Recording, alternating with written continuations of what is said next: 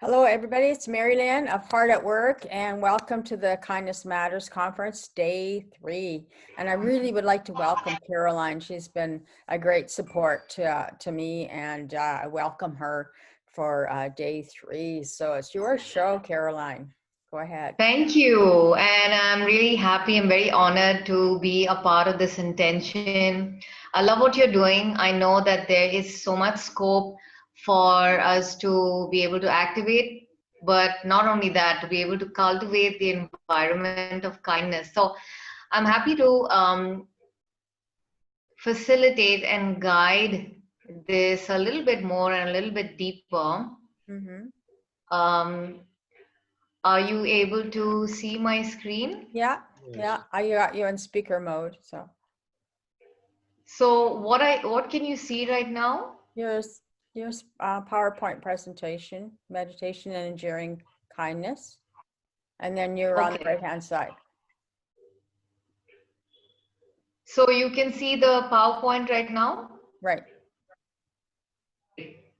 All right. So before I begin, I just want to let you know that being someone who has been practicing and facilitating mindfulness and meditation, I find this topic to be not just one that aligns with my own purpose around what I do, also because of what's going on across the globe right now. And a theme like this can not only be able to help us shift focus, but maybe raise consciousness while we do that. So to bring better understanding around what I'd like to talk about, which is meditation and how we can engender the environment of kindness.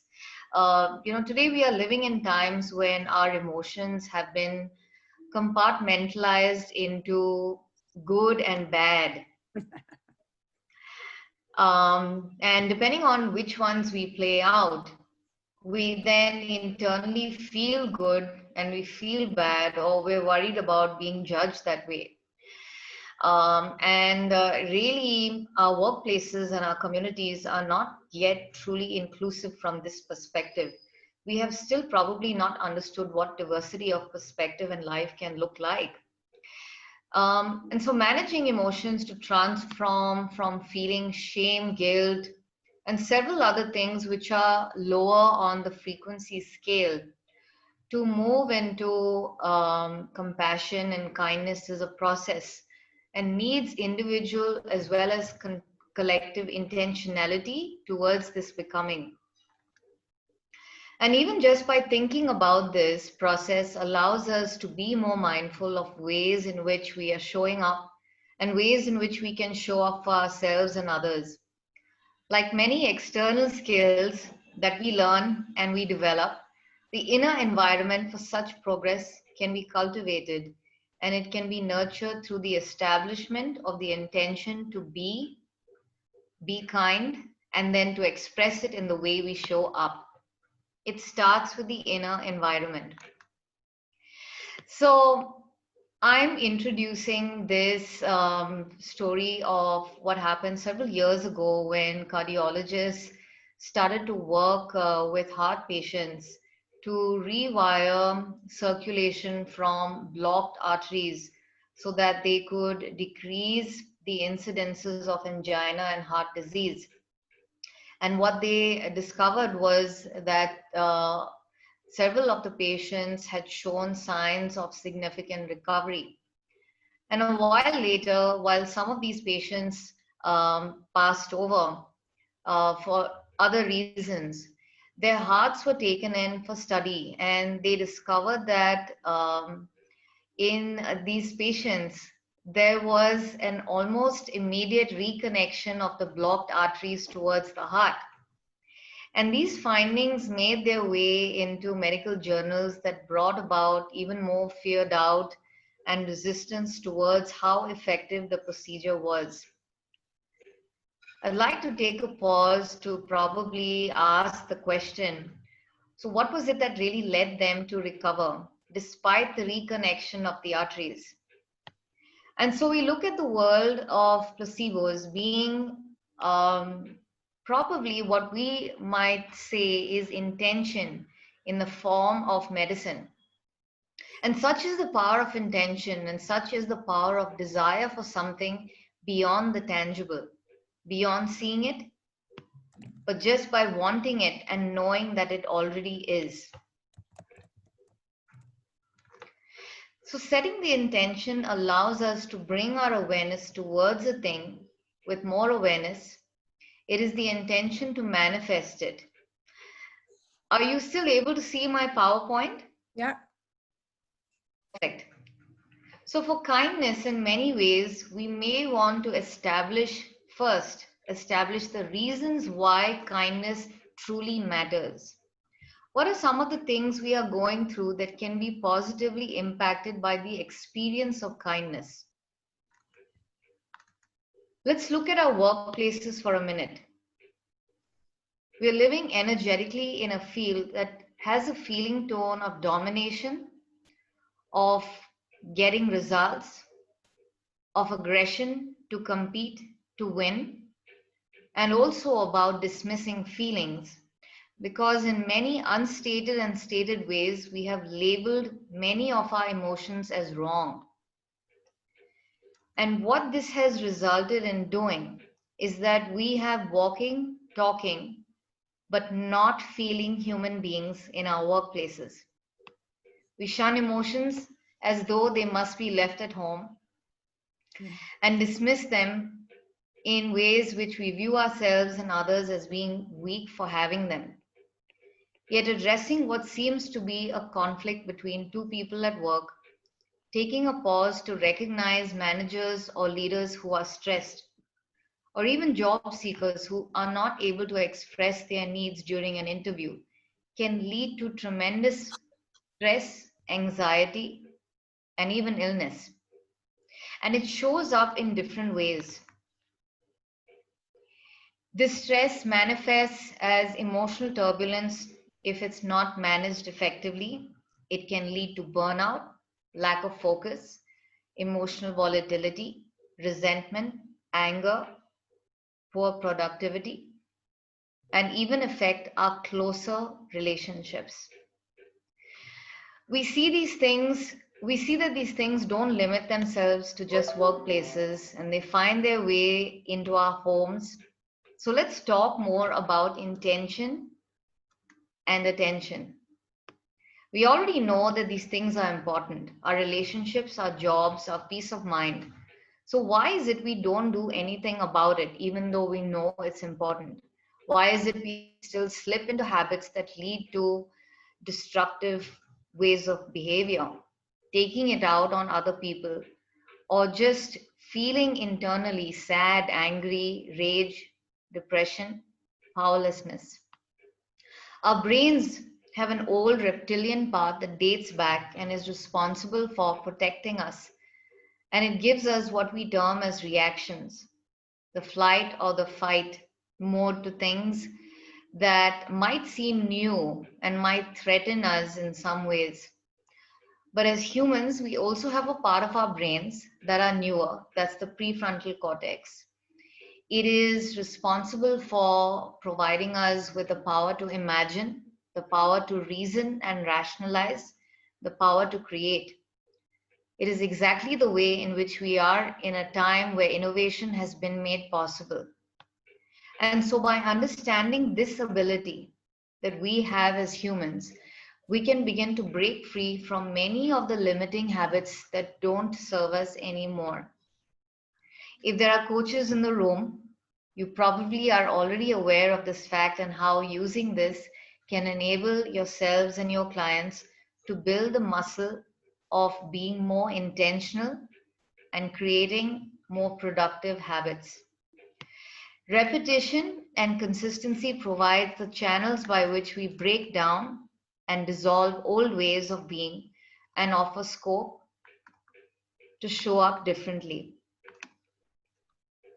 So it was Viktor Frankl who, wrote. He was a Holocaust survivor, and he spoke about logotherapy If you look into one of his books, which is called Man's Search for Meaning, where he beautifully outlines how being able to direct your focus and your attention beyond what you can see in your current situation can actually take you through many stormy situations. And I bring this up because to be able to attend to something requires our focus and our attention. Setting the intention allows us to bring our awareness towards a thing with more awareness. It is the intention to manifest it.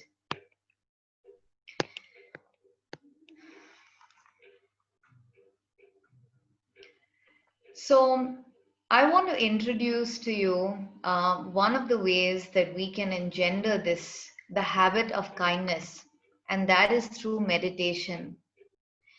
So, really, meditation is the ability for us to develop better focus, better intention by establishing an intention more mindfully. Caroline, Yeah. Carol wanted to know this Holocaust survivor. What was his name again?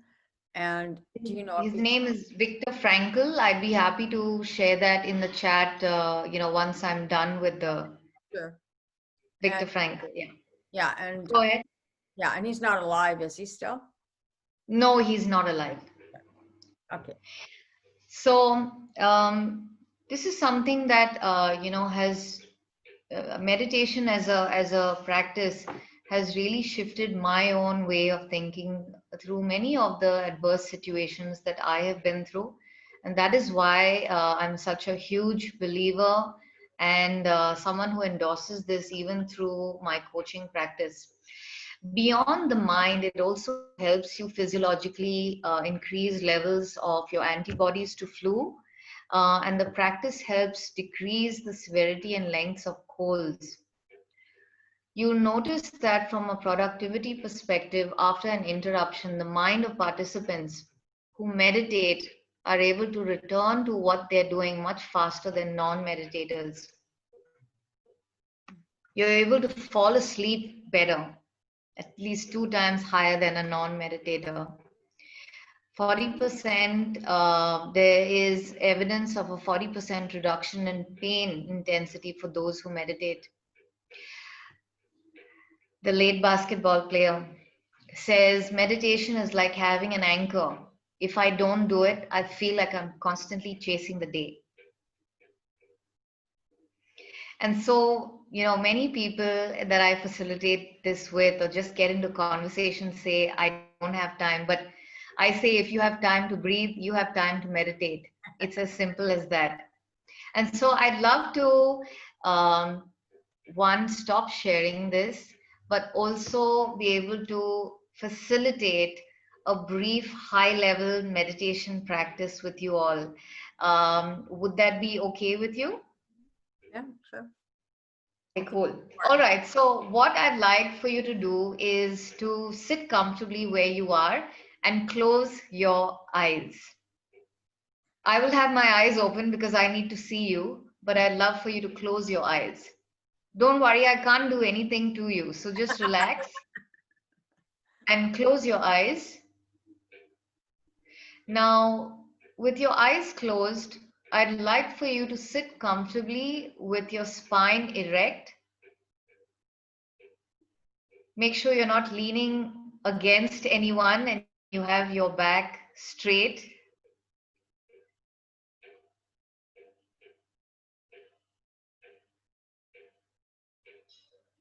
Just close your eyes. Just relax and take a breath in and out and tell your body to relax. Tell your body to be still.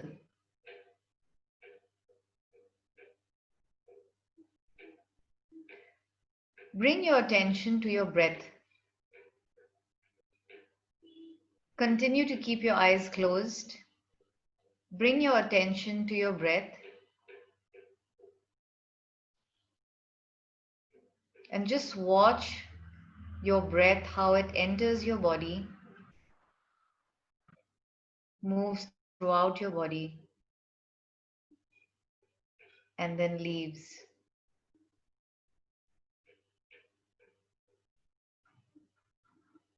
Now, I want you to think of someone who has loved you unconditionally. It could be a grandparent, it could be a parent, it could be a family member or a friend. Just think of this person and bring the experience of being loved by this person into you right now.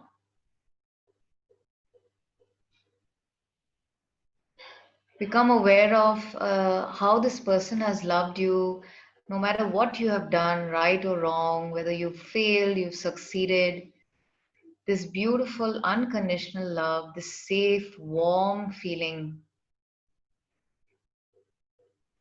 And just breathe that in and out and feel into that.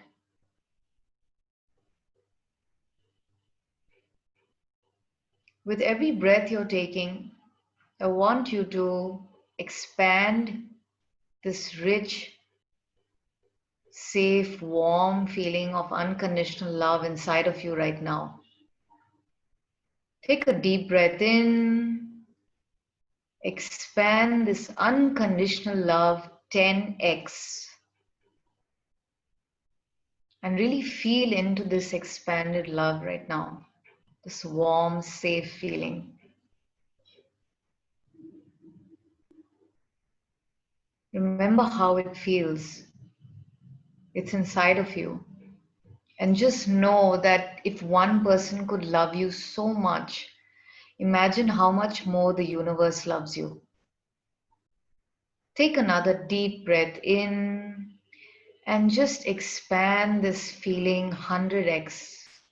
And let this feeling relax you deeper into the knowing of how loved, how safe, how warm you are right now. Feel this rich expansion throughout your body, filling you, flooding you. Take another deep breath in. Expand this unconditional love to infinity. And just feel into this expanded love, this beautiful, warm, safe space that you're leaning into. Feel into the feeling of unconditional love. Remember, now with this expanded feeling of love, become aware that you have a light running from the bottom of your feet all the way down to the core of the earth. Just watch it touching the core of the earth. And just by doing that, you now have access to this planet's wisdom, insights, intuition that has been collecting over years and years and centuries. You now have access to all of that. And feel into this. Become aware of how it feels to have access to all this wisdom right now.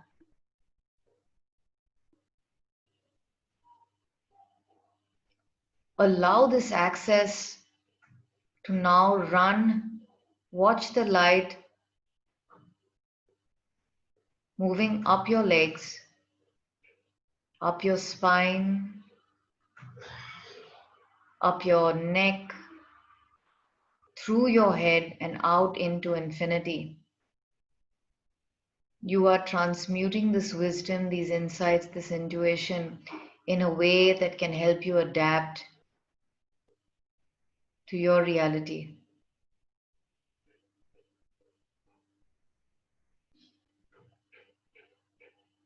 and really feel into this knowing, this deep intuition.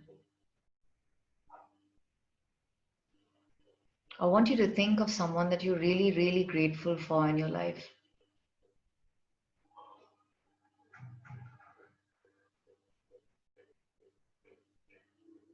Think of why you're grateful for this person and just feel into this gratitude.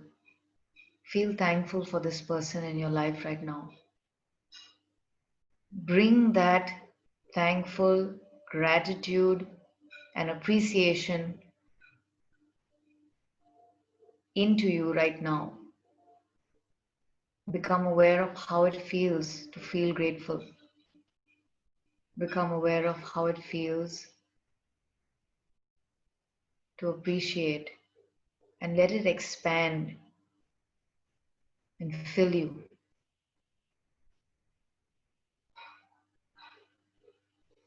And with this deep, rich, unconditional love,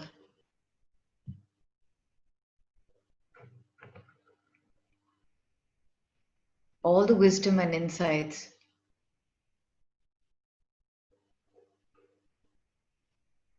and this deep, rich sense of gratitude, take a breath in and just relax deeper into this experience with this knowing, with this raised level of awareness and consciousness. Gently bring your attention back into your body, back into this room. Take a breath in and just let go. And with this expanded consciousness, whenever you are ready, you may open your eyes. You may unmute as we close loop this experience. Sometimes it's always a better thing to not say anything, but just be with the expanded feeling that you have. However, I might not meet some of you again, so I would love to understand what came up and how this experience was. Thank you. I can speak. Thank you, Caroline. It's very good.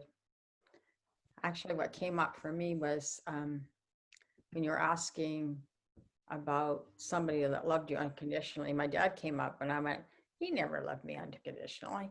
So, and I realized other stuff was coming up about him. So it was interesting. Thank you. Thank you. Thank you for sharing that.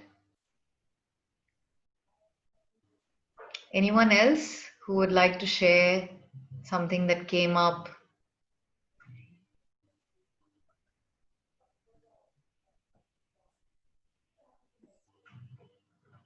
Share. Do you have any questions? No, it was very good to be able to breathe it all in and just kind of like let all that stuff go. That was good too. Being very conscious about it. Definitely the right way to start the morning, you know, to start a day-long conference. So Yeah. thank you. Absolutely. Absolutely.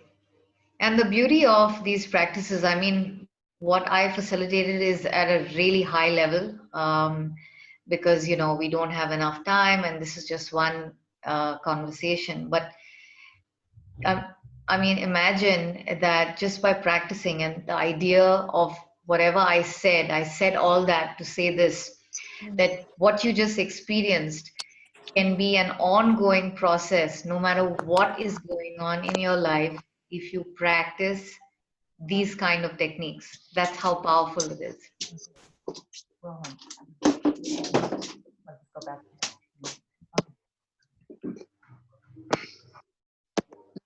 I think, are you trying to say something? Me? Can you hear me? Yes, I can hear you. No, I heard something, some Oh, static, so I kind of assumed. Oh, I'm kind of unfamiliar with this program. So I just actually joined in at the very end. So I unfortunately missed the whole thing, which I'm really upset because I would have loved to have, yeah, taken part. But I missed your meditation. Oh. Well, thank you. Thank you for joining in. Renee, how about you? Was there anything that came up for you that you'd like to share? Caroline.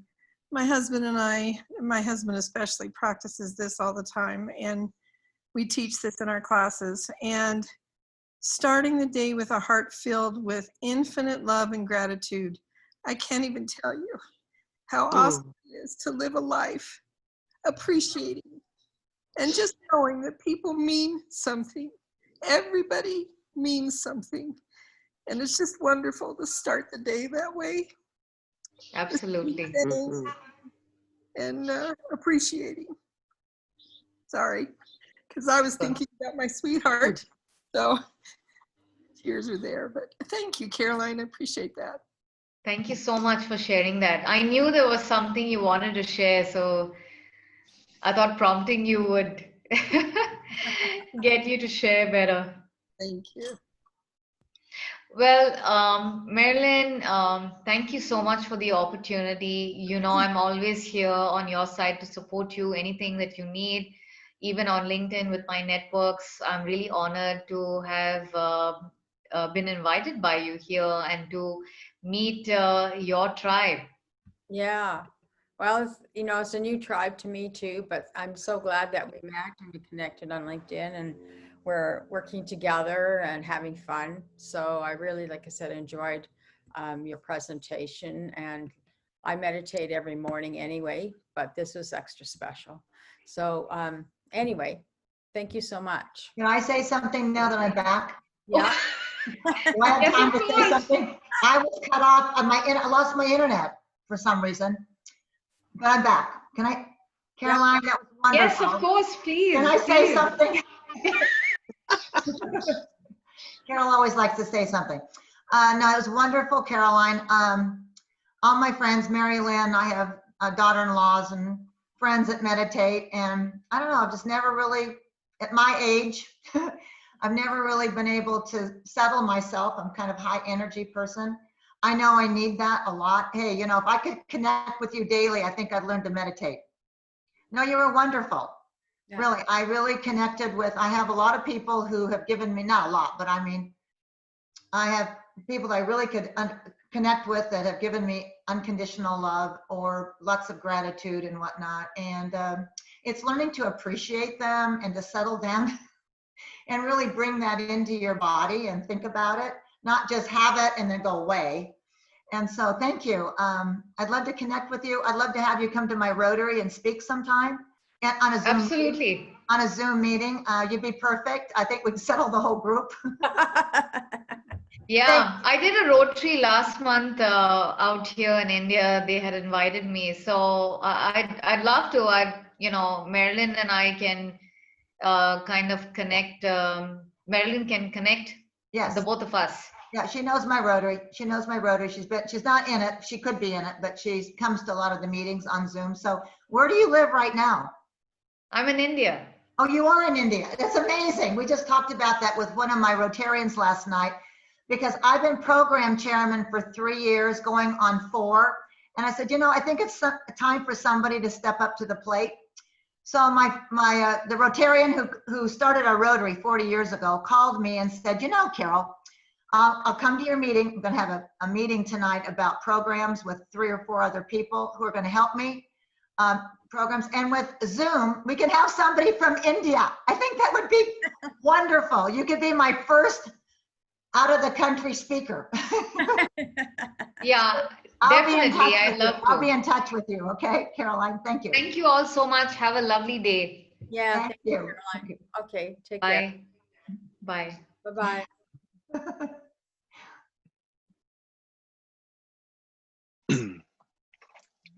So good morning. I'm grateful to be here. Thanks, Mary, for actually extending the invite. It was fun making this, and I really hope that it adds a little bit of perspective to how we can really come together.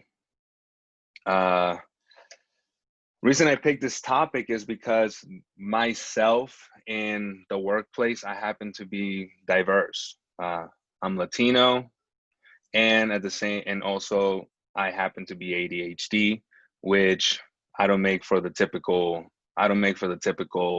employee. And I've had to go around and basically learn how to mold myself, and now I'm really passionate about promoting diversity and how to be more proactive. So I want to start by kind of defining these terms. So empathy is the ability to understand and share the feeling of another.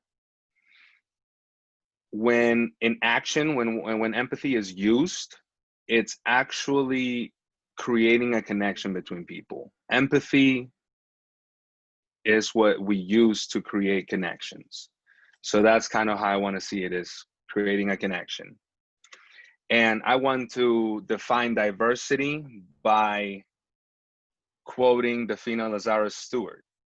And she says, diversity asks, who's in the room? Equity responds, who is trying to get in the room but can't? Whose presence in the room is under constant threat of erasure? Inclusion asks, have everyone's ideas been heard? Justice responds, whose ideas won't be taken as seriously because they aren't in the majority? Diversity asks, how many more of X group do we have this year than last? Equity responds, what conditions have we created to maintain certain groups as the perpetual majority here? Inclusion asks, is this environment safe for everyone to feel like they belong? And justice challenges, whose safety is being sacrificed and minimized to allow others to be comfortable maintaining the humanizing views? And this is a very powerful and very clear way of how you can ask all of these questions and what they really mean, but I don't see them as separate in any sort of way. You can't have inclusion without diversity. You can't have equity without inclusion. There is no justice without equity. In turn, there is no justice without being diverse. With that being said,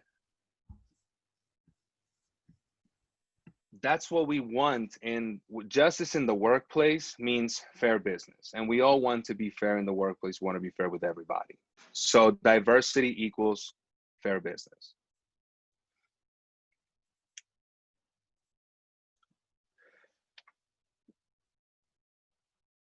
To actually keep all of these and be able to answer these questions constantly, because if you ask this question today, it might not be the same answer as tomorrow.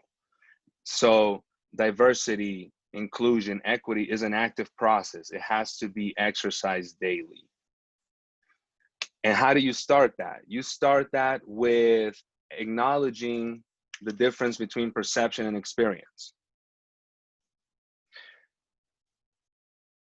When you lead with empathy, perception becomes what actually makes somebody different. You actually want to understand others' perception when leading with empathy. And experiences are part of what makes us unique, but also what brings us together. We're able to share experiences, or we're able to unite under same feelings, reactions, and actions taken through similar experiences. Being empathetic to that creates a safe space for people to share the good and the bad of both experiences. That's actually a very vulnerable and personal space for somebody. If somebody trusts you to get into that, to actually share their experiences with you, that person is looking to connect. And empathy is how you receive that and actually put it back to them. You don't have to necessarily understand or completely get what they're talking about. You just have to respect it and learn from it. Why? Because experience carries way more significance and relevance than perspective ever will. For the simple fact that experience was lived, perspective was merely seen. And if you think about the Indian fable of the blind man and the elephant, they all had a different perspective of one elephant. So basically is several blind men have never been around an elephant, and they all come to the elephant and they touch different parts of it and try to describe what it is. This is a spear. This is a wall because he's touching the side. This is a fan because he's by the ears. This is a rope because he's by the tail. When in truth, this is an elephant in the hole. So being open and creating connections to people and their experiences evolves your own perspective. That's how you get closer to the truth. And of course, we all want that, right? I feel like that should be a common goal for most people, is to understand and know the truth. Now, how we get to know people is also, and how we see diversity, I feel like we've only touched the surface. Surface level diversity is age, or more commonly known now in this time as generations, baby boomers, millennials, the misconceptions that carries having a baby boomer and being seen as not being competent in the technological era, or having millennials be seen as lazy. Race. And I actually bulleted race and ethnicity under different bullets because I feel like they're always put as race and ethnicity, and they're completely different. Race is physical, the color of my eyes, the color of my skin. Ethnicity is where I'm from, what language I speak, what is the traits that the culture that has made me, basically the traditions. Then of course there's the gender and sexuality. Of course, we've talked about women have come a long way, but we still have a ceiling. The glass ceiling, the ever prevalent glass ceiling that needs to be broken. And body and mental ability, handicap, or in my case, ADHD, which doesn't necessarily mean I'm not able to do traditional or be an effective worker. It's just that I may go different about it. There's some different things. So most of us get stuck in the surface level. That's how we see diversity. We stay there, but what really is diverse is the deep level diversity. The culture that made you, the experiences, the attitudes that a person has, the values that you carry, the values that as a company, as a group, as an organization, you have certain values. But if you're not able to get to the deep level of the individual and understand their own values, you won't know if this person actually is good for your organization.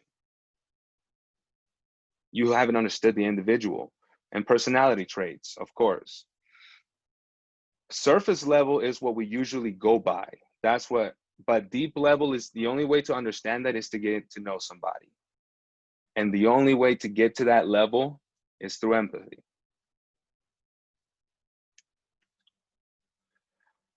So why did I choose empathy? I believe many organizations actually fall short when it comes to getting to know people due to reactive approaches to matters that involve them. For example, you don't care to see if women are comfortable in the workplace until you have somebody inappropriately either touch or come onto somebody. I'm pretty sure somebody could have given you a heads up if you actually got to be there in daily and know what's going on in the workplace. Understand what makes them comfortable, how they're uncomfortable. If you got to know somebody, you would understand when their mood changes. And as a group, you want to be in that state. You want to actually have that cohesiveness. Empathy actually forces you to actually seek a connection. There is no way for you to be empathetic without you really getting down to their level and either sharing a feeling that so if I say I'm depressed and you from whatever experience you held, you feel the same and you're like, I understand this feeling, or you just happen to understand that I'm not in a good place, but you know that I'm not alone and that you're trying to help. So so when it comes to diversity is not a box to fill for a company. It shouldn't be treated as that.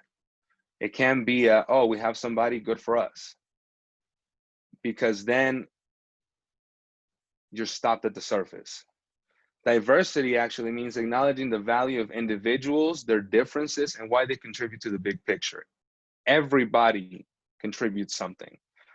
And if they're not, it's not necessarily because they can't.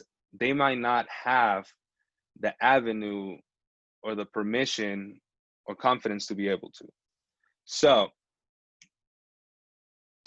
this is a question, and it's been a topic for many people in many organizations in many cities. Who here knows what it takes to take care of a Black woman's hair? If you do, you would understand the amount of time and effort that it actually takes to be able to take care of it. If you do, then that means if you do, then you would know the amount of pride that Black women have in their hair because of that effort that it takes. So that's why we ought to have respect for their hair. That's why they demand respect for their hair.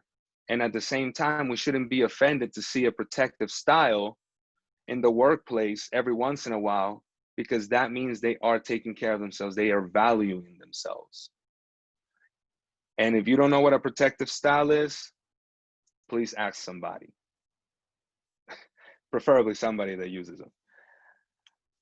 And now, before I ended up mentioning contributing to the big picture, diversity contributes to the big picture through representation. When you are trying to connect with an audience, it's widely known that what you're trying to say, the message is not for you, it's for them. You cater the message to them. But what do they see when you relay that message? Representation can be defined as being empathetic to the image and message you present to your audience. That means you actually care about what you're presenting to people that are seeing it. The demographics that you're trying to impact, you care what they see. And in today's time, I couldn't think of a time that representation wasn't bigger. People want to see themselves and the values they hold dear in the brands they interact with daily. That's how they stay with it. For example, Apple, they come almost 100% green. Guess who they cater to? Progressive people. They are doing everything, supply chains, trying to create in-house supply chains, make sure that there is less exploitation from third parties. Progressiveness. There are studies being held that say that customer loyalty appears to be very low because people are shifting from brand to brand. I say the priorities have changed. People are looking for something that reflects with them. They can see themselves in. And if they don't see it, they are very quick to let it go. Honestly, I don't see a problem with it. So representation provides a visual on how you care about the demographic that you serve.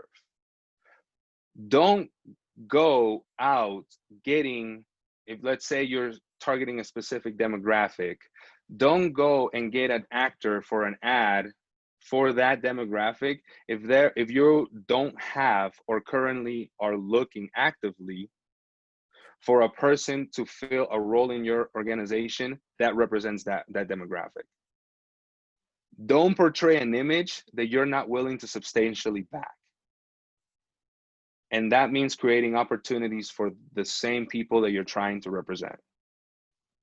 Or in light, if you're not able to just seek it out for whatever reason, support the causes that they believe in. And that comes from leadership.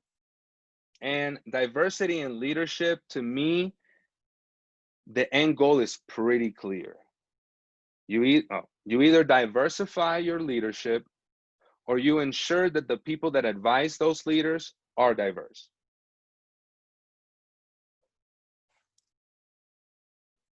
If you have a whole organization, the same way that your clients are looking to your business to represent them, your employees are looking for the leaders to represent them. And if you say you value diversity in an organization, then that means influence and high value positions must be available to people that are different than the status quo.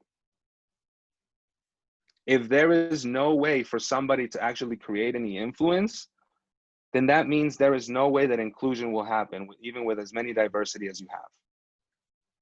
The voices will not be heard because nobody will understand what the actual need is of that demographic. You can only ask and hope to know. But feel it, that requires somebody to share something with you. And not being able to recognize this, saying that your leadership is as fine as it is, but you don't do any changes to it, but you claim that you are diverse, not recognizing this leads to a disparity in what's being said and seen by your team members. That creates a lack of trust, a worse experience for your team members. And a worse experience leads to lack of communication. Lack of communication honestly just exacerbates to everything else. It all begins with showing empathy to your team members before it becomes a lack of production and results. And that's when you decide to do something about it. Because then, how authentic are you?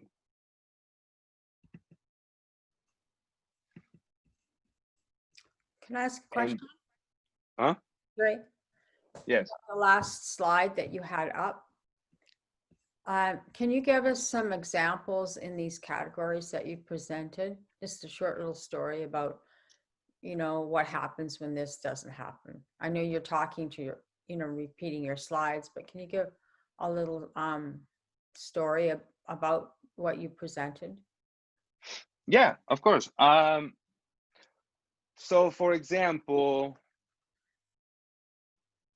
Starbucks. We have Starbucks saying, publicly that they support Black Lives Matter. But then there was a story saying that in Seattle, there was people that were wearing black shirts supporting Black Lives Matter, and Starbucks told them no. The only reason they changed it is because there was a lot of people lashed back on Twitter about it. People were saying, why would you do this? This is blah, blah, boom. You're saying this, but this is not happening. And that was from leadership. Because if somebody in the leadership group for Starbucks was, from that demographic, supporting Black lives, very intuitive to that, then I'm pretty sure that would not have happened. They would have let that slide because he understands that they right now are hurt. These people are hurt. You can't understand their pain.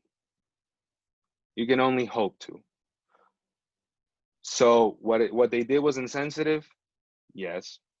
They corrected it? Yes. It should have never happened.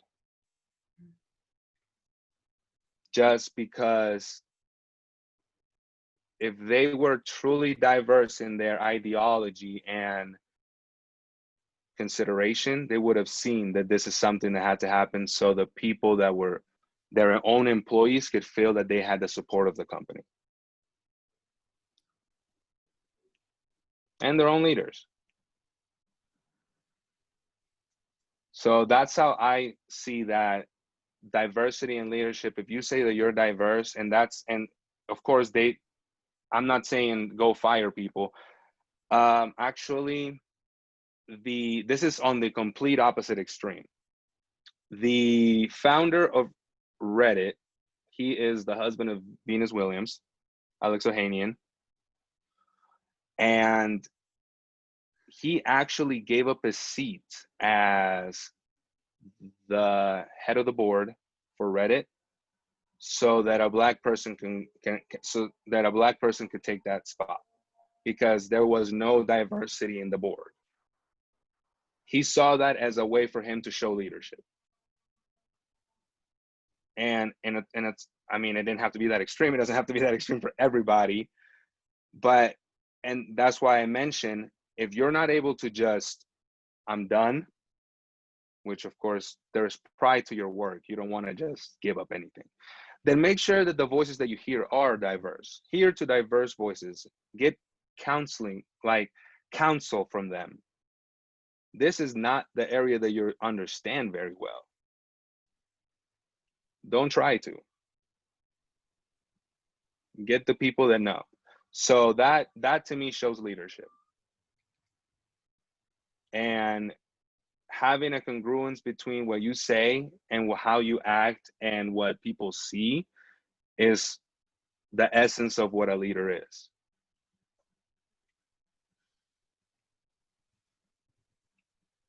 Was that good? Or That's good. No, okay. I'm just saying, like, it really helps to share an experience or an Of idea, course. something you've seen, heard, because then what you're presenting to me is more encompassing. It's like, okay, get it.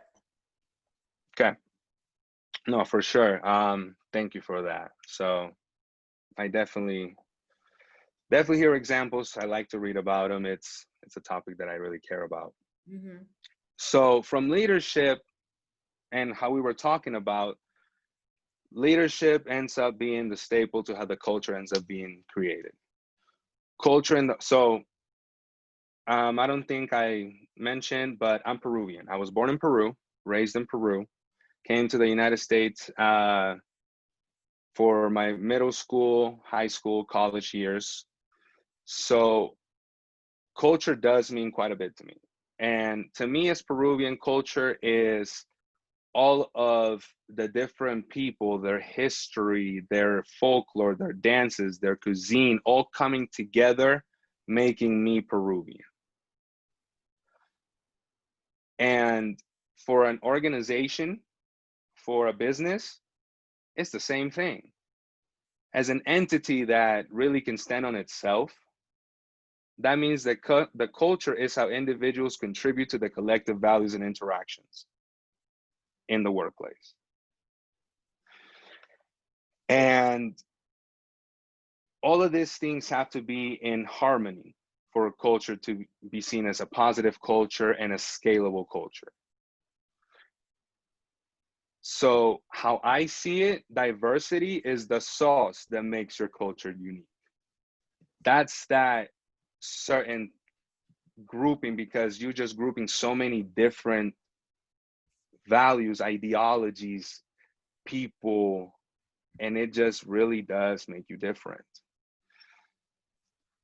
To continue and foster a positive culture, there needs to be pride built into it. And that happens by showing appreciation and recognition for what makes it up, which is the sauce, the individuals.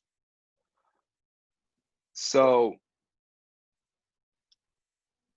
that's how I see it. As, for example, one way is by being authentic and celebrating the uniqueness of people, or let them expose and educate others. For example, me being Peruvian, I work for a company. If it's national, if it's in the Independence Day of Peru, Imagine how good it would feel if my company just shared a quick notice saying, Happy Independence Day for Peru. They don't need to throw me a party, but just the acknowledgement that they care for my own uniqueness is huge. How many people actually do that? We just had companies saying, oh, Juneteenth is a holiday. We had to have riots for it.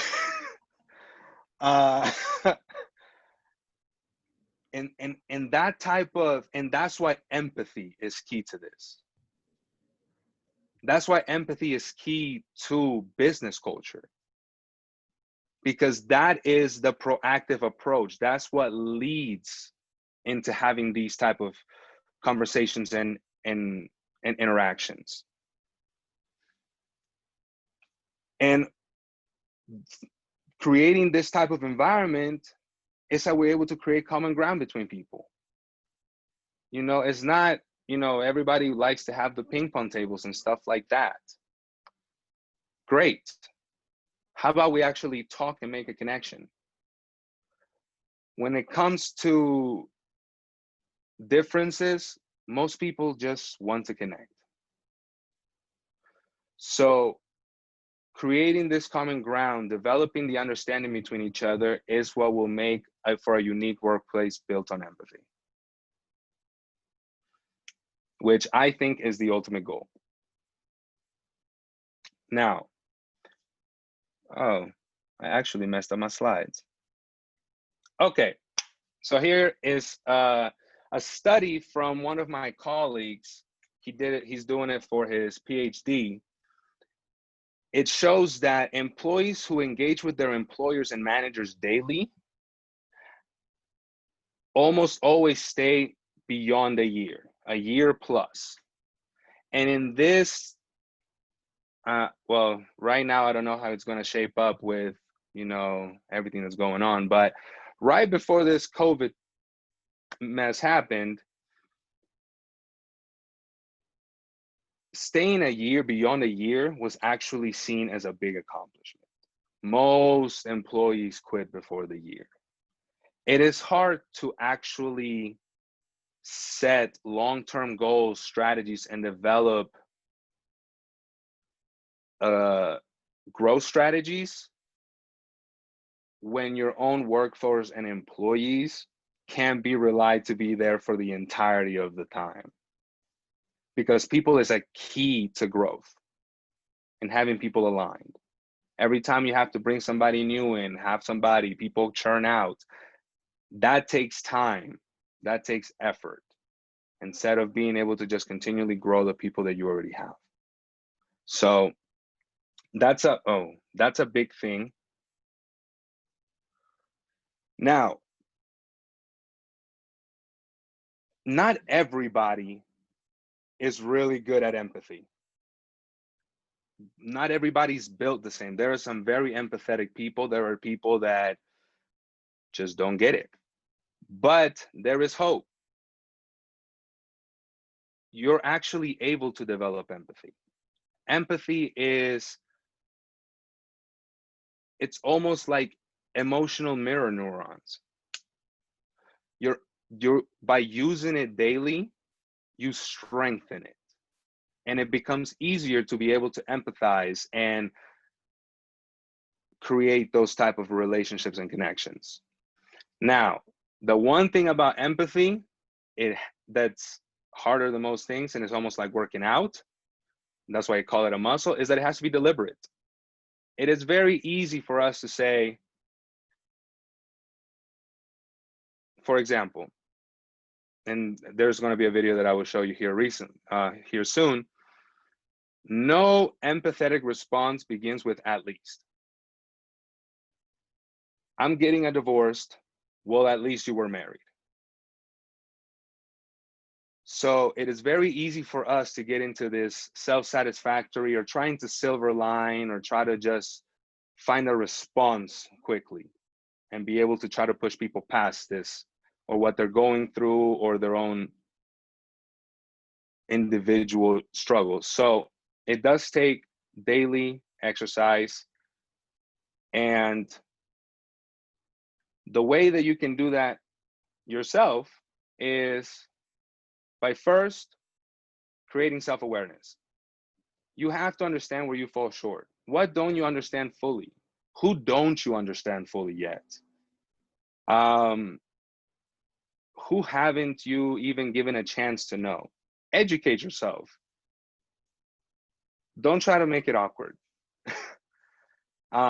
Really come from a good place. Try to understand them and try to understand culture on your own. Educate yourself as much as possible. If you happen to be in a leadership or management role, make time daily to get personal with somebody on your team, even if it's at least one person. Get personal, be vulnerable to who they are. Next, listen. Listen as well, just listen to them. Don't try to give a response, and follow up. That's key. That shows the caring, that shows the continual of the relationship that you're building, the cohesiveness. And as a leader as well, make sure that you start the circle of reciprocity. And what I mean by that is kindness pays, empathy pays. By you doing an act of kindness, by you doing an empathetic thing, by you coming out to somebody and really getting to know them, somebody either is going to see it, or the person that you impacted will actually go and do it to another person. And that creates a circle of reciprocity. That unites, and that's a goal. So with that, that's what you can actually start doing just any day. You can start today, you can start tomorrow, but make sure that you do.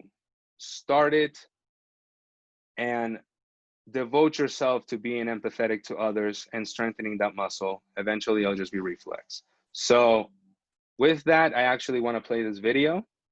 And it is a short 2-minute video from Brene Brown, and she actually explains empathy better than I ever could.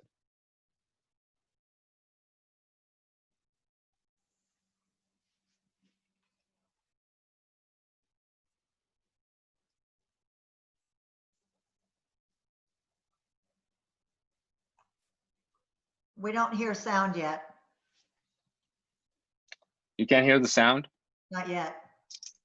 Marilyn, can you hear it? No.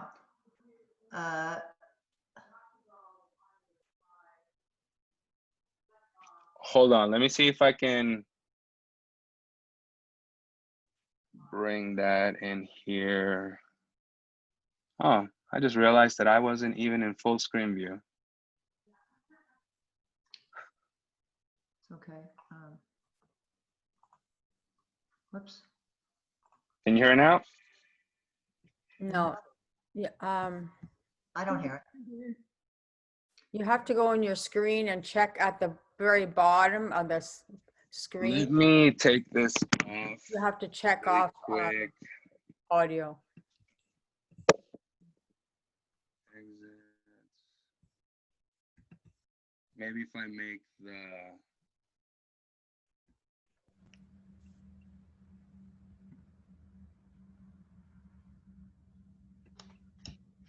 okay.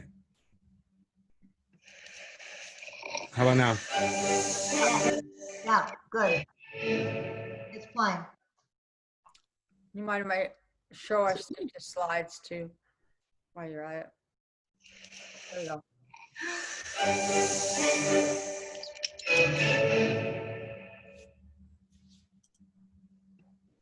So what is empathy, and why is it very different than sympathy?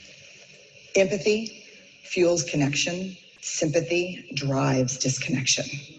Empathy, it's very interesting. Teresa Wiseman is a nursing scholar who studied professions, very diverse professions where empathy is relevant, and came up with 4 qualities of empathy. Perspective taking, the ability to take the perspective of another person or recognize their perspective as their truth. Staying out of judgment, not easy when you enjoy it as much as most of us do. recognizing emotion in other people and then communicating that. Empathy is feeling with people. And to me, I always think of empathy as this kind of sacred space when someone's kind of in a deep hole and they shout out from the bottom and they say, I'm stuck, it's dark, I'm overwhelmed. And then we look and we say, hey, you climb down. I know what it's like down here, and you're not alone. Sympathy is, ooh, it's bad, no, you want a sandwich? Empathy is a choice, and it's a vulnerable choice, because in order to connect with you, I have to connect with something in myself that knows that feeling. Rarely, if ever, does an empathic response begin with at least. Yeah. And we do it all the time, because you know what? Someone just shared something with us that's incredibly painful, and we're trying to silver lining it. I don't think that's a verb, but I'm using it as one. We're trying to put the silver lining around it. So I had a miscarriage. Oh, at least you know you can get pregnant. I think my marriage is falling apart. At least you have a marriage. John's getting kicked out of school. At least Sarah is an A student. But one of the things we do sometimes in the face of very difficult conversations is we try to make things better. If I share something with you that's very difficult, I'd rather you say, I don't even know what to say right now. I'm just so glad you told me.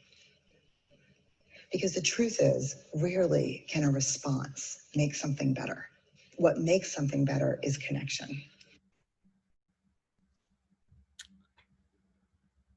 So that was Brene Brown on empathy.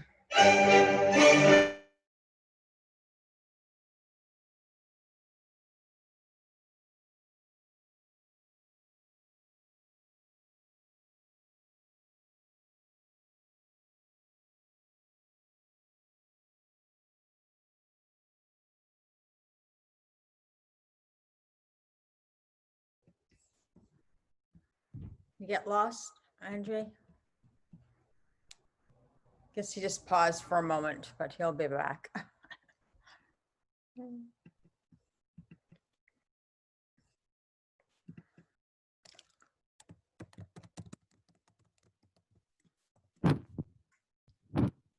Hello, guys. Okay. You just disappeared for a minute, Andre No. or Dre. Guess he just checked out. Anyway, he'll be back.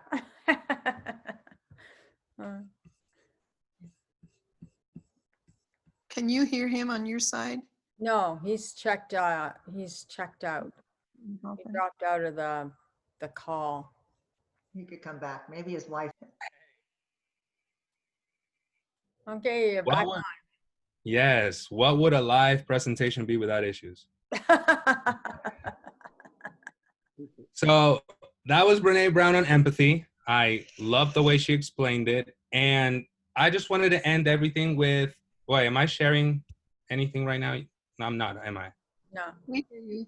You're not sharing your PowerPoint. Okay, let me get but you that. can talk.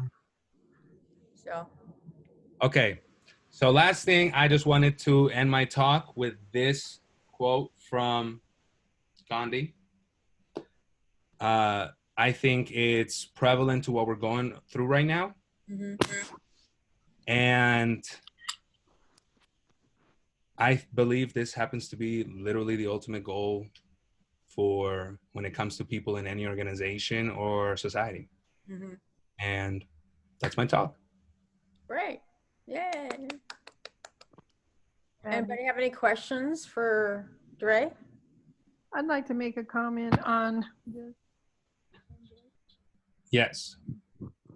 I've worked in prisons with my daughter. Uh-huh. It's just incredible how, you know, I work with mostly women, so it's incredible how what you say doesn't really matter. But when you start touching and putting your arm around someone or just patting them on the back, just holding them, you connect. And it doesn't matter who they are, what they've gone through, everyone responds to that connection. Yes. They haven't had that connection before. Can't do that now with social When distance. when you're Right. reinforcing how they're feeling, you just connect.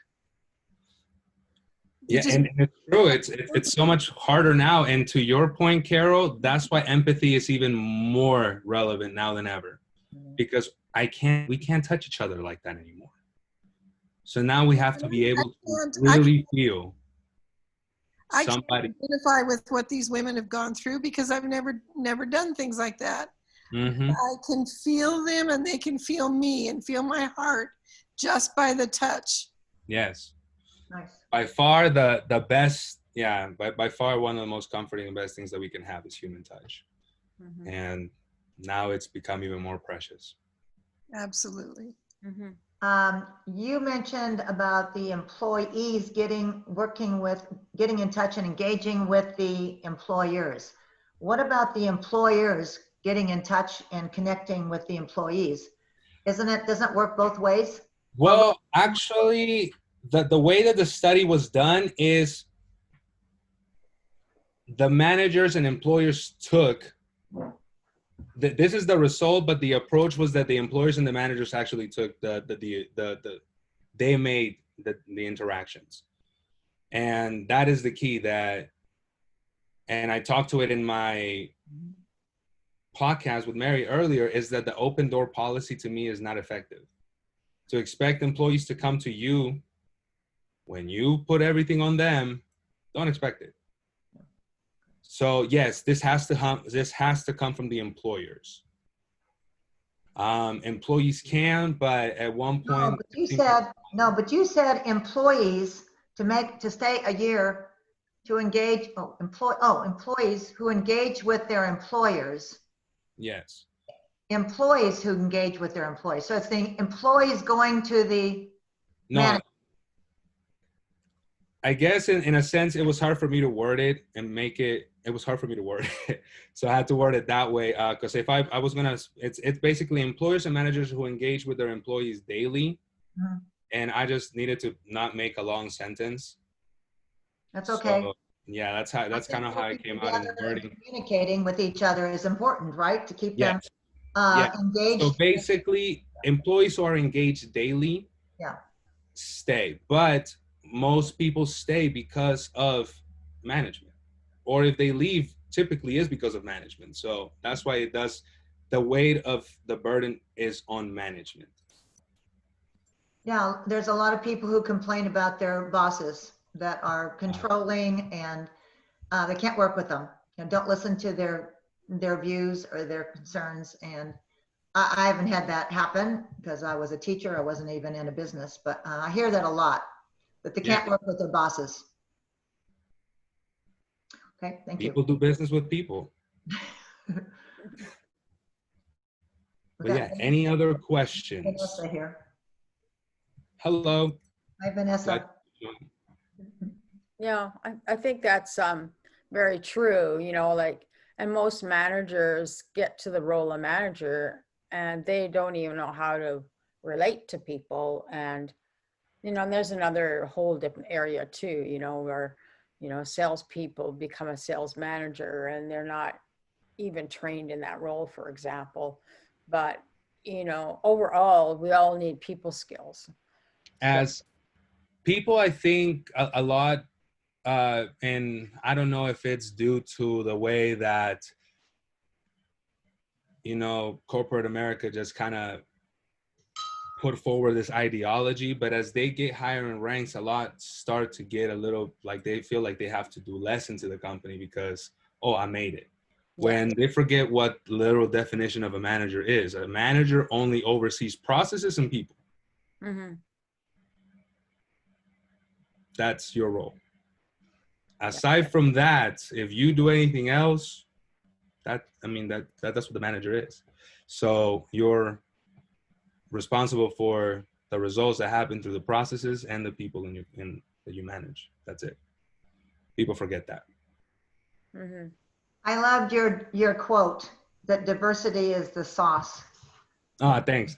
I love that quote. I just think that was, it's true. It's It- true. It's true. Once you really get to know people as individuals, oh my, they add so much. Mhm.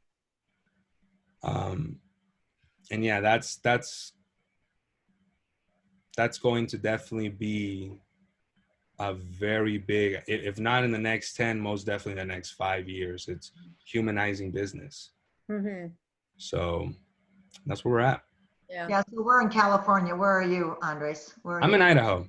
You're in Idaho. So we're very Yeah. diverse here. How diverse are you in Idaho? Not very at all. Very diverse here, but it's including, it's being inclusive, you know, Exactly. getting to know people of different, and then I'm in Rotary. So Rotary is very diverse. Our Rotary Club is not diverse. I don't know why. I'm trying to constantly get members of different backgrounds. It's just getting the right people, you know, to join, that want Yes. to join Rotary. But Rotary is all over the world. Oh And yeah. My dad used to be part of Rotary back in the day. yay, yay. You could be part of Rotary. Look into a Rotary group in Idaho, please. Okay. Seriously. And I can tell them you know Rotarian, and well, Mary Lynn lives in San Jose, Fremont, actually. So I'm in San Jose, Silicon Valley Rotary. Okay. Just say I was invited by, you know, we have to get people included in Rotary because the club is going to die if people don't pass Rotary on. And I'm working with the Rotaractors, which are the young Rotarians. You look very young. How old are you? I'm about to be 30 next month. Yeah. So I work with the 18 to 30-year-old Rotaractors. Okay. And you could be a Rotaractor first, which are now included with the Rotarians. But look into Rotary, please, in your area. Okay. And tell them Write that it down. you were invited by someone in San Jose to look into Rotary. I'd love to have you do that. You would make a great Rotarian. Sweet. And I will look at it. anybody else that's on the screen, you're more than welcome to May join may I Rotary. make an observation? It's a wonderful service club. What did you say, Jesse? May I make an observation? Yes. Yes. In the interest of full disclosure, we work with Andres' company here in Idaho. He is helping us with our company, Mhm. and which we appreciate. My the one quote that really impacted me from your presentation was the last one with the phrase unity Yes. and diversity. My background is from business. I was chief executive officer of a large nonprofit company in Missoula, Montana. When I say large, it's large for Montana. We had roughly 350 full-time employees, another 300 part-time employees, serving a client population of 1,500 people with intellectual and developmental disabilities. And that was a diverse group. And trying to leverage diversity into unity was a particularly exhilarating challenge to when I first came on, for example, the board of directors of that nonprofit organization were white males with one or two females. There was not a single individual with an intellectual disability on that board of directors. And I found that quite interesting, that this organization had existed for a lengthy period of time with individuals who sort of thought they knew what people, what services, what supports, what goals individuals with intellectual and developmental disabilities ought to have. And so, they would talk in terms of shoulds, they should do this, should do that. And I said, well, we're shooting all over all over the place. And the challenge became to unify. And the success with that was to to create a vision where our goodness, and you could substitute the word kindness in harmony with this conference, but our vision was our goodness is measured by what we embrace, what we create, how we serve, and who we include. And that became a daily vision for us. It created a superordinate goal. So, people from all walks of life, people of color. We had several transgender individuals.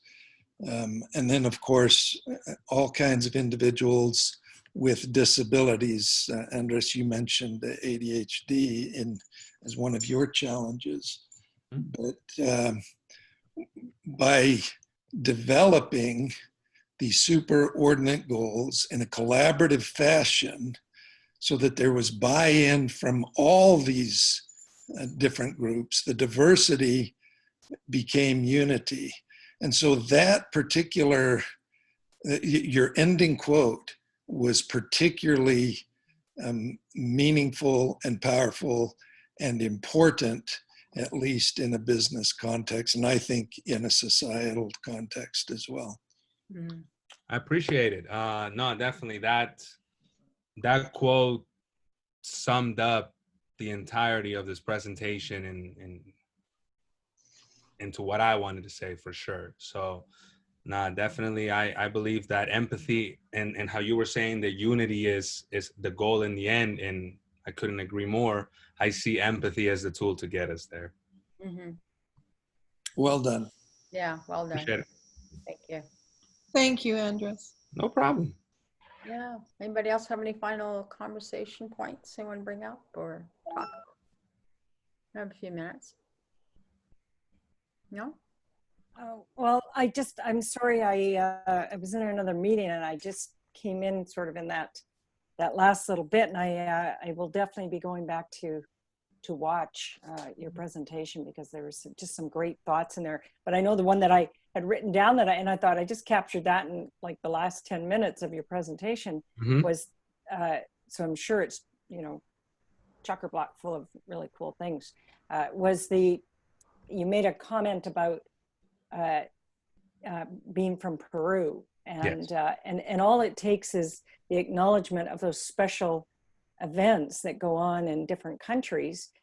To your point, they didn't have to do a celebration, but just to be able to say, happy whatever. I mean, I'm from Canada, and I go on to so many events that are U.S. Exactly. Those events will be canceled on July 4th, but nobody ever thinks of July 1st, which is Canada Day. And so, right. And it's always there's a bit of bone of contention sometimes for me. And it does, because you're like, that's wow, not an I'm Canadian. acknowledgement. I'm Canadian. Why? And we're not going to cancel nobody cancels the event but it's always going to be canceled on July 4th. And I just think we're in such a global world, to your point, that if we don't get past this, if we don't start acknowledging all of those, if you're going to run global programs, then they need to run on all days. There isn't a certain country that makes a day that makes that more special. I think you bring up a super big point that needs to be acknowledged for all the global citizens that are in a workplace. So thank you for naming that. Yeah, I just, it's sometimes the smallest details that can make the biggest difference. Yeah, totally. Well, I look forward to watching the rest of it. Andres, I'm sorry that I missed your presentation. It sounds super interesting. A little bit that I caught, I'm already like picking up. I'm like, oh, there's alignment between what you're talking about and I am. So yeah, I'm really sorry, but I'm definitely gonna go to the playback and listen to it after. Well, glad that you get to build on my point too. So build on it. Yeah. So who's next?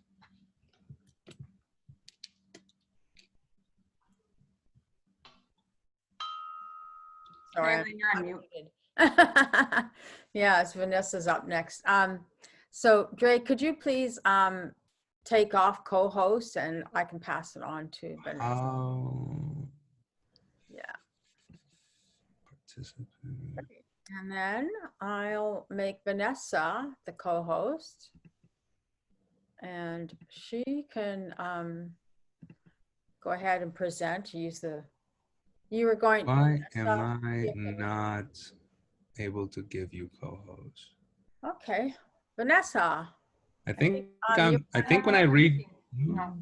It's okay. let me leave and I'll be back. That way I shouldn't be on there. It's okay. Mary Lynn, you have to be the one that moves them if you're the host. No, she's already co-host. but Okay. trying to tell her to unmute herself because I'm talking to her, but she can't hear me because she's muted. Are you talking to me, Marilyn? Yeah, I said, I can hear you. yeah, you were muted and I was trying to say, hey, you have to unmute yourself. Even if I'm muted, I can still hear you. Oh. I don't have access. I still can't. I'm not able to share my screen. It's not giving me an option to. Well, you're a co-host, so you can share your screen and do whatever you need to do. Yeah, it's not giving me an option. I have a whiteboard. No, and I said I've already made you the co-host, so you have. I've already made you the co-host, so you could just go ahead and do your screen share if you want to do that. Or, Great. Yeah, but what I'm saying is I don't have that ability to. When I go and try to, it's not giving me an option. It gives me a whiteboard and that's it. So maybe Andre needs to get out of being host. Are you still host, Andre? I don't see myself as a host. Okay. Yeah, Mary Lynn, you need to do it. well, I've already made her the co-host. She said she can't share the screen. Hi, non-participants. Yeah, I can share a whiteboard and that's it. I'll leave and then hopefully that fixes it. Ah, don't Well, want it's to. never happened before. I don't- Enjoy. Okay, Vanessa, you're up. It's your show. Thank you. Thank you everyone so much for attending my talk on workplace spirituality. We are going to be together for the next 30 to 40 minutes. And during this time, I'm going to share with you a bit about my research. So I'm going to share a story with why and how I got into studying workplace spirituality. I'll share with you the definition of workplace spirituality. I'll also give some concrete, like return on investment for businesses. So why would a business owner or an executive want to embrace workplace spirituality? And then I will wrap up with some tips and tricks and rituals that you can easily incorporate starting today if you wanted in your workplace to start embracing workplace spirituality. Does that sound good? Yes. Amazing. Okay, before I get started, what I would like to do, just to get us all grounded and centered, is to take 3 deep collective breaths together. If it feels comfortable, I invite you to close your eyes, exhale to prepare, and then inhale for a count of 4, 3, 2, 1, and exhale 5, 4, 3, 2, 1. Do that 2 more times on your own and I will join you.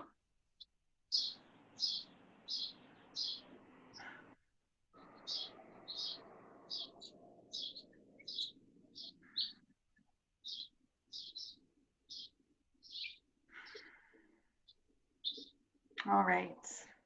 I hope that felt good. I know it helps for me, especially with all this tech issues, to really just get grounded and centered. And sometimes it's nice to be reminded and invited to take big mindful breaths. I find, and especially in my research, a lot of participants mention that they often forget to breathe deeply and they breathe shallow. So this is just a nice reminder to breathe deeply. Not only that, but there's another reason why I get us to do this at the very start. Question for you, does anyone know what the Latin word for breath is? Diana? Something with respirare.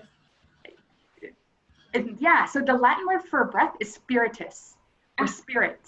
Yeah. So by having us all take a collective breath together, what I was really doing is having us connect to spirit. And I figured what a beautiful way to start a talk on workplace spirituality than by having us all connect to our own spirit. So as I mentioned, oh, and before I get into the heart of it, I just want to acknowledge that how fortunate I am to live, work, and play on the traditional, ancestral, and unceded territories of the Squamish, Musqueam, and Tsleil-Waututh people, otherwise collectively known as the Coast Salish peoples in Vancouver, BC. Every time I look out at the mountains or I'm near the ocean, I'm full of gratitude and I'm just so grateful to live on this land. So I just want to acknowledge that. All right, so workplace spirituality. Why did I want to get into this? Brilliant question. As adults, we spend the majority of our lives at work. Yet for many, it's often the source of or it exasperates feelings of stress, anxiety, or depression. In fact, things are so bad that in one study between the 1980s to the 2000s, they found that our close social circles have decreased by 33%. That's 1/3.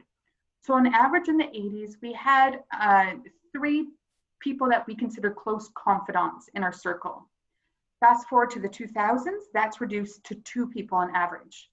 So our close social circles are decreasing and social isolation's on the rise. And that's having huge impacts on our mental health.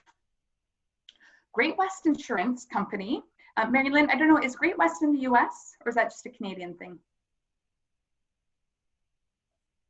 Oh, you're on mute. You're still on mute. The Canadian company. It is, okay. Yeah, so I wasn't sure if that translated. So Great West Life is a workplace insurance company in Canada. And they say that 30%, 30, of all their short-term disability claims is related to mental health. That's huge.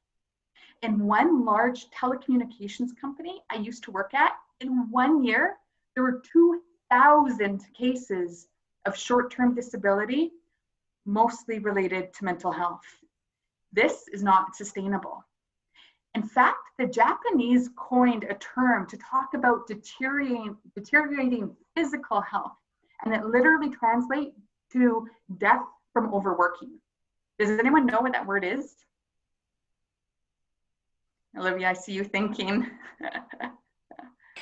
It's a Koran or Koran or something like that. You're super close, Deanna. I feel like you're eager. No, karoshi.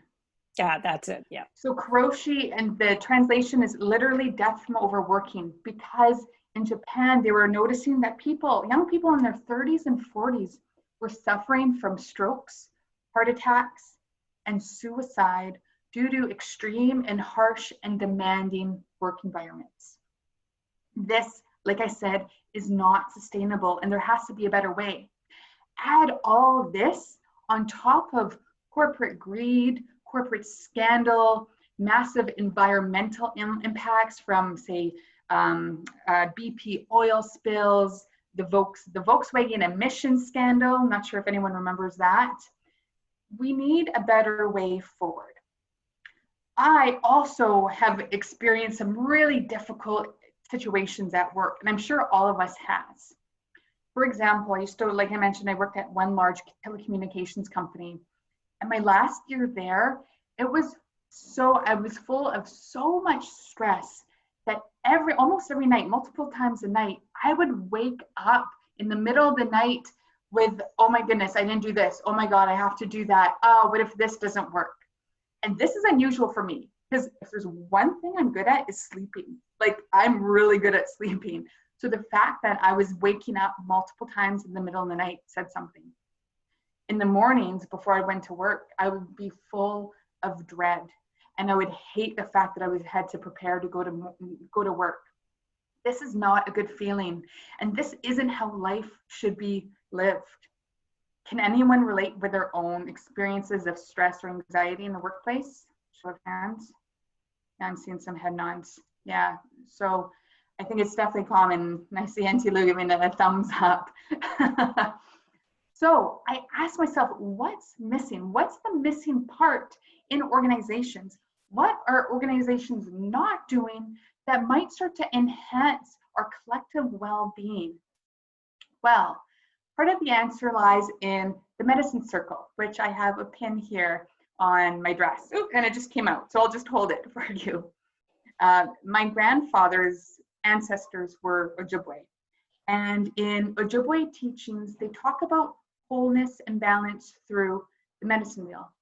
There are 4 parts to the medicine wheel, and it's mind, body, emotion, and spirit. And for Ojibwe people, they feel that the only way for us to be truly well and the only way for us to be truly whole is to live in balance with our 4 sides: mind, body, emotion, and spirit. I want to ask you, the few of you are on here, who feels that spirituality is mostly missing or completely missing in organizations? I see 1 hand, 2 hands. Yeah, so across the board. My participants have said the exact same thing as well. So I asked myself, what if workplaces started to embrace workplace spirituality? What if employees were invited, welcomed, and encouraged to bring their holistic selves to work? How might that start to change things?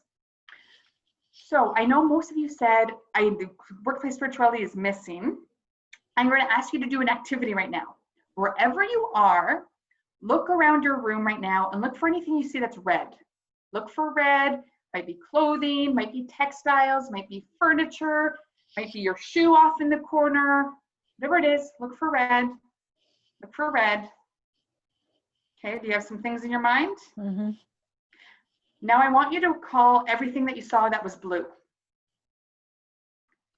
Not so easy, right? I'm sure when you look around, you see that there's blue things around you, but you were only looking for red. Mm-hmm. And I do this activity because I think workplace spirituality is the same thing. Even though we might not be looking for it, it's still there. It's still part of people's everyday lives, and it's still important to people. So just because we don't talk about it, just because we don't acknowledge it, doesn't mean it's not there. So this isn't really anything that's new. It's something that's already present. It's something that's already existing. Now it's just time for us to start talking about it and acknowledging it. Mm-hmm. Now, I'm going to share with you a working definition of workplace spirituality based on my research. And just for a bit of a background, I'm a qualitative researcher. So that means I don't look to form a hypothesis and look to prove or disprove it. Instead, I have a research question. In this case, my research question was, how might workplace spirituality impact well-being in the workplace? And then I collect my data. And my data was through focus groups or circles, as I like to say, and through surveys. And then I look at what everyone says, and I start to look for patterns and trends in what people say. And that's how I answer my research question. So before I share my definition with you, I'm going to ask all of you to participate. Now, this might get a little hairy, so I'm going to ask all of you to go to this website, either on the device you're on now or on your phone. I'm going to put it in the chat. It's a super easy website. It's menti.com. www.menti.com.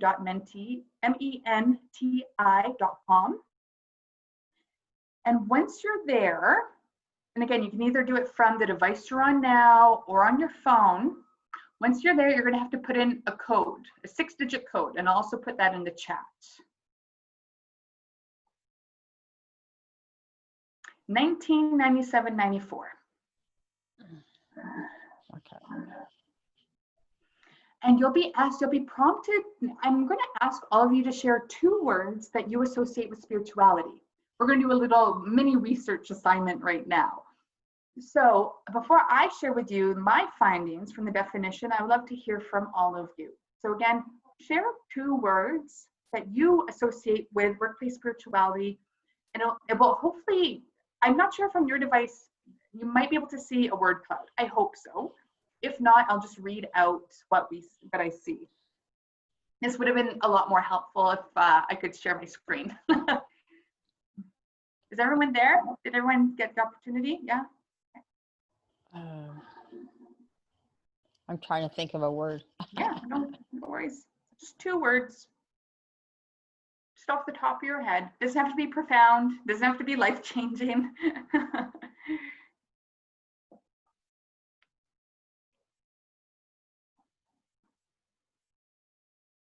Beautiful. Okay. Once you enter the words, are you able to see it on your device, the word cloud, or no? No? Okay, let me see if I can change that.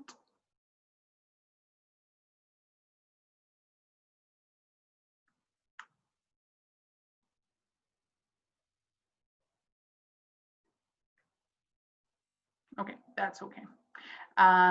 So what I see here is kindness, openness, love, inner well-being, peace, whole, God. That's beautiful. So thank you everyone for doing that and for sharing.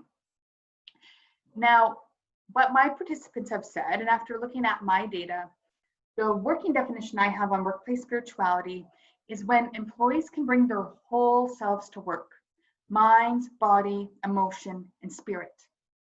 And that the foundation of workplace spirituality is on connection, either connection to self, connection to others, connection to nature, and or connection to a higher being or a higher power. And through these genuine and authentic connections, it helps employees to transcend the mundane by finding meaning, purpose, and fulfillment in what they do. Who here would like more meaningful connections in their life? Who here would love more purpose, fulfillment, and purpose and fulfillment in their lives? Yeah, me too. So my friends, I propose workplace spirituality is the avenue to do that. Now you might also be wondering, well, what the heck does this have to do with kindness, Vanessa? Well, I'm glad you asked. Looking at 2 different dictionary definitions, one is the Collins Dictionary. And Collins Dictionary says that kindness is the quality of being gentle, caring, and helpful. And the Cambridge Dictionary says, or one of the definitions the Cambridge Dictionary provides is not causing harm or damage. So like I said at the start of my talk, we are going through serious mental and physical health issues in our society, a lot related to work. So imagine by incorporating workplace spirituality, it's about not causing harm or damage, and that's a way to invite more kindness into the workplace. Now, there were 3 findings that came up from, not 3 findings, but I'm going to share with you 3 principles that came up from my research on workplace spirituality. This isn't exhaustive, but because time's limited, I'm just going to share with you with these 3 principles. They're also known as values, but the 3 are, 1 is inclusion, the 2nd is authenticity, and the 3rd is compassion. So the first one, inclusion, and this kind of ties into what Andreas, was that his name, Marilyn? Andreas, yeah, the previous speaker, I know he was talking about this a bit. Yeah, he likes to be called Dre. Wait, Dre? Dre. Dre, okay, so yeah, the previous speaker, he was talking about this, about inclusion, but I got really excited about this finding and it really surprised me, but in a really good way. So inclusion, there was 2-fold side to the inclusion. First of all, my participants mentioned that for workplace spirituality, because spirituality can be and is vague and ambiguous and can mean many things to many people, these differences are actually to be respected. And even though spirituality might mean one thing to me, it might be a totally different thing to you, and that's okay. So all concepts and all beliefs are welcome. That's including from anyone who's very religious and very devout to their religion, yes, and all the way to including atheists. And yes, atheists are included because their sense of spirituality might be a deep connection to self, their higher consciousness, nature, or other people. So therefore, workplace spirituality is truly inclusive of multiple beliefs and ideologies. Compare this to religion, where religion is very exclusive in that you have to believe a very particular thing to belong to that faith. Spirituality is all encompassing. Therefore, it's inclusive of multiple people and beliefs. The second way workplace spirituality is inclusive is that it actually challenges existing dominant workplace ideologies and concepts. Let me explain.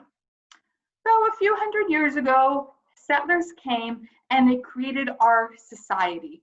And it was mostly Western European worldviews founded on Christian principles.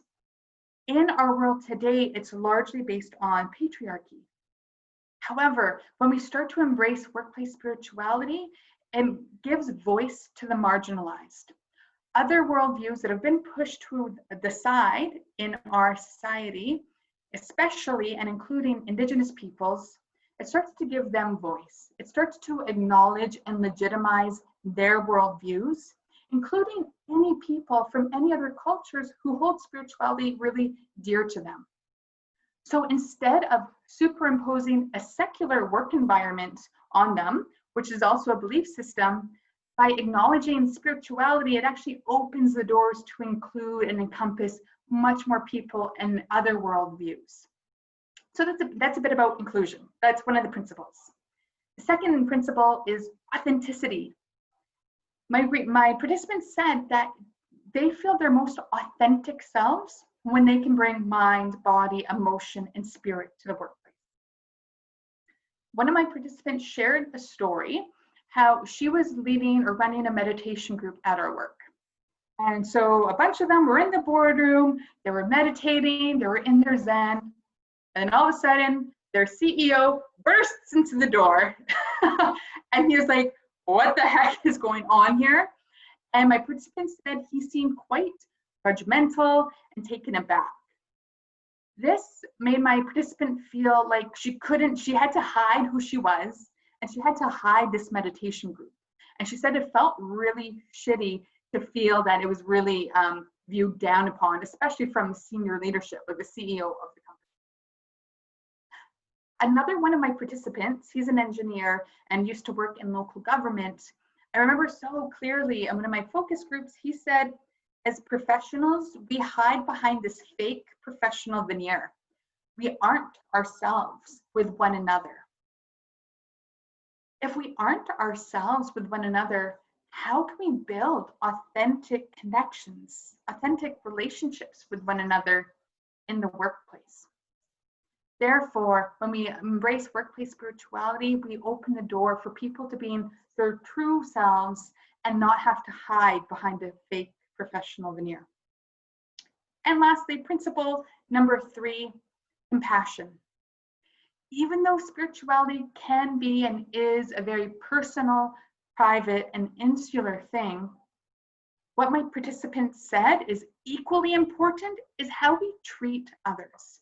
And this includes acting with others in the workplace with compassion, with empathy, and with integrity. So, just to recap, part of my findings were these 3 principles, which are inclusion, authenticity, and compassion. And when we embrace workplace spirituality, we can expect those things to increase and permeate our work environments. And how beautiful would that be? Okay, so now that I talked to you a bit about the findings, you might be asking, well, how would this benefit my workplace? Why would I want to do this? For any of the skeptics out there, this part is for you. The research shows there are really tangible benefits to incorporating workplace spirituality. This includes increased sales. Lois Fry is like a monolith. He's like a giant in the academic world of workplace spirituality. And he did this one case study with interstate batteries. Is anyone familiar with interstate batteries or heard of this business name before? They're a pretty large company in the US. And at the time, Marilyn's shaking her head, she's like, yeah, that resonates now. At the time, the leadership was at the head of what they called a spiritual leader, which has links to workplace spirituality. So the senior leadership was embedded in spiritual leadership, and they projected that if the current leadership was maintained and sustained, sales would be compounded and increased by 13% year after year. And this is simply by having a spiritual leader at the forefront in senior leadership. In fact, Gallup says that 70%, actually, I'm going to pose this question to you. What percentage of employees are engaged in the workplace? I want to hear from you. Any guesses? Percentage of engaged or highly engaged employees in the workplace. What's the number? Olivia, I know you're in HR. Yeah. Well, it depends on the year, but I think it's usually 1 out of 7. And I think in the last year it went to about 1 in 5, but who knows what it'll be this year. Okay. Howard's parents working. I saw my aunt in the chat. She put 2%. Any other guesses? I have no idea. I don't work in a workplace. I have no idea. Okay. They actually say, Olivia, you were pretty close. Gallup, and I think this article was published in 2016. Gallup says 30% of the workforce is engaged. That means 70% are disengaged. However, there are tangible markers or improvements in profit when your workforce is engaged. So I'm going to invite you go back to menti.com, and we're going to do a little quiz. We're going to do a little multiple choice quiz. So go back to Menti, and I'm going to change the screen so it will populate the multiple choice. If everyone still has Menti open, do you see the multiple choice option? Perfect. Okay, let me know when you've locked in your vote.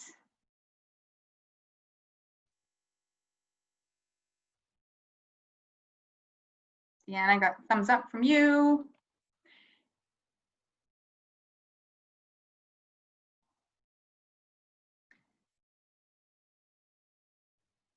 Okay, everyone said 25% across the board.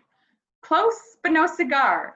It's actually 21%, according to Gallup. So when your employees are engaged, it can impact your profits and increase them by up to 21%.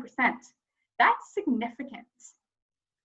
In another study done by Chen and Yun, this study was done in Asia. They examined 2 different industries. One was retail and one was financial. And part of their conclusion in their research on workplace spirituality, they said that it has the effect or impact of feeling like you're part of an extended family at work. Now, how beautiful is that? Imagine going to work and you feel like this is your second family. That's how you increase engagement.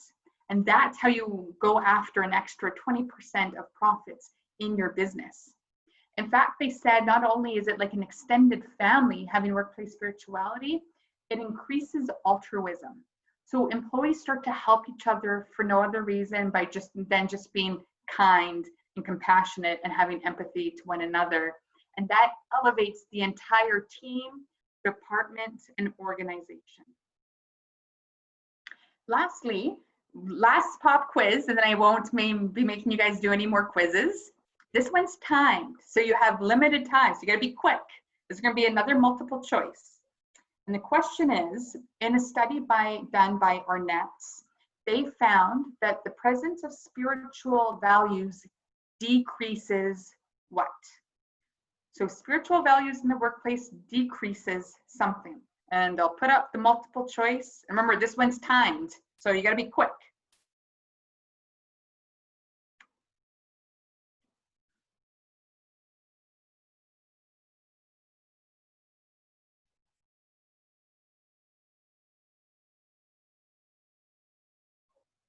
Okay. And there we go. 3, 2, 1. Lock in your votes. You got 10 seconds. 5, 4, 3, 2, 1. We got 4 answers. We got 3 occupational stress, 1 accidents, 0 for attrition, and 0 for people stealing office supplies. I thought that was a good option. Whoever guessed occupational stress, you're right. So in their study, they found that the presence of spiritual values decreases stress. And since we know how paramount stress is in our society, I think that's super valuable to employees. I'm almost done with my time, but before I wrap up, I just want to give you some easy tips, tools, and techniques that you can start to implement as of today in your workplace to start increasing spirituality in your workplace or in your office. There's 2 different parts to this. So I'll share one is going to be at an organizational level, which really needs the buy-in of senior management and senior leaders. The second, I will give you our tips that like teams and individuals can easily start to do. But the organizational level, this clearly needs the buy-in from senior leadership. This is what my participants have said. And we all know that change won't be sustained if senior leaders don't buy in. So first of all, we need our senior leaders to buy in. And how can they do that? Well, first of all, per my participants, they said one way to do it is start to look at your workplace values. First of all, when was the last time they were updated? Are they relevant? Do they actually reflect your culture? If not, or if you want to start incorporating workplace spirituality in your work, start by your values. Maybe you start to incorporate the principles such as inclusion, authenticity, compassion, or connection in your workplace values. And that way you can start to see it be infused in the culture. Next is by really appreciating and honing deep and meaningful connections and relationships in your organization. And this can be started with senior leaders having effective and meaningful coaching conversations with their direct reports and people beneath them. Asking employees how they're doing, showing curiosity, and using active listening is a way to really validate employees. As Deanna says, her loves concept, when employees feel loved, understood, valued, and seen, engagement is going to increase in the workplace. And senior leaders can do this by simply showing interest in their employees and asking powerful coaching questions. And this, of course, can be done at all levels, but should start from the top to influence lower level managers. So forging those deep and meaningful connections. Next, what my participants said is really important to embrace spirituality at work is you need to have a common definition or understanding of what spirituality is. Again, because it's so vague and ambiguous and it can mean many things to many people, you run the risk of one person thinking it means religion or Christianity or being Muslim. You might have another person thinks it's related to something ethereal or like the zodiac or something. So whatever it is, it's helpful to co-create a common understanding so everyone's on the same page. And you can do this through surveys or through focus groups in your workplace. So that's at the organizational level. And if we go down a bit to the team or individual level, doing things that help people connect to themselves and connect to others are a really powerful way to do this. So for example, in team meetings, it's a beautiful thing at the start of every meeting to do a check-in.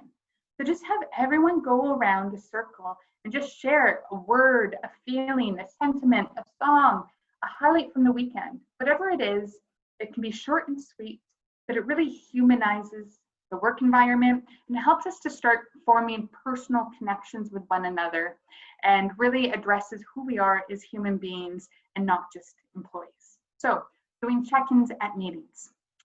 Also consider having meetings or one-on-ones outside in nature. Not only can you connect with each other, but it gives you a chance to connect to nature.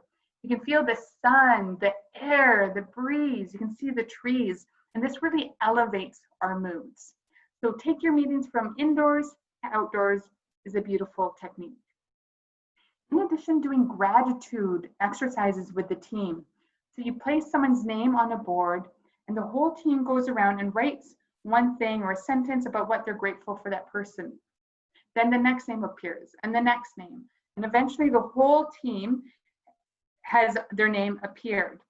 And by the end of the exercise, everyone has a card or a piece of paper with things that their entire team is grateful for them for. This is a beautiful way to forge connections and meaningful connections with your team in the workplace. Also, and I'll wrap up with this, is scheduling time for reflection and silence and normalizing that in your work culture. Too often, I know I do this, I'm guilty of this, we schedule every single minute of our day and we don't even give us time to breathe, let alone reflect or understand, okay, what's the next best move here? Wow, how can I do better? What's the next thing that I can focus on? Incorporating silence and reflection is so important. Many spiritual leaders and in many religions, they talk about the value and the importance of silence. So making sure to incorporate this, giving yourself and your team members space and opportunity to have that time to themselves. And during this time, you might do things like meditate, mindful breathing, or even a finger labyrinth. Labyrinths are shown to help make us really present and mindful in the moment and de-stress. And if you go to my website, themindfulmanagers.ca, I have a free printable finger labyrinth you can use and print and have at your desk whenever you need. So my friends, my time is just about up, so I am going to wrap up, but I am so grateful for all of you being here, your time, your presence, and energy. It really means a lot to me. And I truly feel that when organizations start to embrace workplace spirituality, it's not only going to benefit that business or the organization, it's going to benefit families, communities, society, and our planet. Thank you. You're welcome. Very good, Vanessa. Very good. I was just sharing with Olivia that the concepts you presented are the kind of same things that we were presenting 18 years ago. But the results, I look at it and it's just, oh, they haven't changed at all. And the other thing that came up for me was that kindness feels like still where we are now, it still is, almost feels the same actually now than it was that many years ago.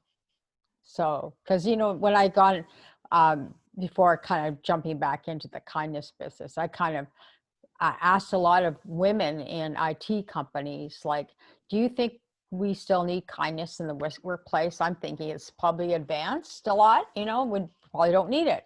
And they were all really clear to me that we need it more now than we've ever had before. So, your points that you bring up today are just as relevant as any other time. So yeah, I'm totally glad that you guys are going to be leading the field. Well, and to your point, Marilyn, this topic isn't anything new. It's been researched for like 20 or 30 years, but yeah, it is yet to really become on trend, I guess, in a big way. Yeah. So. Yeah.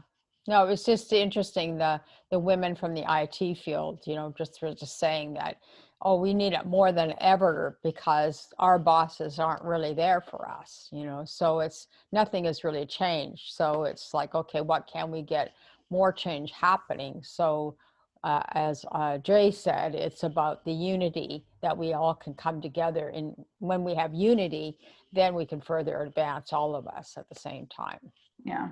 Yeah. Yeah. So anybody else have any comments? Yeah, I loved it. And I find a couple of things. Well, I have many thoughts running through my head at the moment. One was around servant leadership. Mm-hmm. And that, is very much a early spiritual in the workplace model that now we just know is good practices. Yeah. Mm-hmm. And it always leaves me to hope that people will see kindness in the workplace. When I actually started the work I was doing on kindness 22 years ago, it was, I actually had that, how do you bring spirituality into the workplace was where I started with that. And certainly back then you would never have brought that language into a workplace. Like we can say things today that we could never have said 22 years ago. And I think of how my language has changed so much over the years as people have grown in organizations to accept these words as normal. Things like mindfulness, normal. Compassion, normal. Right? Yeah. And it's, and so, this whole, when I started with this whole idea of how do you bring spirituality in, I brought it in through this common word of kindness, because that was a more accepted word at the time. Right. And it made me think, I wonder if we're coming full circle back to the other place where we can acknowledge these other words now that can come in. The other piece was I'd be very interested. I know we both live in Vancouver, so we really must get together. When we can actually have a cup of coffee together. But if not, maybe by Zoom. Because my research in those years, I have 12 character traits that bring together a kind workplace. And I thought it was fascinating to hear your research around the 3 for spirituality, which is inclusion, authenticity, and compassion. And those happen to be 3 out of the 12 character traits that I have. That no way. My research Okay. has shown. Cool. And I just thought, okay, that's backing up again that there's not enough of us doing that type of social research and quantitative research on this topic, and that in the world of kindness. So that and spirituality absolutely is part of that whole model. So I just think that's like super cool to get together and see. Totally. And I'm just thrilled. I'm absolutely thrilled that we have younger generations that are looking at this work to keep it going. Yeah, so thanks, it Livia. doesn't die off with the Mary Lynn's and I. Are as you we die off goes the so I just think it's wonderful that it's still it's coming to light. Thank you for that. Yeah. For the Are work you you're in doing. academia yourself? I teach at BCIT. So I certainly come from a social research and then 30 years in HR in the pragmatic world. What do you teach at BCIT? Leadership and human resource management. Okay, perfect. Yeah, it's interesting. You so 2 things you said that pinged for me is you're like, oh, you use kindness instead of spirituality, so it's more palatable. My participants have mentioned that they're like, maybe people aren't ready for spirituality. Like there's definitely some people in my focus groups who are like, it's too strong of a word, people aren't ready. I'm like, no, like, why does it have to be a taboo word? Like, why is it so a dirty word at work? So I really want to start to normalize it. And like you said, like, before there would be we wouldn't talk about mindfulness at work, and things are starting to change. And it reminds me of one article I wrote, I read. It was an academic article that was published, but the academic made a really good point. And he was like, let's say 40 years ago, there wouldn't be any like LGBTQ plus committees at work. There wouldn't be like any women's group at work. There wouldn't be any like affirmative action, to help people of color move ahead at work. So, but they're like, but organizations did that. And it was probably difficult at first and they probably stumbled, but now it's normal. So it's no different than workplace spirituality. Like it might be, some growing pains, but it's doable because we've seen organizations change. Yeah.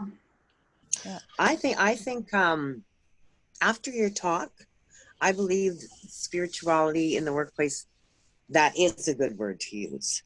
I think like you had just said, that spirituality, we're using that term spirituality, and some people thought kindness would be better, or weren't you just deliberating that? I think kindness is too wishy-washy of a word. Like, and there's too much fake kindness. Like, I think using the word spirituality in the workplace is better, because spirituality strikes people in a more deep way. Kindness, You know, it's like kindness. There's a lot of fake kindness in the workplace. Like people like be more kind in the workplace. Oh, okay. How are you today? Like, you know, and it's just a wishy-washy kind, and there's a lot of phony kindness in the workplace. But I love what you're presenting here, Vanessa, because spirituality is exactly, if you get people to, if you have someone mentoring them, you know, and you get people to connect to their spirituality, then they will connect to their true kindness. Yeah. You know, I think it shouldn't be a scary word in the workplace. I think the workplace needs that word right now. I think so too. Yeah. I'd like to add something to it. Yeah, sorry, Lou, if you're not, please continue. Okay, I just wanted to say that when you first told me about this concept, I was very, you know, reticent to accept it, but you're such a great speaker. You had me held the whole time. You're so good, you know. That's my aunt. I paid her to say that. And you come across so kind yourself. Well, you are, but so it's, you know, one's more likely to believe it when you've got such kindness in your eyes. And yeah, so you sold me there. Okay, good. Very well done. I wanted to add something to what Auntie Lou said. To the fact that, okay, spirituality, as you said, means different things to different people, but the fact that you made it so tangible, I think that even people who are not as open to, you know, pronouncing the word spirituality, then they've, you know, it started to identify with parts of what spirituality means. And I think that's the biggest value in your research, the fact that you make it tangible and you give companies and people actionable steps for it. Thanks, Deanna. I think, yeah, oh, go ahead, Marilyn. Yeah, okay, good. So Christopher just joined us, but so Vanessa just finished, but I'm glad that you could come. Yeah, sorry about that. I had a client thing I had to do for 2 hours at the start. Yeah, no problem. So anyway, we're just gonna close off Vanessa. Thank you, Vanessa. It was a very good presentation, and of course, obviously it was, because we were interacting with you after. So anyway, so it was good, and so yeah, so we'll just end it here. I think we're going to do a little bit of a lunch break, but I would still like to carry on any conversation anybody would like to have while we're doing this, and carry on from there, and then until we have the next speaker. And Mary Lynn, thank you for organizing this conference and giving all of us a chance to present and speak. So yeah, much appreciated. Yeah, you're welcome. You're welcome.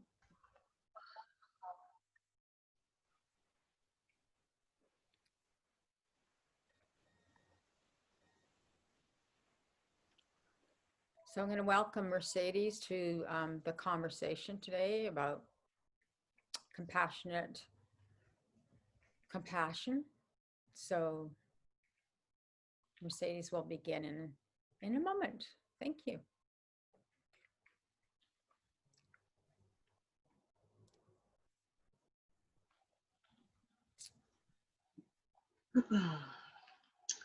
Welcome, welcome, welcome. Hi, it's wonderful to see you all in this wonderful format. Thank you, Mary Lynn, for inviting me. Kindness does matter deeply. And gee, just seeing that, I don't know, that was funny. Just saying that sentence, made me tearing up here a little bit. That's kind of unusual. Ashley is very usual, but not in the first 3 sentences. So.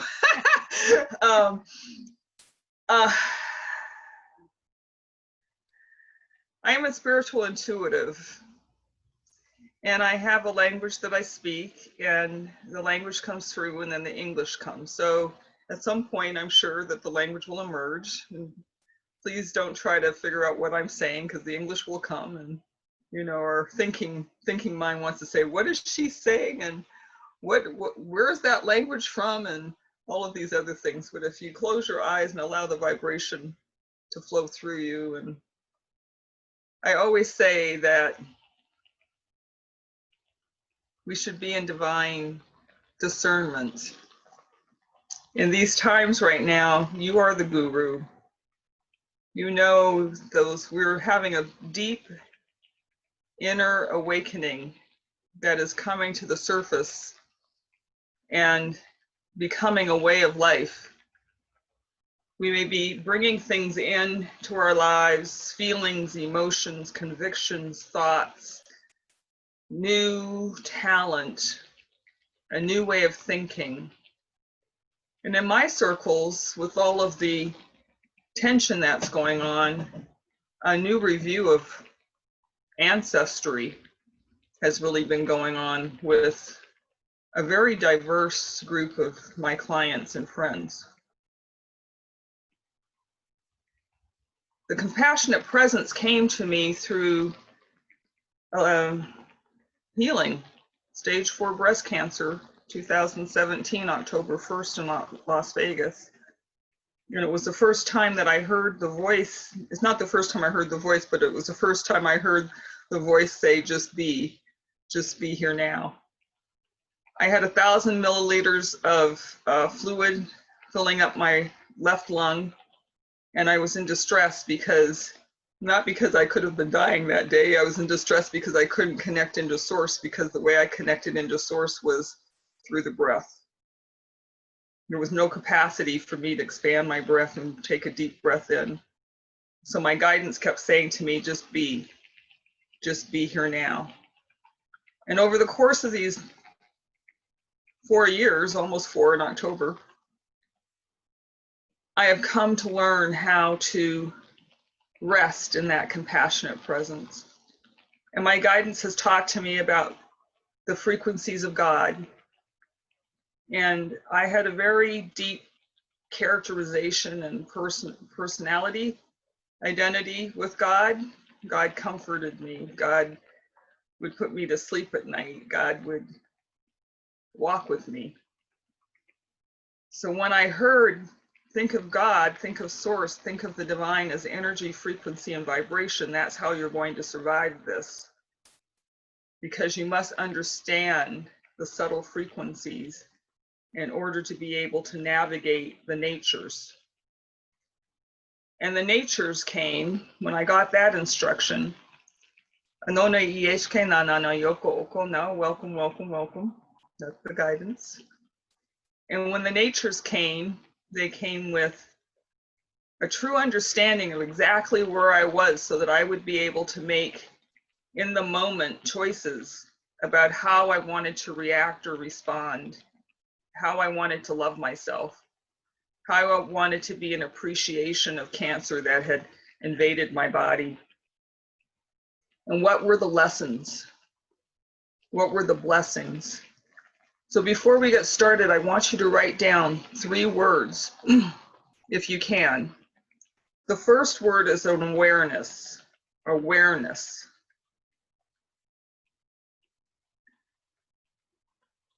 When we are in awareness of where we are at in consciousness, it allows us to expand. And it also allows us to release the judgment. So much in this world right now is the law of cause and effect, so I speak to a lot of people who've gone through different journeys in their lives, and they say, well, I must have attracted this into my life. And in cancer in particular, you'll hear people say, I'm fighting this, I'm giving it the good fight, put on the pink stuff, and go march or do something. And that is a perspective. I don't want to disrespect that perspective. But what I was taught was, how could I possibly be fighting something that is actually a part of me in this moment, actually in my body in this moment? So from that choice forward, I began to ask for the lessons and to come into an awareness of how I was thinking and where I was at. The first nature is the human nature. The human nature is the ego, the emotion. We call it the ego motion. with my guidance, Yokona no Yekena. And then the ego motion, which is very real. This is not a hierarchy. Don't think of these as one being better than the other, okay? This is just an existence, a way of being. Be. Be is the existence. Be is the consciousness of where I am. Be is the breath taken subtly, not with intention. Be is the life force. When we are in the beingness, what we are doing, Yokona na Yekina, is we're simply living, breathing, allowing. I don't have to think about my heart beating. I don't have to turn my digestion on. My lungs expand and contract. It is the very essence of existence. And when we attempt to, when we are motivated, no matter how the motivation comes, to move ourselves into a specific place, then that we are in our human nature. The human is saying this is the measurement by which we are moving into something or trying to be something or cure something. Matter of fact, guidance had said to me, take the word healing. I'm not very successful at it, but take the word healing out of my vocabulary. Just release it. So that is the first word. The second word is allowance.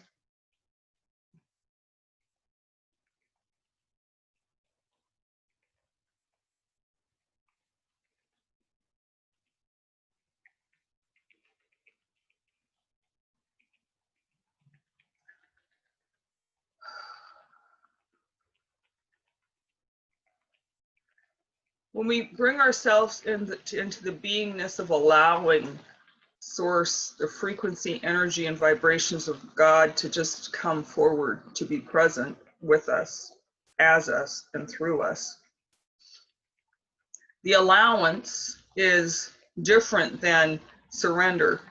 How often have you heard somebody say, let go and let God, just surrender it, right? We just surrender it. Let go, let God, surrender it. And then you take it back. And then there's some worry. And then, okay, I'm going to meditate again. I'm going to pray again. I'm going to do whatever again. And then I'm going to let it go and let God, right? But when we understand the frequency, vibrations, and energy of the divine, there is an allowing that energy to come into us. And when that energy comes into us and flows into us, then we realize that we are of that energy. Our bodies are of that energy. Our essence is that energy. And so when we just allow ourselves to rest in the frequencies of the compassionate presence and allow love to flow in, allow life to flow in, allow sustenance to flow in. So in the spiritual nature, what happens is we realize that there's a higher power. We have some partnership, some co-creation with the higher source, but in some ways we're still saying we want it to look a certain way.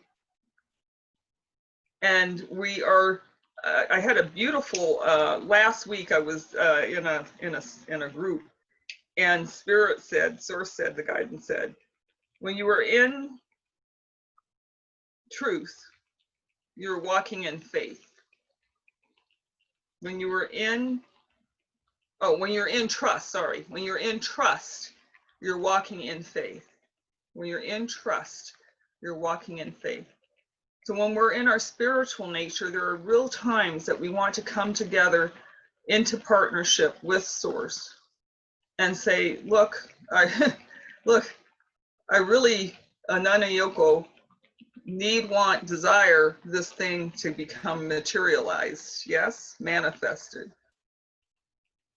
When we are in the allowance, we are allowing the flow of God to come through, and we are no longer in surrender, which means that there's some losing, some winning, some judgment. I took it back again. Shame on me. I took it back again, you know. When we're in the allowance, we're just in peace. We just rest.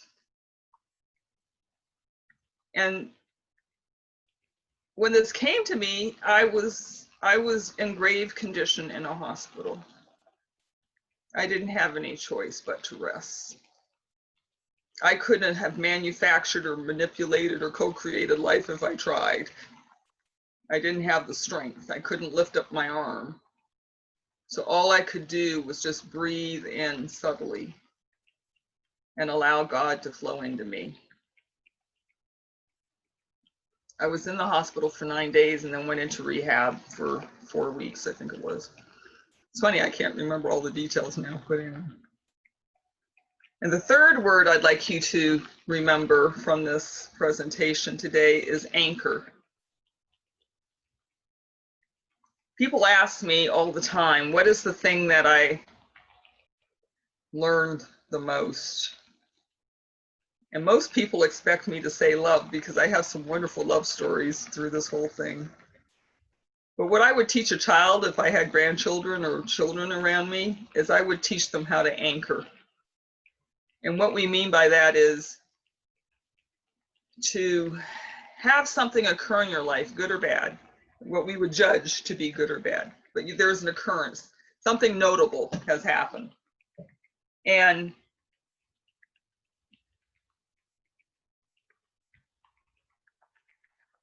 we often take note of it and then just move on. Matter of fact, we probably say something like, oh gosh, I'm so glad that's over with, right? Oh gosh, I got through that thing. Oh, look at the miracle that happened. Isn't this great? You know, isn't this really great that this thing showed up right now? Right, look at how well I'm doing in my life right now. Isn't this terrific? How well am I doing in my life right now? This is really terrific. But what we don't do is we don't anchor the feeling. Now, in this case, I am going to use something, actually, I'll use my experience. So I had different life experiences, and robbery at gunpoint, just like on TV. I had one of those. I had lost a job that I thought I was going to retire in, had one of those. Let's see, further back, well, my mother lost her house. We had a complete torch of a house, you know, had one of those. And so we go to God.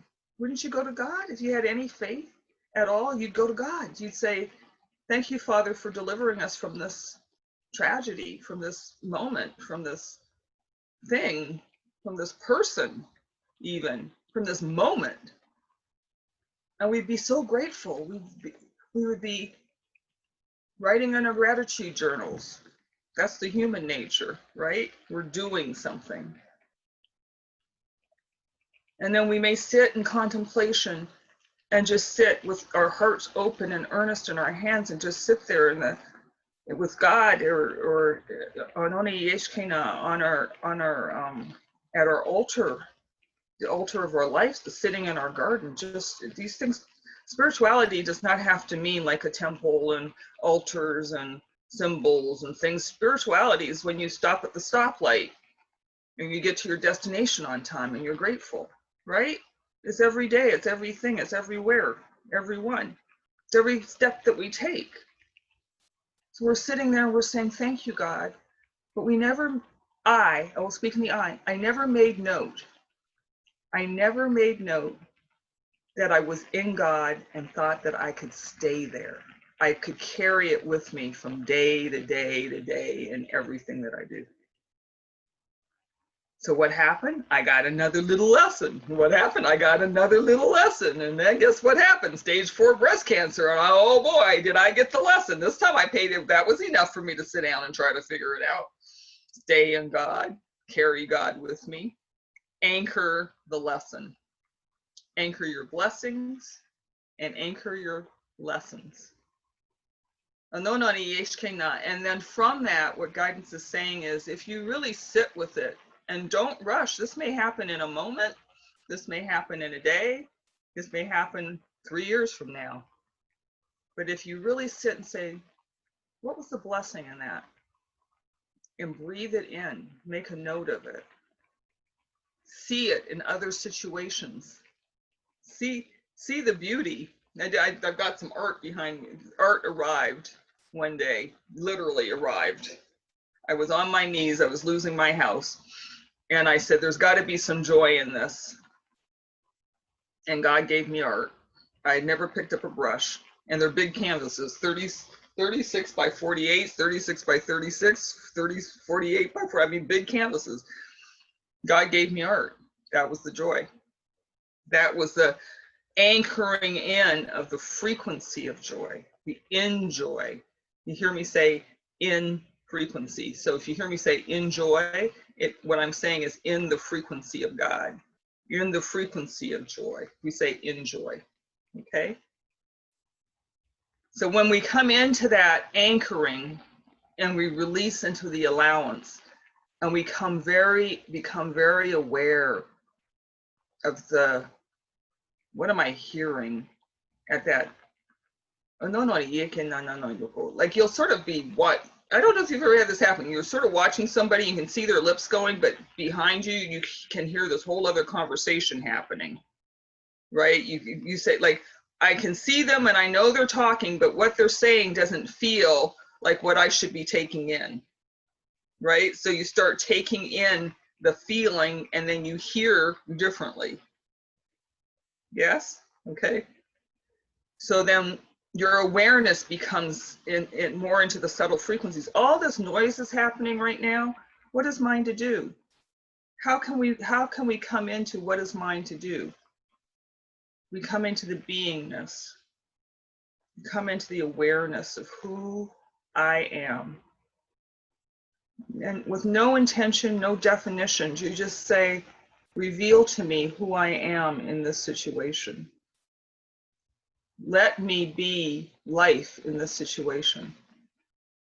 Let me be love in this situation. In this moment, in this life, in this noise of the world, let me feel the allowance of love. Allow love. I am presenting myself to allow love in this moment into my very essence.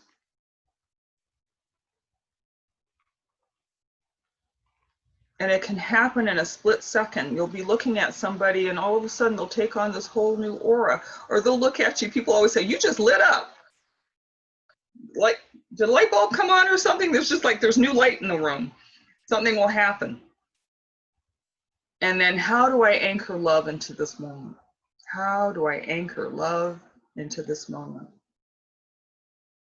What is there for me to reveal? What is there for me to receive? What is there for me to release? And I'm going to talk about that in just a moment.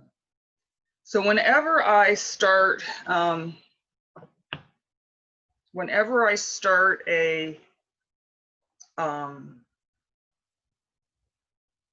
go into meditation on the day that I am presenting. And this morning, we're going to do the One Divine I meditation. I'd like you to do it with me. I'm going to read it really quickly. And then we're going to breathe. And when we're taking the breath, I'd like you not to be in this inhalation and exhalation. Right now, take in a breath to your capacity and exhale. And I want you to back it off about 30 to 40%. You should actually be able to just put your hands on your rib cage and just very gently feeling them expand and contract. There's no stress, no strain. When we come into the compassionate presence, when we're resting in those frequencies, when we're allowing ourselves to just be, we're there with no intention, no prescription, no asking. So then we move from being in trust and faith. And as we truly come into the compassionate presence, we move into truth and knowing. And that is very important. Am I walking? Is this my truth in the moment? Is this divine principle in this moment? That could be a whole nother presentation. Is this divine principle of this moment? What is the truth? And then what is the knowing? I know not what I know. So when I allow and come into the awareness, the consciousness, then I just release and relax into the unknown knowing.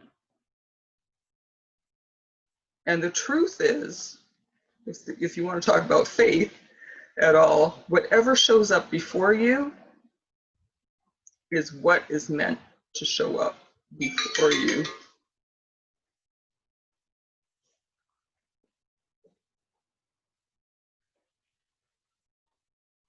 Is what is meant to show up before you. Okay? So let's just breathe into this moment. I'm going to read this very quickly, and then we're going to do it, and then I'll take your questions. So the title of the transmission that I received for this presentation and for you, thank you, for you this morning, is As I Breathe, I Come Into This Moment. As I breathe, I come into this moment. As I breathe in, I receive this moment. And as I breathe out, I release this moment. As I breathe in, I come into an awareness of myself. And as I breathe out, I release awareness of myself. As I breathe in, I am a new consciousness. And as I breathe out, I am a bridge. As I breathe in, I am that. And as I breathe out, I am. As I breathe in, I step into becoming. And as I breathe out, I accept that which I become. As I breathe in, I am. I am. And as I breathe out, I am the I am. As I breathe in, I am the I am. And as I breathe out, I am the divine I. As I breathe in, I am I. And as I breathe out, I am I. Oneness, unified, whole, complete. Amen. Okay, you ready? Very gently, very gently. You can put your hands on your heart, close your eyes. You can have your eyes open if you like. And if your rhythm is a little off from mine, don't worry. Just continue to breathe in and breathe out. Breathe in through the nose, breathe out through the nose. Just very gently. More important to keep your rhythm. So if you're breathing in, breathing out, just like the waves are flowing into the shore. Okay, you ready to try? Then we're going to sit quietly for just a few minutes because my time is almost complete. Yes, Mary Lynn? And then we're going to sit quietly for just a moment, and then we'll come back. Okay.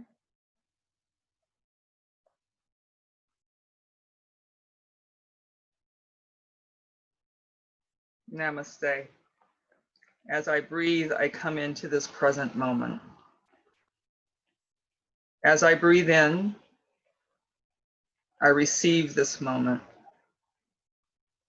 As I breathe out, I release this moment. As I breathe in, I come into awareness of myself. As I breathe out, I release awareness of myself. As I breathe in, I am a new consciousness. As I breathe out, I am a bridge. As I breathe in, I am that. As I breathe out, I am. As I breathe in, I step into the becoming. And as I breathe out, I accept that which I become. As I breathe in, I am. I am. As I breathe out, I am the I am. As I breathe in, I am the I am. As I breathe out, I am the divine I. As I breathe in, I am I. As I breathe out, I am I. Oneness, unified, wholeness, complete. Resting there for a moment.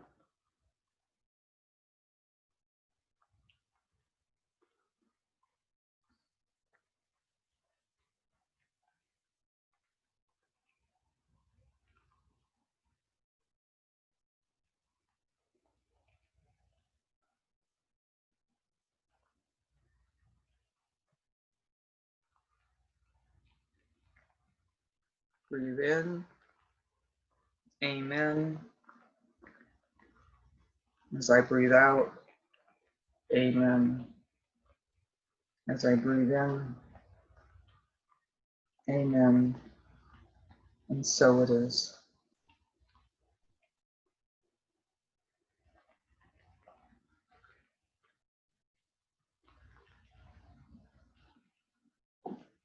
Namaste. I have a website by the name of Sacred Key, and on that are now 30 audios. I call it the Library of Guidance, and we'll be opening it up for people to be able to listen via subscription shortly. And I do virtual retreats, and I teach this. I teach being in the presence. Anybody have any questions?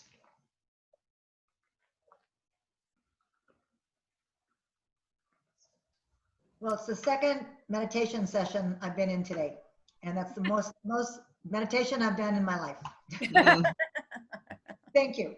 You're welcome. How was it for you? Well, it was very good. I just have to get in the habit of doing it. Yeah, I'd like to know, could you post your website on, could Mary Lynn or you post your website on the chat box? Yeah. So at the bottom is this chat, you hit that button in and you just push. Oh, you want me to do it? Okay. Yeah, and just, you know, write your website and then I'll copy it. Very nice. I need guidance through this. Yeah. It was beautiful. Thank you. Where did you I learn? love the, Still writing. absolutely love the words. You know, when you breathe in those kinds of words and breathe out, it's very powerful. And that keeps me way more centered than just breathing. Mm-hmm. I think there's. They're gonna have something wrong with it. I'm curious what language you were speaking. That's just my light language. That's the guides. Oh. And then I translate it. You'll hear the English. Okay. Thank you. Sounds like Hawaiian. That's what I thought. Yeah, I thought it was maybe a shamanic Hawaiian language. Isn't that interesting? Thank you. Very nice. Very nice. Everything I do through guidance. There's I have the usual buffet of paper, you know, but when it comes right down to it, I teach through my guidance. Nice. Always. Well, thank you for sharing. Yeah. It's always good. I always liked her meditations and her insights. I think that anchoring piece is really powerful. Mm-hmm. You know, you're right. We either have good things. Luckily, I have more good things happen to me than bad things. But just anchoring in the good things, and like we learned earlier through Caroline, that you need to process those moments, not just we had a good time, but going on to the next thing. Yeah. Processing and holding in those good moments those blessed moments. Bad ones, I know you don't want to hold in too long, but no, it's holding on to and being grateful that getting through, like you said, getting through the tragedies that maybe you've gone through. I am faith-based, but I could be better faith-based, and in getting in touch with a higher being. So thank you. You're welcome. Yeah. You're welcome. Yeah, I like the anchoring in the blessings and the beingness. And you know, when you were talking too earlier, I know all the tragedies you've gone through, but the allowance of something bad to come to us, just allowing it to be within us, and that we can just allow that. And then, you know, eventually it does release itself anyway, right? Hopefully. Yeah, Hopefully. but I'm just saying so often, you know, when we hear cancer or heart disease or something, what happens is that we can't wait to get rid of it, rather than just allowing it to be where it is, so that it, you know, through the energy of ourselves or God source or whatever we want to call it, that eventually it does, I guess for me, it just allows me to embrace it and just say, bless it, thank you. And then it just seems to go away on its own. I don't know if that's just kind of in some way, but you still have your medical issues to deal with. But, you know, the fear of it, I guess, is what I'm saying. Well, yes and no. I mean, when I went in the hospital, they gave me 6 months to live 3.5 years ago. Yay. You know, and I still go into the medical system, and you know, it's like every day is a gift, right? You know, from their perspective. Well, from my perspective too, but they look at it a different way. So I don't treat this as a look at how I do. When I go into radiant soul balancing, which is a little bit of what we just did, when I go into the radiant soul balancing and divine evolution and the three natures, and when we're doing all of that stuff, what ends up happening is what is for you comes up through you. So I am not a healing practitioner, right? I just facilitate a space that allows you to hear yourself, hear that interior voice, hear that connectedness to God, so that what comes forward is for you. And it has been just a divine occurrence. And you know, like I said, on the website, people have been asking me to write a book, and I just couldn't, but I did do the audios, you know, so they're on the website, and Nice. they'll be available shortly, you know, by subscription and things like that. But yeah, we just, You and I. you know, the guru's inside of us, the healer is inside of us. And I have a very strong belief that I'm not leaving this earth not 1 second before I'm supposed to. You know, so when it's my time to go, I will go. I will live. And what I say in seminar is, I live until I live eternally, right? And so, and that allowing, you know, when you do these sorts of meditations, I call them contemplations, because you're not going anywhere. You're still staying fully present in this moment. So when we're doing these kinds of contemplations and just sort of really just releasing ourselves, allowing to have spirit, God, source to come into us, to be with us, and we just rest there. You know, that time that we just had, that very short time, it may be 20 minutes, you know, it may be a half an hour in session, you know, because that's where the healing is, that peace, you know, be the cause. Nothing is happening to me. I am the cause of what is here, right? And then the peace is just to rest in the peace and allow God to do what God does best. Allow source to do what source does best. Good job. Yeah. Okay, great. Anything else? Anything else? We still have a few more minutes if you want to add anything or have any questions. Or thoughts or ideas? Well, when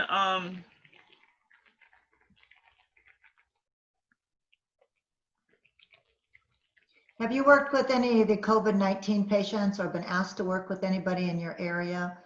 I mean, not with them, but like on the phone or something, I don't know, whatever. no, I will probably be coming. I have Facebook pages and all kinds of different things happening. And I actually, when COVID-19 started, I got very quiet. I have a group on Facebook called The Spirituality of Cancer. I went on there, I was very tearful, and I said, I am leaving you for right now. Because what I have to do is I have to get these audios, I have to get this teaching in a format that should I leave, that the information is there, and this is the time to do it. Cool. So over sacredkey.com was the result of these last 90 days. And there's a YouTube channel, there's, whatever, I've done the whole thing. But I had to stop. I had to take this moment. Mm-hmm. And I've been vocal. I mean, Mary Lynn will tell you, I have some opinions. They show up, but I haven't formalized the thing. And my system, I'm in that category of people that I probably shouldn't be trouncing through. I haven't hardly left my house. Somebody helps me with my shopping. Yeah, And, you should stay home. Yeah. my medications that I take, I am on 2 pills, and one of them is an immune suppressant. So, yeah. Good. So I'm respectful. I'm respectful of nature. Mm-hmm. That's really what it is, I think the thing for me, I guess in closing, the thing for me is there's this world, even in this time of, the first 30 days of COVID-19, it was love thy neighbor. Do you need anything? How can I help you? All of there was a glimmer of hope that we were going to get through this as a more unified humanity. Mm-hmm. Yeah. And then we had the mask, no mask conversation started. Right. And it has been, my formal education is marketing and communications. It has been a masterful job of languaging division. And so my guidance, I would pray. I mean, I would sit there and go, how are we going to move through this? This was such an opportunity. And guidance would say, you must be in, not faith. You must know the truth. Know the truth. You must know the truth. And the truth is those who are to be closer to God. And I have to, a lot of my language is spiritual. But when I say closer to God is my friend who's 6'9", who I've known for 20 years, who stuff started happening. He says, do you have any vitamin C?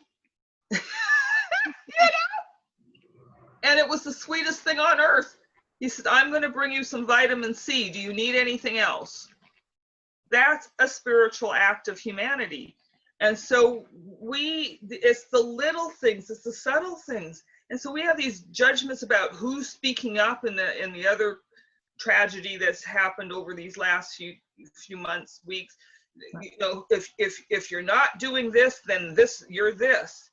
If you're not speaking up, then you're that. No. Some of the quietest people I know are taking things in, trying to understand, asking that question. And I have been helping people now that I've said that, what is mine to do? How do I understand how to navigate all of this? Mm-hmm. I've had 3 friends of mine. We just did a ceremony called a Command to Heal Our Ancestors. And over 5 mornings, I had 7 people, 2 African-American women and 5 grandmothers, 5 white grannies, the grannies. and they want a better world for their grandchildren. And they were in tears. I decided to do this ceremony, this celebration for the ancestors, for these ladies, because they didn't know what was theirs to do. And they just wanted to sit respectfully and know that there was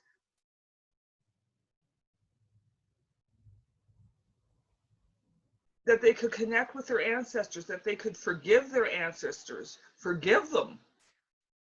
You know, one of them was like, I know that my ancestry, I was, you know, plantation, white, trade, business, slave entrepreneurs, if you want to call it that. Devastated because she's now got a biracial grandchild and did not know what to do. So these times are, it's just, you just sit. If you just sat with your hands over your heart and said, I am, what is mine to do? Reveal to me the I am in this situation. And then allow yourself, I call it the bubbling up, allow the bubbling up to come and sit with it in discernment. And if it feels peaceful and loving, it's the thing. If it feels like you got to work hard and it's a little friction there, you got to sit there for a minute in inquiry and say, am I in resistance to this? Am I in resistance to showing love to a Black person? Am I in resistance to showing love to a white person? Am I in resistance to following the mandate that will keep this world a better, safer, healthier, vibrant, new, evolved, transformed place?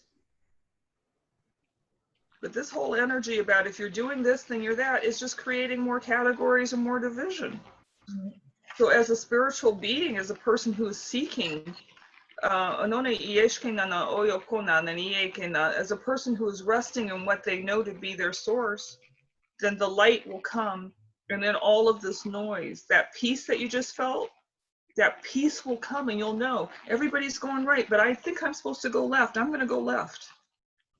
And you'll have the spiritual audacity, the spiritual tenaciousness, the spiritual righteousness to take the step to go left. And it won't be bravery. You know, Mary Lynn will tell you, I don't like that word courage. Do I like that word courage? I don't like that word courage. Oh, you're so courageous. I don't like that word. Because I'm connected and I know my source is guiding me to take that step left. So on that note. Show me the way. Yeah. So. Thank you. Blessings be unto you. Thank you so much. Thank you. Namaste. Namaste. Thank you, Mercedes. You're always so insightful. Always more to learn. I'm so sad that I missed you speak, Yeah, Mercedes. So sad. Whatever you were sharing, I feel I need in my life. So yeah, I'm sorry I missed it. That's okay. There's a recording. Yeah. And come to my website. There's one quick thing. There's a tab on my website right at the top. It says Simply Begin Simply. And there's 4 audios on there. And those 4 audios will lead you through how to begin to introduce yourself into the rhythms of source in your life. Okay. All right. Yeah. Thank you. She also put her website in the chat box, Vanessa, so you can go there. Yeah, it's very, very good. Okay. Yeah. So I think if Mike is up, is I'm not correct. Yeah, Mike is up next, right? Are you ready, Mike? Hello? Yes, I am ready. How are you? Good, and yourself? Well, thank you. Does everybody need a break? Did we need a quick break? No, I think we're good. All right. I'm good. Does anybody else need a break? No? We got really grounded, Mike, so I think we're good. Yeah, Mercedes, I was here for the last part of it. and in conversation, there was so much learning. And I was there as everybody was kind of getting centered at the end, and it's beautiful, just beautiful, soulful. Yeah, I think with her, you kind of have to be at the beginning of the session. I mean, I hope you were able to glean something out of it, but you really got to be in full session with her. I used to live with her, and every morning I was in session with her, and it was just full session isn't just for 20 minutes. It's like 2 hours sometimes, you know. So, Right. but yeah, very soulful. She's very lives her word. Well, that's what's wonderful is it takes special people to open up to that, right? Because it's not the everyday teaching that, you know, that we experience, and it takes a while to be in that mindset and in that practice. And, right. You know, I could just tell that she's fabulous at opening that up, Mm-hmm. inviting everybody in. Yeah, she's not very good. So did you have some slides you'd like to share, Mike? I do have slides. Okay, I just made you co-host, so you can share your screen or do whatever you need to do. Thank you. I'll just turn it over to you. Thank you very much. It really is a pleasure to be here with you and everyone. We're going to talk about kindness in a little different perspective, in a business perspective, as we look at this. And you know, recently I'm going to go to my slides here and open them.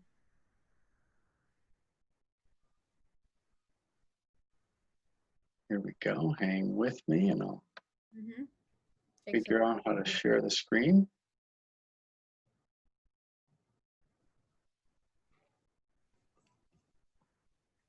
Oh, that is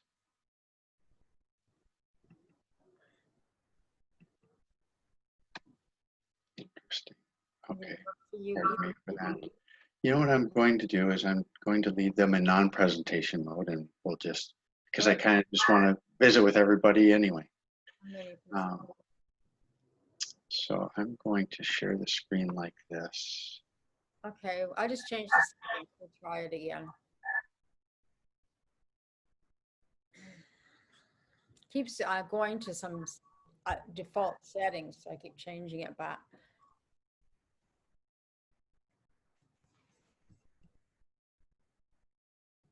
There you go. You just have to make it. See that? I'm going to leave this in presentation mode, and then I'm going to take it off presentation mode, then we can move through that. How does that look to everybody? Yeah, good. Yeah. Wonderful. So I have a book called Believership, The Superpower Beyond Leadership, and that is what we played off of today as we look at kindness being a superpower beyond leadership. And leadership has many definitions to all of us. We can look outside of us. We can look at an organizational level. We can interpret what it means for us personally, how we show up and lead. What I really discuss often in presentations and working with clients are the models. Did you get that, Mary Lynn? Good. Are the models that we've adopted, that we've accepted over time, are they still serving us? So I'm sitting here with you today. We all look very different. You know, I'm the man in the group, and we look at leaders and we've built these mythical containers of what a leader is. And we talk about molding leaders, developing leaders, and it's always in the model of the one that came before. I think we're at a period of time where we really need to question those leadership containers, philosophies, the idyllic models that have been created over time, because we're failing at some really important criteria like diversity, inclusion. It's been very male energy centered. We need more female energy. Indeed, we need more females. but we also need to step from a man's perspective, we need to step off of this shame-based ideal of softness or tenderness.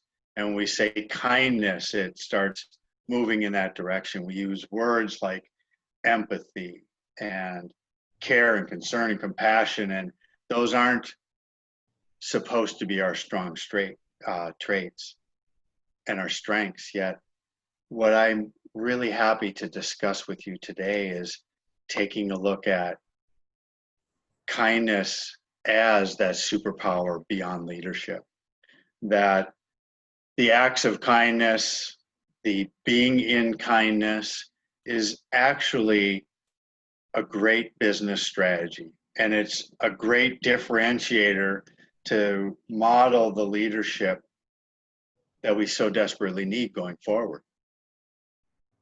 When we look around our environments today, research is very clear that the path we're on is neither desirable nor sustainable from a business standpoint. We're leveraging a couple of generations ahead in the resources on the planet. That's not sustainable. We've become masters at extracting value from people and things rather than creating value through and for people. And we can change a lot of that. And much of that has been focused on the give-get equation, or the, are we focused on self or are we focused on others? And I think that's where kindness really plays in and is interesting to contemplate. Is we think of kindness as an attribute that we may carry forward. It's a way that we may choose to show up in the world. Yet I will position for conversation that kindness really is not about you. Kindness is not about the person that might be in a giving place. Kindness is actually about the other people. Through kindness, we can invite other people into our world. We can invite ourselves into a better understanding of the others. So that notion of self or others really becomes critical as we look at kindness. And I like to flip the scripts to change perspective. And when we look at kindness, I center on these questions: is, have we sat down, spent time really contemplating what happens because of each of us? What happens because of you? And it's a very interesting exploration. What happens in the environments that we engage? What happens in the relationships that are new or that are endearing? What happens in each situation with strangers? What happens around us when we're present in a room? And there's things to think about there. We know that our rights are important, that we all have rights that are individual rights. They're guaranteed, they're granted rights. And those are pure and whole right up until the point that they bump into someone else and their rights. And we now need to honor and respect that other person and their rights. And that is often where tension and conflict comes in. I propose that kindness can diffuse that tension, can diffuse that conflict. We're in a position to understand the other person. So I'm sharing some of that work that I've done and where I've brought myself to a place of understanding kindness, and in my work and how I discipline myself to practice and show up each day. So one of the questions that I would love to discuss as we get to the end is what does kindness mean to you? And is it a nice notion, or does it really matter? Is it a difference maker? We get caught in the acts of discussion, contemplation, disagreement, argument, we're in a world of much conflict right now, and I divide that out into look at, are we really trying to prove our position and our thinking, or are we trying to improve our situation, improve ourselves, improve the environment around us? And when we get to that divide, then we take a look at what are acts of kindness. Is kindness truly showing up and saying, I did a kind thing, and so now I'm making investments in the bucket of karma? I did 5 kind things today, and the rest of the day I was pretty inconsiderate of everybody. You know, good for me today. I was driving down the road and somebody had their blinker on in front of me, and although I owned that space that I was going to occupy in a few seconds, I decided to ease off and allow them to come into that space. Boy, I did that once today. I'm a really kind person. The rest of the time, I protected that space ahead of me that might be mine with all my might. And that's where I really look at kindness can't be just a series of individual acts. And we have, you know, kindness week, and we have kindness day, and it's to reach out and do something different than we may have done it before, or be intentional of an act of kindness. And it can lead to great things. Going through the drive-through at the coffee shop and paying for the person behind you. That's a random act of kindness. It's a wonderful little gift to give to somebody. But I look at kindness, if we're really going to implement it as part of our lives, is it needs to really become a state of being. And it's really difficult to do in business because we're grasping, we're achieving, we're proving things. I go to school, I've been taught, I can look at any series of offerings of classes that I might jump into now from Harvard or Harvard Business Review, or become a Ford's contributor, or do all these things, and they'll promise me that if I pay them the money and I do the work, that I'll get ahead. I can get ahead. And I have to question, who are we getting ahead of? Isn't the greater gift to bring others with us? If I was going to spend that time, that money, that effort to get ahead, aren't I further ahead if I have many coming with me? Being in kindness, because it truly is about the other person, it is about others. It's bringing others with us. And those, I think, we find are the great leaders, is they did bring other people with them.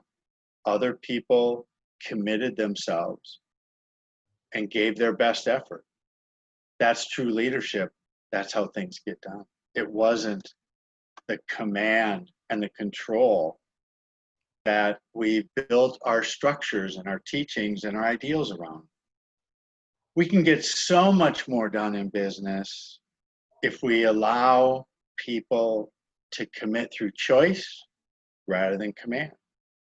And so now I look at this in the sense of kindness, and how do we put kindness in business?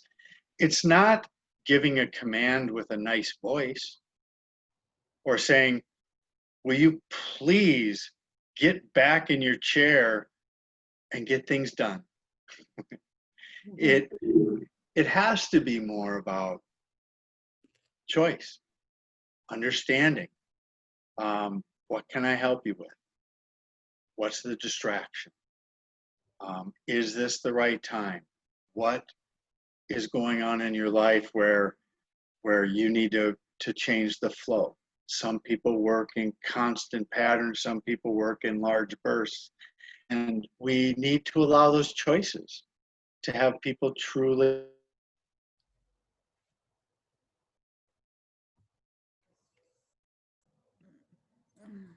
is being in kindness. Those are the acts of kindness, is to give people room to be themselves, to show up, to engage, to work, to contribute, and acknowledge others in that way. It is not the command, and it's not the being nice. It's not the nice voice. I think of when I was a kid and my grandma used to tell my brothers and I to be nice to each other, to create peace if we were being rambunctious. And I think often that's missed. We think of niceness as a synonym for kindness, and it's not. It truly is the respect and the acknowledgement and the appreciation of each individual and their patterns and their views and their growth. It becomes a business word because when given the choice, people will amaze us, that they'll perform better and they'll have a better chance of meeting their goals because they've committed themselves to it. I talked a little bit earlier about the create and the extract. And are we creating value around us, or are we extracting value from others?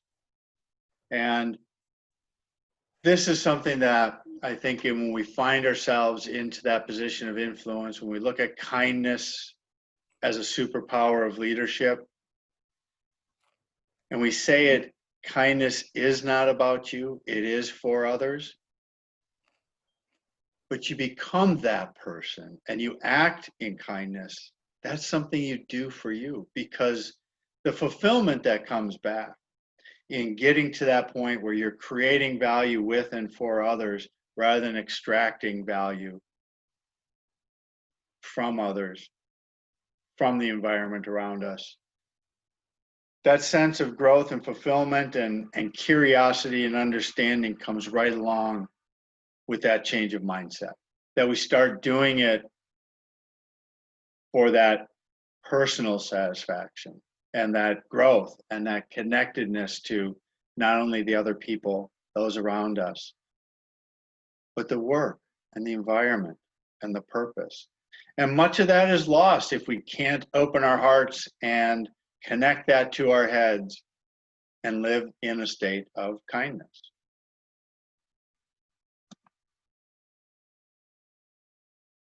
When we pull all that together, I really look at those words that I had shared in the top, the give or get, the others and self, understand, control. Going through that exercise and having everybody choose what is most predominant in their daily activities, in their lives, we find that sometimes the left side, the give, others, understand, improve, is mixed in with the get, control, prescribe, extract. And when we can separate those and we look at being in a position to power up ourselves each day, those around us, and the organizations that we work in or the teams that we lead, it's a much more desirable state than the current pressure down environment that still exists predominantly in most organizational structures, from societal structures, from government structures, educational structures, certainly business structures, even small organizational structures. And it's pressure down with those areas of focus rather than power up with the distinct way of being, way of living that is truly based in kindness. And when we find ourselves making those choices, we change our own mind because we've opened our heart. We find fulfillment in the interaction with people, not the taking and the achievement and the overzealous control. And that really is where kindness plays as a deep superpower in leading people and working in business environments. And I know I'm taking it into a very different definition, but I really think it's important to understand how choosing kindness, choosing how we show up each day, making sure we understand that it's a consistent set of attitudes and behaviors that help define us living in a state of kindness. That we truly understand it's a gift we can give ourselves while we enjoy, express, and share those values and those experiences with others. When we do that in a business environment, much more gets done, and it gets done in a much more productive, peaceful, less harmful manner. Those are the ideas that I wanted to share with all of you, and part of it, and I'm glad we get to do it, Mary Lynn, and I appreciate you inviting me in, is I would love to open up a discussion on some of those maybe crazy ideas that I just shared. Mary Lynn. I'm muted. Yeah, go ahead. Sure. You guys go carry on a conversation. It's a great idea. Mike. Yes. Mike? Yeah, Mike. Yes, please. You know, they were talking about anagrams earlier, but personality styles. There's some people that it's more difficult for them to do the power up rather than power down, you know, with the different personality traits. Some people are more predestined to power up rather than power down, you know? So it's more difficult for some people to do that. So that being said, I think I'm a power up person, if that's positive. But, you know, being a leader, I asked a couple people to help me out with like an invocation or do the flag salute. It's not difficult because I gave them the ideas. They just had to say yes. And, you know, the person that I gave the power to, instead of me taking the power, she says, I'd be honored. I'd be honored to do the flag. I'd be honored to give an invocation. Thank you for asking me. And I think all of us, well, I'm talking for me, and I'm not talking for you. I think all of us think we need to do it ourselves. You know, for a leader, we think, you know, but I think giving power back to your associates or to your committee or is a lot more powering than us all taking it. I think that's what you're trying to say, isn't it? With Yeah, the I self think and you, like, that'd be important. I love the Yes, way you and- frame that, and I think that's a great capture and a great share. Thanks for providing that frame. Certainly, it's amazing inside organizations or groups of people that we will often share responsibility. We'll assign responsibility even. However, we won't pass any authority on along with that responsibility. And that's an interesting thing, isn't it? If I believe that you are going to be responsible enough to achieve, you know, what you were raising your hand for, then it would be a very kind thing for me to allow you to have the authority to complete that. And even if it's an invocation, it doesn't have to be a granting. It's a sharing. Well, one other thing is with a leader, when someone makes a suggestion or passes an idea on, I think it would be nice to say, thank you. Thank you for that idea. Thank you for that thought. Thank you for contributing, rather than dismissing you like you weren't even in the room. And I think a lot of leaders think they're the only one that can do anything, you know, and your opinions are not important. But even if they don't act on your suggestion or opinion, at least they recognize that you're in the room. Being recognized that you have worth by being present. Like at Mary Lynn's, I couldn't be there all day long because I was busy, but it's nice to say thank you, Olivia. Thank you, Vanessa. Thank you, Yeah. MJ. Hi, MJ. Thank you for being here today. You know, having worth, even if it's 5 minutes of worth. Oh, you're welcome. I know you appreciate us. Yeah, and that acknowledgement is so critical, isn't it? And it's not just the head nod of yes, I see you there, Mary Lynn, but it is yes, I hear you, and then maybe even let somebody else reflect on that, right? Like true acknowledgement of the idea. Yeah. And it's so simple. And it's Well, yes, for some people. yeah, and you know, I think what is difficult for most people is they haven't been taught that, and so they don't believe that's the right way to do it. I've been taught to be a leader, which means I need to take authority and I need to command and control and I need to be in charge at all times. And you know, I can't even imagine being a woman and needing to take on a, you know, military general's persona to go be effective. And I think that has been one of the greatest flaws and fallacies that we've continued to support over time. That's a mindset that needs to change. I can be a pretty tough guy. There's no need to be.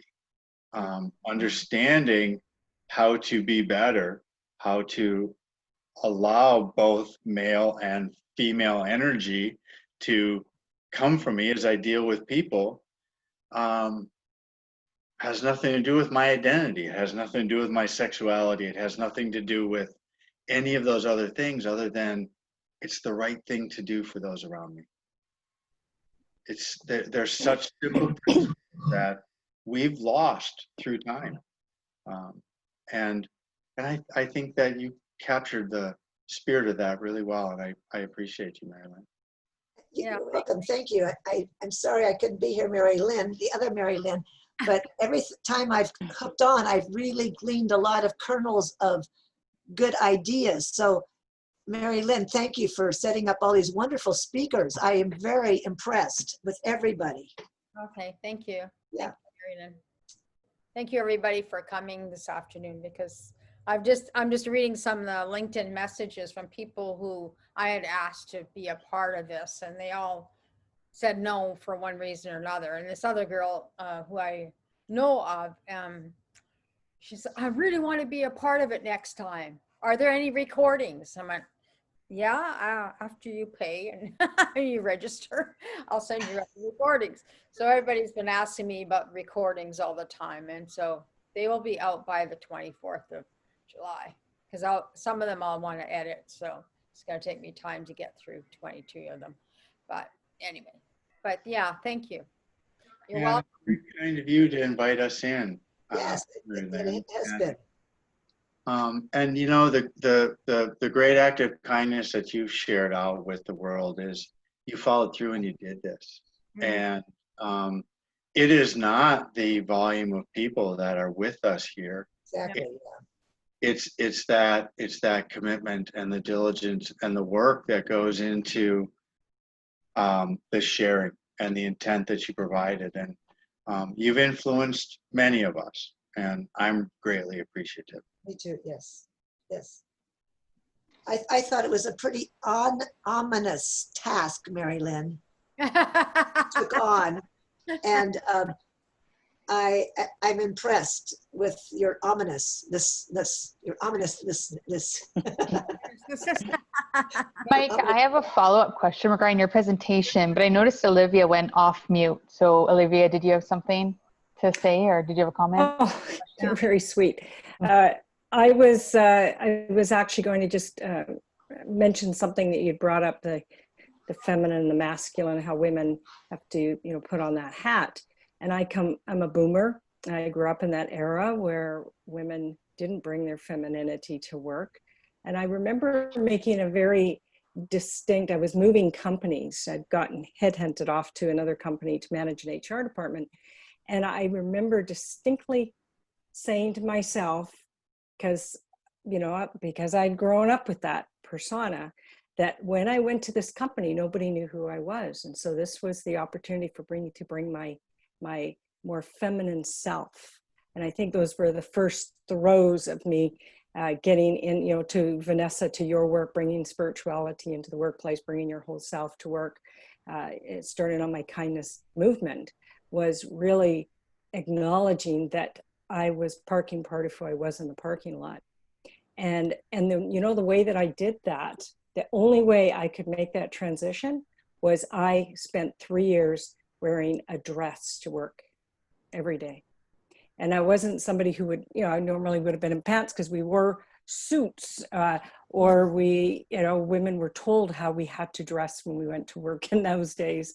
You know, they actually had classes that taught you how you were supposed to dress as a business person. It seems bizarre today, but you know, it was the era. And so that was my only way I could remind myself every day to bring that feminine perspective to my job. I had to do it physically. So I appreciate your sensitivity to that. I think that that's a huge part of kindness in the workplace, is acknowledging those things like that. It isn't, and that's why I always say it isn't about random acts of kindness. It goes way deeper when you're talking about kindness in the workplace.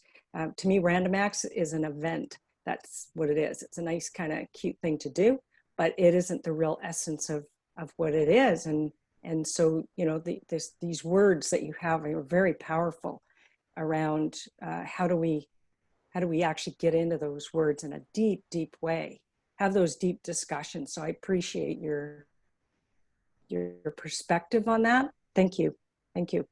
Really meaningful affirmation. Sorry, Vanessa, back to you. And I love your work, and Olivia, and that was very, very meaningful. Thank you for that feedback. And yeah, I was just going to comment on that too. Just really appreciate you calling in and acknowledging the need for more feminine energy. And I love that you talked about it's not a gender thing. Like, it doesn't matter if you hire like X amount of women, right? The idea is to honor feminine and masculine energy. So you could be a team of all men, but how do you provide that balance? Like, honor, acknowledge like feminine energies, even with the team that's all male, right? And I'm not sure if any of you have heard of a book co-authored by Raj Sisodia. It's called Healing Organizations. You're nodding, Mike. Have you read it? Yeah. It's so good. And so I love in the book, he talks about masculine, feminine too. So I was thinking about like creating a medicine wheel that to show balance. So to have like the feminine and masculine, and then youth and elder energies, and to really provide balance within an organization. So so you mentioning that made me think of that. And just quickly, forgive me if I missed it because I stepped out for a minute, but did you talk about believership? Because I know that's the title of your book, and I was just curious about the title because it sounds really intriguing. So I did the shameless little promo, having a cover of the book on the corner of the first slide, but I didn't really talk about it. Believership, thank you for asking very much. And also thanks for jumping in on how, you know, framing that energy and how it plays. I think it's really important, right, to understand who's really leading, because we select leaders based on how they look and act and perform, as opposed to the other person in charge above them. Rather than, if we look around the room, Vanessa, and everybody in the room puts their eyes on you when we're in a tense moment, you're actually the leader. And we can see who's actually leading in a room. And when we start selecting you then to lead people, we'll do better than selecting, say, me, who just looks like the boss that, you know, was 3 generations ahead of me. So believership came out of a lot of research and understanding that we have put these idyllic models in place of what a leader looks like. And we try to shape other people into that thing, and we tell lies and stories and myths around it. Like, we take all of these different leaders and say, these are their 5 common traits. You know, we forget that they probably brush their teeth. That never makes the list. Other common things that they might do. But it's a myth. The truth is that they're a myriad of very different background, skills, personalities. The one thing that truly made them exceptional is other people believed in them, the mission, or the product, and they invested themselves willfully to make good things happen. That when we turn away from the command structures that we built, you know, when, like, you know, look around Vancouver, right? Look at the suburbs of Vancouver. They all used to have castles, and we would elect that man that could lead our castle to war against the other castle, and we haven't let go of that thinking. We don't need to conquer castles anymore, right? We can just go hang out with our neighbors and have coffee. So believership is actually the superpower beyond leadership, because it is what people aligned to and moved forward with, not because they were being commanded, but they chose to invest. Amazing. Thank you. I've got to drop. I got a meeting right now, but thank you so much, Mike. That was awesome. Yeah. This was a gift to be here. Thank you very much, everyone, for being here and participating. Yeah. Thank you, Vanessa. Okay, bye.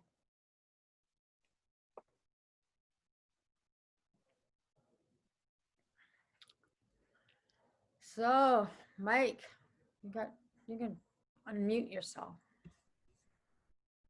So anybody have any final words to say to Mike? Or I wish you shared, Mike, a little bit more about, or maybe you can do it later, just talk a little bit how you got into what you're doing, and because that type of part, because I think that really helps. It would help me identify a little bit more, but I totally get what you're saying, and I really appreciated it. Thank you. I'll look forward to that, Mary Lynn. I'll look forward to exploring that. Yeah. Okay, great. Thank you. So I think, Shell, are you up next? What time? Shell, let me see. I am next, but I would like to wait till the 4 minutes until I'm supposed to start, because I gave that time out to a few people so we can. Oh, okay. Okay. Break or whatever. Well, you start at 2:35, so it's like in a couple of minutes. Yeah, I have 5:31 Eastern, so we've got 4 minutes if Yeah. my clock is accurate. Yeah. Welcome, Shell. Thank you. Good to be here. Yeah, I didn't get to come to any of the other sessions today, but I came to a few on Tuesday and Wednesday. Yeah. Yeah. Well, Mike did a really good presentation on about kindness on the other side. It's not about me, it's about others. Yeah, it's one I'll listen to for sure when we get our replay links. Yeah. You know, I could go back into the corporate environments where I, you know, the 20 some years where I got a lot of my experience, and many of those people I interacted with, if I bumped into them today and they asked me, you know, what are you doing? Or they would still shake their head that this is not the way it works. And what's amazing is I went through 5 mergers and acquisitions where people were in a lot of doubt and chaos, and I had big teams, you know, nearly $100 million of P&L responsibility, hundreds of people, and that had been mashed together. They didn't want to be there, and they certainly didn't want a new boss. And those teams always overachieved. They succeeded against the targets. They hugged each other when they saw each other. They had fun, they had enjoyment, and the relationships have lasted forever. And I was still called in to the executive circle, into the CEO's office, and told, we can't argue with the results, but we absolutely don't like the way you do it. The results had a lot to do with the way you did it. Yeah, I came in just in time for the very end of the discussion about masculine and feminine work roles, and that certainly comes into play, as many other dynamics do as well.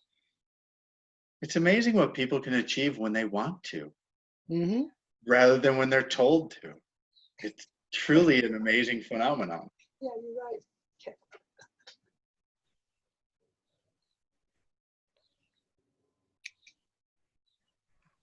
Mary Lynn Pelican, who's the person in your background? That's Mary Lynn Pelican. Okay, yeah, she was hidden by the real Mary Lynn. Do the teeth look alike? Yeah, they do. It's interesting to have two Mary Lynns on the call with different spellings.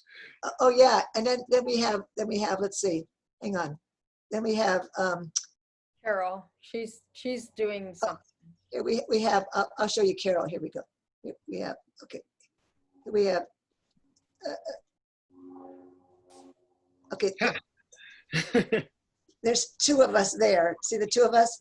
Yep. I'm always on this side. This is always my side. That's my better side. This is the good. This is the good side, and this is her. I don't know if it's her good or bad side, but I like this side on me. And then we have. Oh, here we are in a. We're in a Rotary. The Rotary headquarters. We are on the wall of the Rotary headquarters. Here we are. That's my side again. Her side, black and white. And then here we are. Right here we are. I'm on this side again. We had the same masks. I got masks for everybody, identical masks. Oh, by the way, you didn't know that we're the ambassadors. We're the ambassadors of fun. Okay. Yeah, you mentioned that. I think it was on Greg Acuña's call. Yeah, and so you all are ambassadors of fun because I know you can have fun all the time. And the second rule is never worry or stress ever. Those are my two rules, and it's free. It's Sounds free. good. It's So free. Mary Lynn Harris, it's now our starting time. Okay, good job. Good job. I'll go back to me.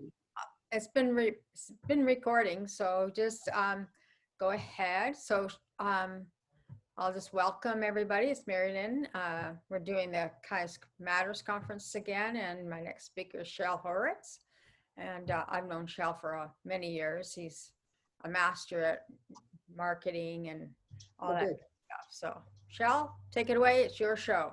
Okay, thanks, Mary Lynn. I'm going to share my screen and start. Are people seeing it? Yeah. Yes. Okay, Yes. good. Can you just make it so that we can see the full screen, not your desktop? Yeah, I just needed to make sure I had it. Okay, so many of the presentations I've been to at this conference have been about the internal dimension of kindness in the workplace. There was at least one other that was focused externally, and I'm going to be talking about basically kindness as a marketing strategy and as a social change trigger. So this slide will show up again at the end, so you can get that email and get the copy of the slides. And I'm going to start with talking about some people who changed the world through kindness: Rosa Parks, Gandhi, Nelson Mandela, Emma Gonzalez. This woman, her name is Stephanie Samperi Gonzalo, and she makes masks that people who are hard of hearing can give to their friends and colleagues. Wow. And oops. Interesting. So there's a business opportunity in being kind. Here's another one: vertical gardening, perfect for tiny little New York City apartments or apartments in parts of the world where a tiny New York City apartment would be considered huge. Having a fresh food supply is a very kind act. This is Grayston Bakeries, labeling and packaging operation. Grayston is one of the most interesting companies I've ever come across. If you've eaten Ben & Jerry's flavors that have brownies in them, you've had their stuff. They have this as their employment policy. You put your name on a list. When it's your turn, you get offered a job. Ex-felon, ex-addict, ex-mental patient, whatever, your name comes to the top, you get a job. You also get the training necessary to make that job work. And then you are able, after a couple of years, you've got some solid experience on your resume. Maybe you've been promoted to manager. Just an incredible company built in kindness. Yeah. So this is a company called Patty Cake Doll Company. They make dolls in many ethnic and racial varieties, different genders, different cultures. And this is a real kindness to people who go to a toy store and don't see people who look like them, as well as to boys who want to play with dolls that are not named G.I. Joe. Here's a kindness to people with mobility issues. This is a little car called the Kangaroo. It didn't actually come to market, but what a cool idea. You roll yourself in, strap yourself down, close the tailgate, and off you go. No waiting 3 hours for the paratransit. No standing or sitting, waiting for a business to recognize that you're there and you need help. It's just, this is the kind of creativity that we really can do amazing things with. This is my daughter's gluten-free vegetarian food blog catering to people with many different kinds of food sensitivities. It's called thesmilingonion.com. She happens to be a really good writer and a very creative chef who is a graduate of the Natural Gourmet Institute. And, all her personal chefing and all her recipes are for people who don't find what they need in the traditional places. So these are 2 examples of monetizing kindness in a big way. One, of course, is Oprah, and the other is PBS. Fred Rogers himself didn't really monetize his kindness, but PBS monetized Mr. Rogers, monetized Sesame Street, Barney. They have a lot of programs that really focus on kindness. And why is this not advancing? Uh-oh. Let me, hold on a second. I'm going to stop sharing and figure out what's going on. Why my slides are not advancing.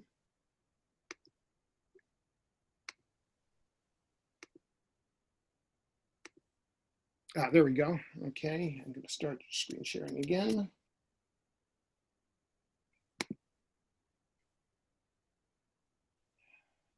Oh, come on.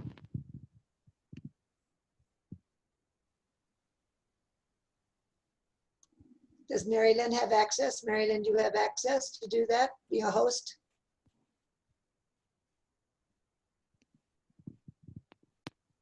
I can't hear you. Does Mary Lynn have access? Because sometimes hosts have access.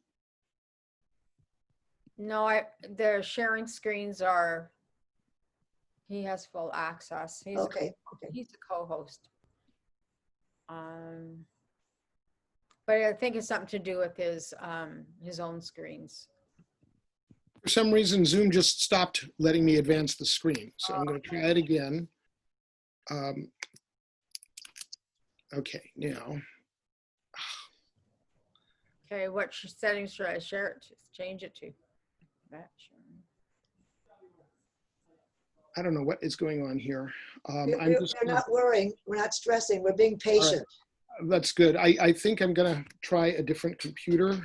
I apologize. Okay, no, not to worry. Remember we said we're ambassadors of fun. We don't worry or stress about it. We laugh. We laugh and have fun.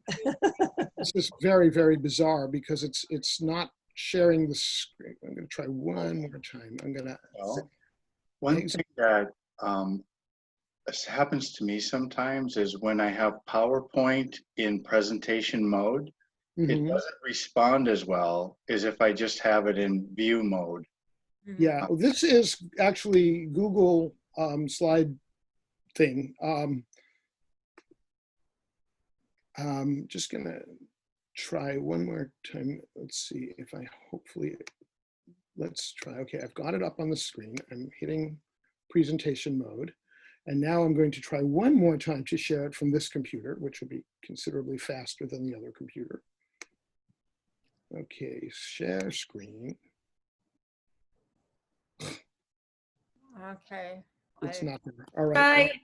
Try going out of presentation mode. Go back to like the view mode.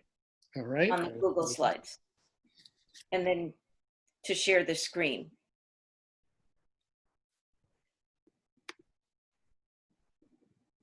We've all been there. We've all been there. Now it's showing up. Okay, we'll try this again. We've all been there, don't worry. Keep the slide in small now. Yeah, and then just switch to present.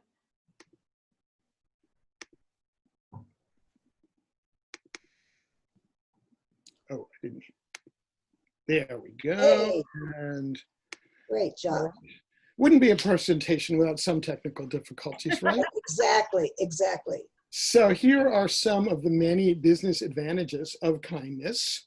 I'll highlight a couple of these. It's easy to get media coverage. You can open new markets. Your customers, your vendors, your staff are all really excited. They become, we have the other Mary Lynn is an ambassador of fun. Well, these people could be ambassadors for your brand. Yeah. Pretty cool too. So you will hear the naysayers, of course. They'll tell you you can only focus on profit, the Milton Friedman approach. You can say that you will hear that we should just do our good works through charity and not in the business, tell you to go start a nonprofit. And of course, they'll tell you that this won't work here. And we know better. Yeah. The interesting thing is that blue arrow pointing down and to the left is you can actually win over the bean counters, because the truth is this is a very, very profitable approach. If you think about that, a business's biggest challenge often is bringing in new customers. And if you have customers that are going out and recruiting other customers for you and coming back, that challenge goes away and your cost of a sale goes way down. There are also many, many benefits. There are things working not even just in tandem, but 3 or 4 things at once that you can address with a single initiative. I'll have some examples as we go through. So this is why I don't put too much emphasis on charity. Charity's fine, but people need to vet them. The new generation, people my kids' age, they don't want it kludged on. They want it built into the beginning of the company. And the idea of doing bad things while funding good things is pretty much outmoded. You do have things like cigarette companies sponsoring PBS and whatnot, but people are not as convinced that the company has their interest at heart anymore. We know too much. Not sure. So here are some examples of the for-profit model. It's nimbler. It has more resources. It's easy to form partnerships with nonprofits. They love to partner with successful businesses. We have access to some of the subject experts, and it's self-funding because you sell stuff and then pays for your initiatives. So here are 4 principles that I'm going to talk about. Give you a second. Dumping limiting assumptions. I am talking to you from a farmhouse built in 1743. When my house was built, the common wisdom was that humans were never going to go faster than a horse. Anybody know what this picture is? It's the International It looks like a satellite. Oh, it's the space station. spaceship, right? Space station. Station, yeah. It Oh, goes space station. 17,500 miles per hour. That's a lot of horses. Love this quote from Muhammad Ali. I built a whole TEDx talk on it. Impossible is not a fact, it's an opinion. Impossible is not a declaration, it's a dare. So let's talk about what's impossible. People like Rosa Parks, Lech Walesa, Martin Luther King, Mandela, Gandhi, Mother Teresa, they were ordinary people who did things that we would consider impossible, except we know better because they did them. All of us can do impossible things. These are some questions when you run into barriers and you find that things are not working the way you want to and you want to try again. Here are some frameworks to make that happen. You have to dig a little and find out why it didn't work and what's different and how you can really convey that power in through your entire organization. So abundance, I love the idea of abundance. I talk about abundance and not sustainability, and that the arrow is covering up the number 10, which was correct on the other computer, so it goes. Obviously, these are ears of corn, and one kernel of corn produces thousands and thousands of kernels as it grows into a plant. My friend John Kramer calls that biological marketing. And conservation is a way of getting to abundance. There's a carpet company called Interface, a real leader in sustainability. They had one part of one of their processes in one of their factories where they had a lot of curvy, narrow pipes. They yanked them out and put in big, fat, straight ones like these. And they saved 92% of the energy they were using in that part of the process. Really? Now, food waste has got to go. Food waste is an anathema to abundance. We do not have so much food that we can throw it away, and yet we're throwing away 30 to 40% typically. Most of it perfectly good. Our daughter has a membership to a food company called Imperfect, and they sell her the tomatoes that are a little misshapen, the eggplants with Richard Nixon noses. It's all perfectly good. And these are, at the bottom, you'll see some of the resources we would save if we stopped throwing all that away. Oh, no, not again. Okay, good. This is one of my mantras, is teaching people how to brush their teeth with a couple of tablespoons of water instead of gallons.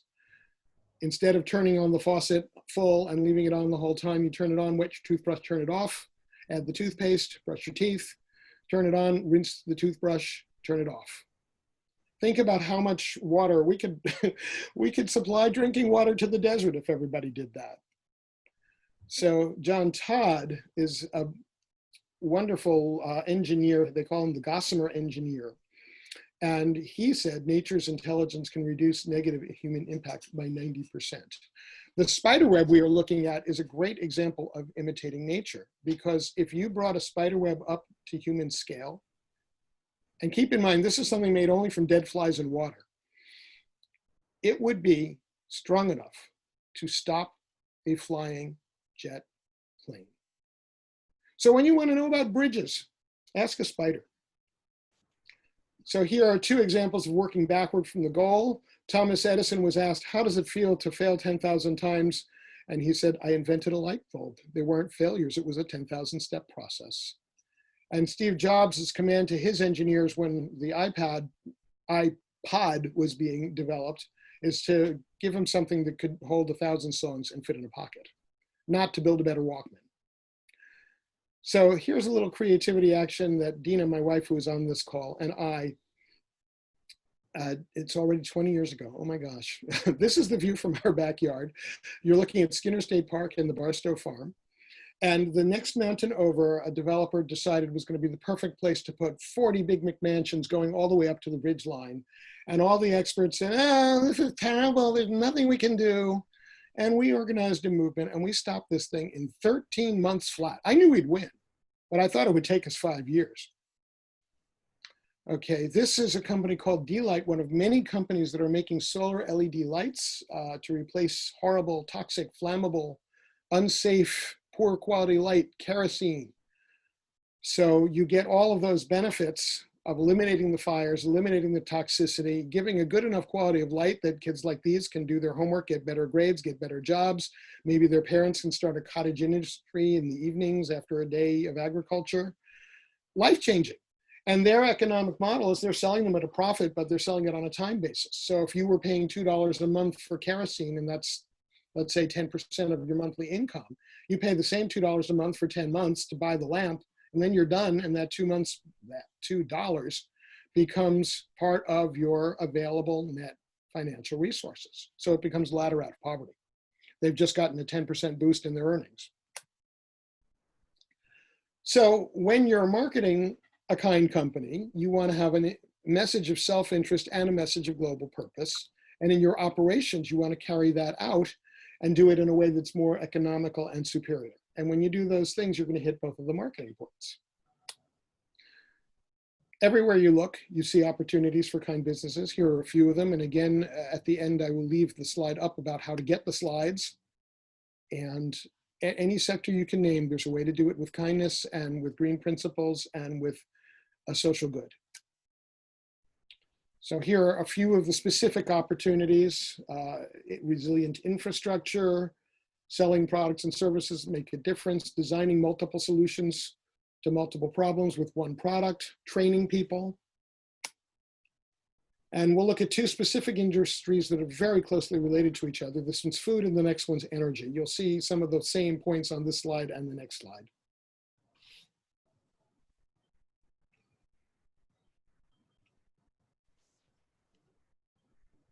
And I want to just talk about one cool new technology that I came across, which is a Frisbee-sized hydroelectric plant. No dam necessary. It sits in the river and catches the flow, the power of the water going by. Very environmentally friendly, very portable, able to be deployed in all sorts of places where you could never deploy a dam. So resource wars are something that these strategies can actually end. Most wars are either about ethnic conflict or about resources. And when you look at the ethnic conflict ones closely, it's usually ultimately about resources. This goes at least as far back to the Old Testament. There is a discussion of Abraham and one of his neighbors in Canaan having a discussion about water rights in the Bible. Everybody knows what building this is in my native city of New York.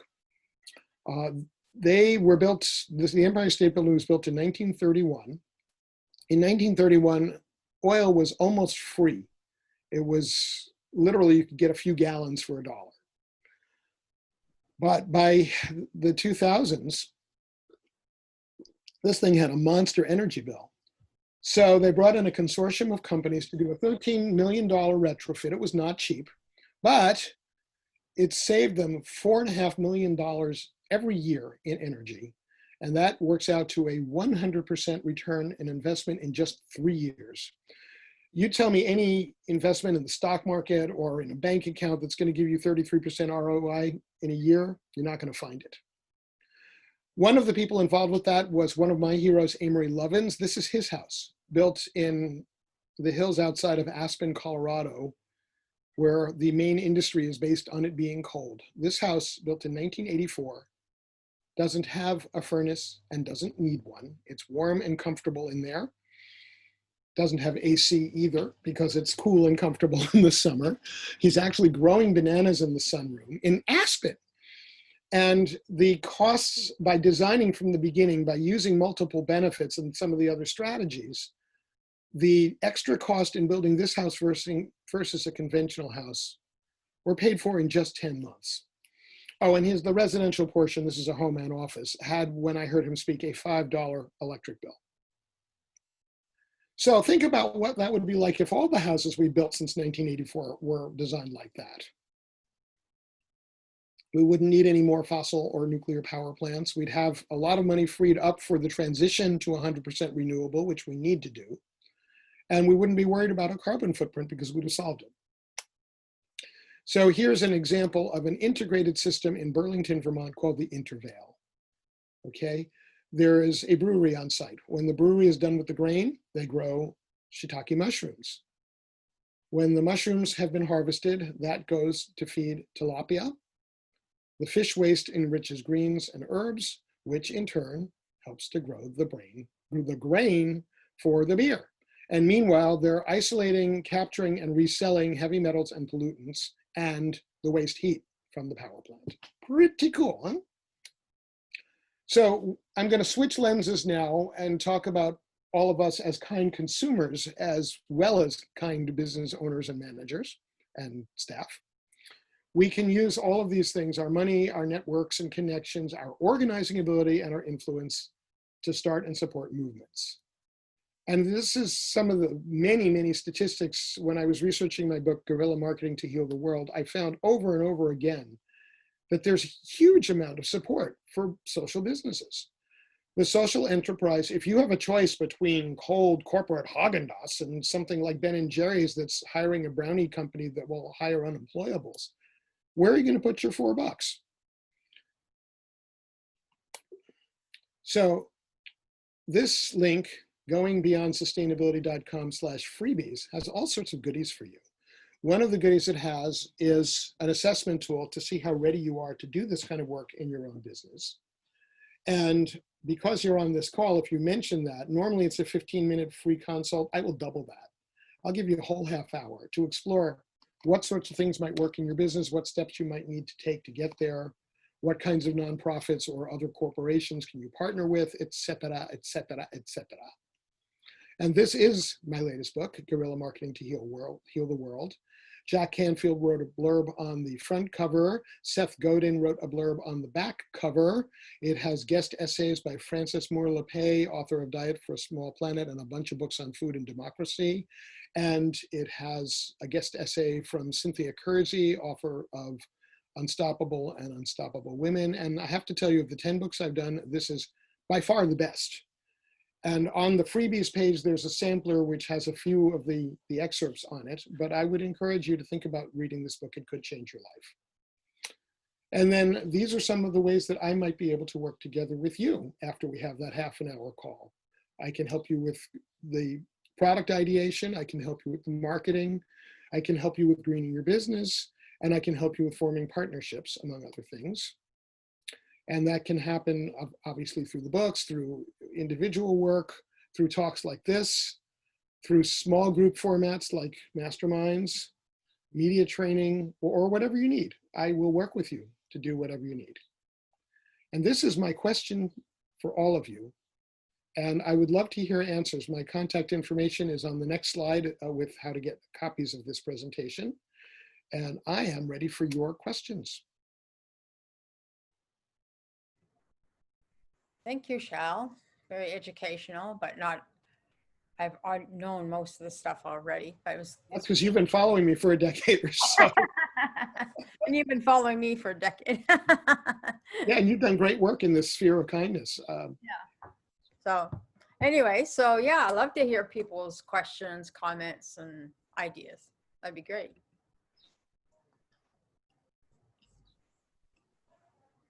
Anybody?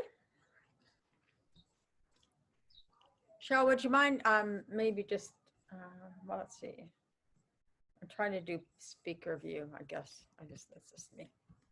Okay, well, if everybody's got my email address, I'll move into. We can also put it. I'll stop share. You can also put it there. And then people can pick it up there. Okay. Great. Now I can see everybody. Thank you for coming, Shal. You're welcome. And Rena has just showed up. She's going to do our presentation after you.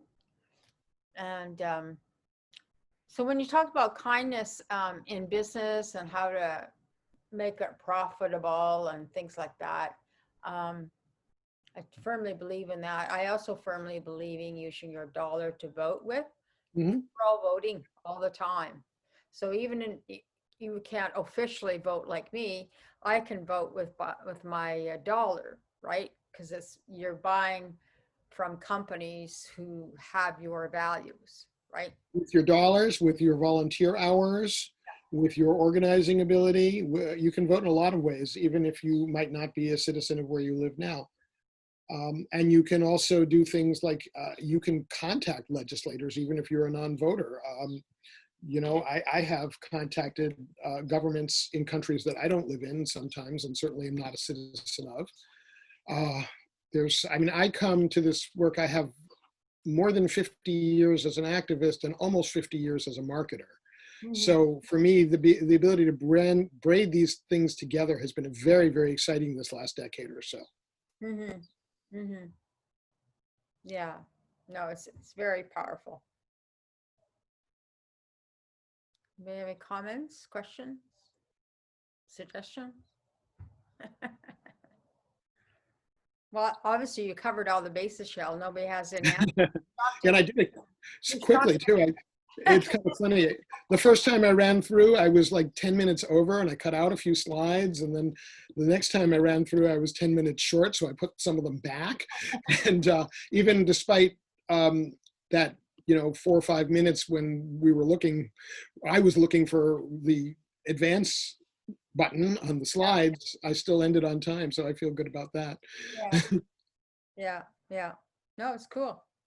Yeah, very well presented. I think kindness in business, I always think, when it comes to the social part of it, social consciousness or the social entrepreneurship or doing good in the world, I always look at kindness as kind of like the undercurrent to that, because you have to be kind in order for you to really adopt that other level up above. Yeah, and kindness, it breaks down people's resistance. It's if you are kind, then other people will do favors for you. Other people will take a meeting. Other people will want your success. Right. If you come from the dog-eat-dog world, that's not going to happen. Yeah. So the other thing is too, if you're kinder, you get more volunteers. People want to work with you, right? It's just like the same thing in a workplace. If you're kinder in a workplace, then you have more collaboration, cooperation, all that other wonderful stuff too, right? Yeah. Cool. Well, thank you, Shal, so much. Thank you. It was a pleasure. Presentation and your time today. Appreciate it. Rena,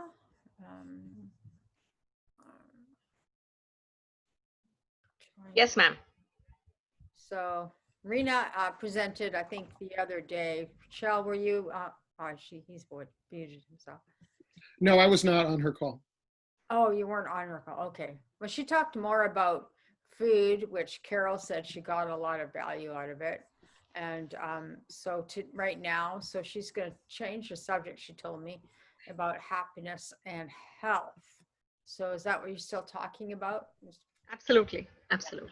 So she was supposed to start at 25, unless there's anything else, Shell, you want to add, or we can just have an open discussion about whatever.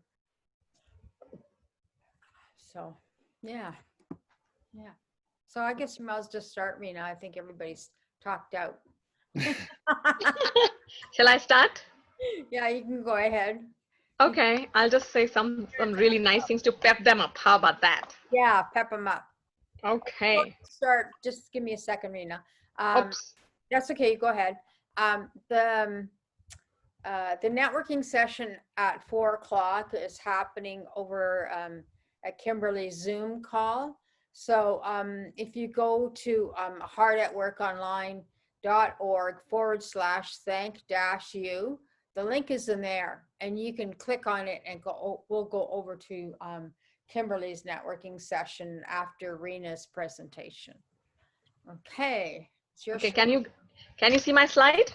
It's not. Can you make it so that it's a show? Right now we see the back end. It's not the present part of it. Now? Yeah. Yes? Yeah. Okay. Well, I think something happened to it. So I stop sharing and start all over again. It messed it up. Sorry. Let me try it again. Okay. Okay. All right. We start from the very beginning. Okay. Now, can everyone see this? Yeah. Okay. Not You want me to make? Not your presentation, but anyway, I guess that I'll works. start. Okay. Okay. We're talking about happiness and health. Okay. So, yeah, I'll start the slideshow. So this is very important that you choose to be happy because it's good for your health. That is really the key, because most people don't choose to be happy. And I will talk a little bit about how health and happiness are interrelated. You know that the WHO says that health is not only physical, but it's mental, emotional, and I would go one step further and say it's also spiritual. So let's go to the next slide. Now, happiness, definitely. Don't worry, be happy. We've all heard of these songs and stuff. And happiness is really the highest form of health, because without good health, there's no happiness. And I would say without happiness, there's no good health. So because if you have emotional problems, if you have a lot of baggage, if there are a lot of things going on in your life, it ultimately affects your brain. The nutrients to the brain become less, and then before you know it, your mood is not the greatest that you want. So yesterday we discussed about good food and good mood, but today we are talking about emotional IQ and how emotions make you more healthier. I mean, if you have good emotions, that is. If you are carrying, like I said, a lot of baggage, if you are unhappy, if there is grief, jealousy, there's so many things. We're going to come to all those aspects, because at the end of the day, when we practice holistic medicine, meaning for the whole body, mind, body, spirit, when we talk about that, at that point of time, you'll realize is that if we have not taken care of a lot of our emotions, you must have heard about, I don't know if anybody's been to a Chinese doctors or for acupuncture, there's something called as a weeping liver. Now, that doesn't mean that your liver is actually weeping. It just shows that the liver is so, I would say, so unhappy with all those toxins that we create within us. So basically, I would say to be happy is not to create those toxins within ourselves. We talked about the food aspect, that was then, but we are talking about things that we create for ourselves and how we are not able to manage some other things. This is very, very important. You have chosen to be happy because it's good for your health. And I cannot reiterate that enough, because health is a physical state. When you say happy, it's a mental state, and it is within your reach. You definitely can work on your mind. You can work on being happy. And then I'm going to talk about something very interesting. I don't know how many of you guys do yoga, but there is a special aspect called Hasya Yoga. And Hasya Yoga means you have to laugh, laughing, even if you don't feel like laughing, okay? So, I mean, I can demonstrate that to you, and I'm telling you, it works. It was developed by a cardiologist when he found that a lot of his patients either had stents and there was too much of stuff going on, fatty liver, people were having all these problems. He decided, so he actually, it started from India, and I think we have a lot of laughter clubs in the, of course, because of the COVID, we're not having those anymore. It's a couple of people join together early in the morning, and they laugh for the heck of laughing, okay? And if you guys would like to try it, I'm serious, just laugh, and you will find you will feel so much more lighter, so much more happier, and before you know it, a lot of your blood pressure issues, you may have any kind of problems, okay, they will all be sorted out. Oh, anybody's trying? Is Marilyn going to start that? And you have to laugh from your gut. You can't go like this, ha ha ha ha ha. Because I had a sixth grader tell me I didn't laugh properly. So you got to laugh from your diaphragm, like. Absolutely.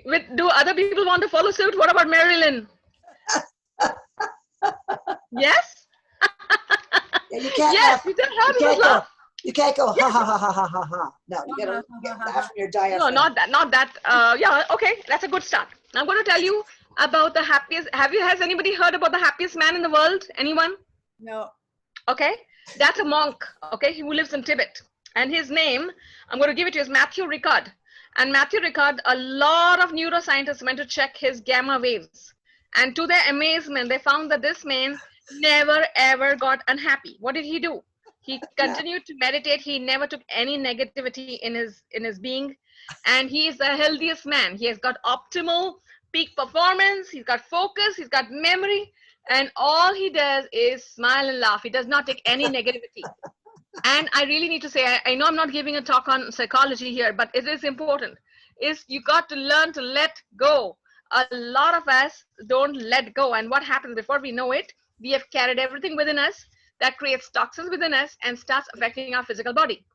Now, if you'll take holistic medicine, in holistic medicine, they believe that any problem starts at the spiritual level first. You have, decided that you are an atheist, you don't believe in anything or whatever. It starts at the spiritual level, goes down to the emotional level, and then it goes to the mental level.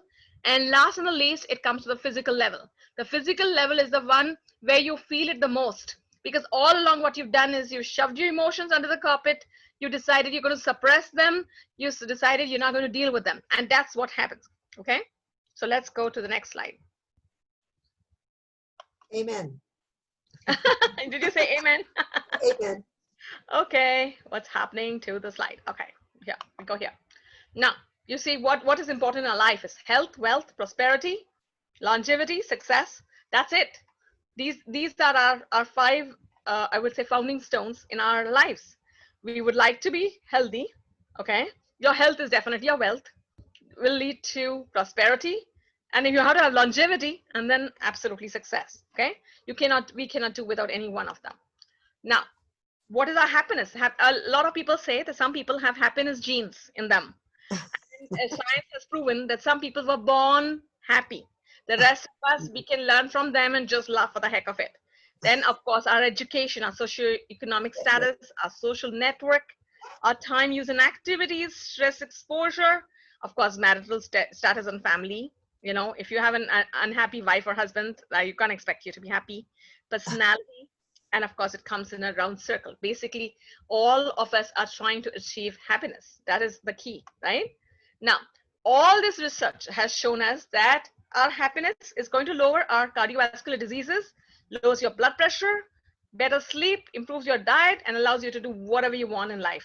But what happens is, what are we doing? The happiness and health connection, we have to be happy is to be healthy. And like I said, healthy is happiness. Now, the WHO, I said, what does it say about health? State of complete physical, mental, social well-being, and it's not merely the absence of disease, meaning when you don't feel at ease with yourself, meaning you do not feel at ease. You're not happy with the world. You're not happy with your surroundings. Everything seems out of whack. That's the first time you feel diseased. Now, when you develop the problems, whether it's osteoarthritis, it may be a migraine, it may be whatever, even now they're finding out allergies.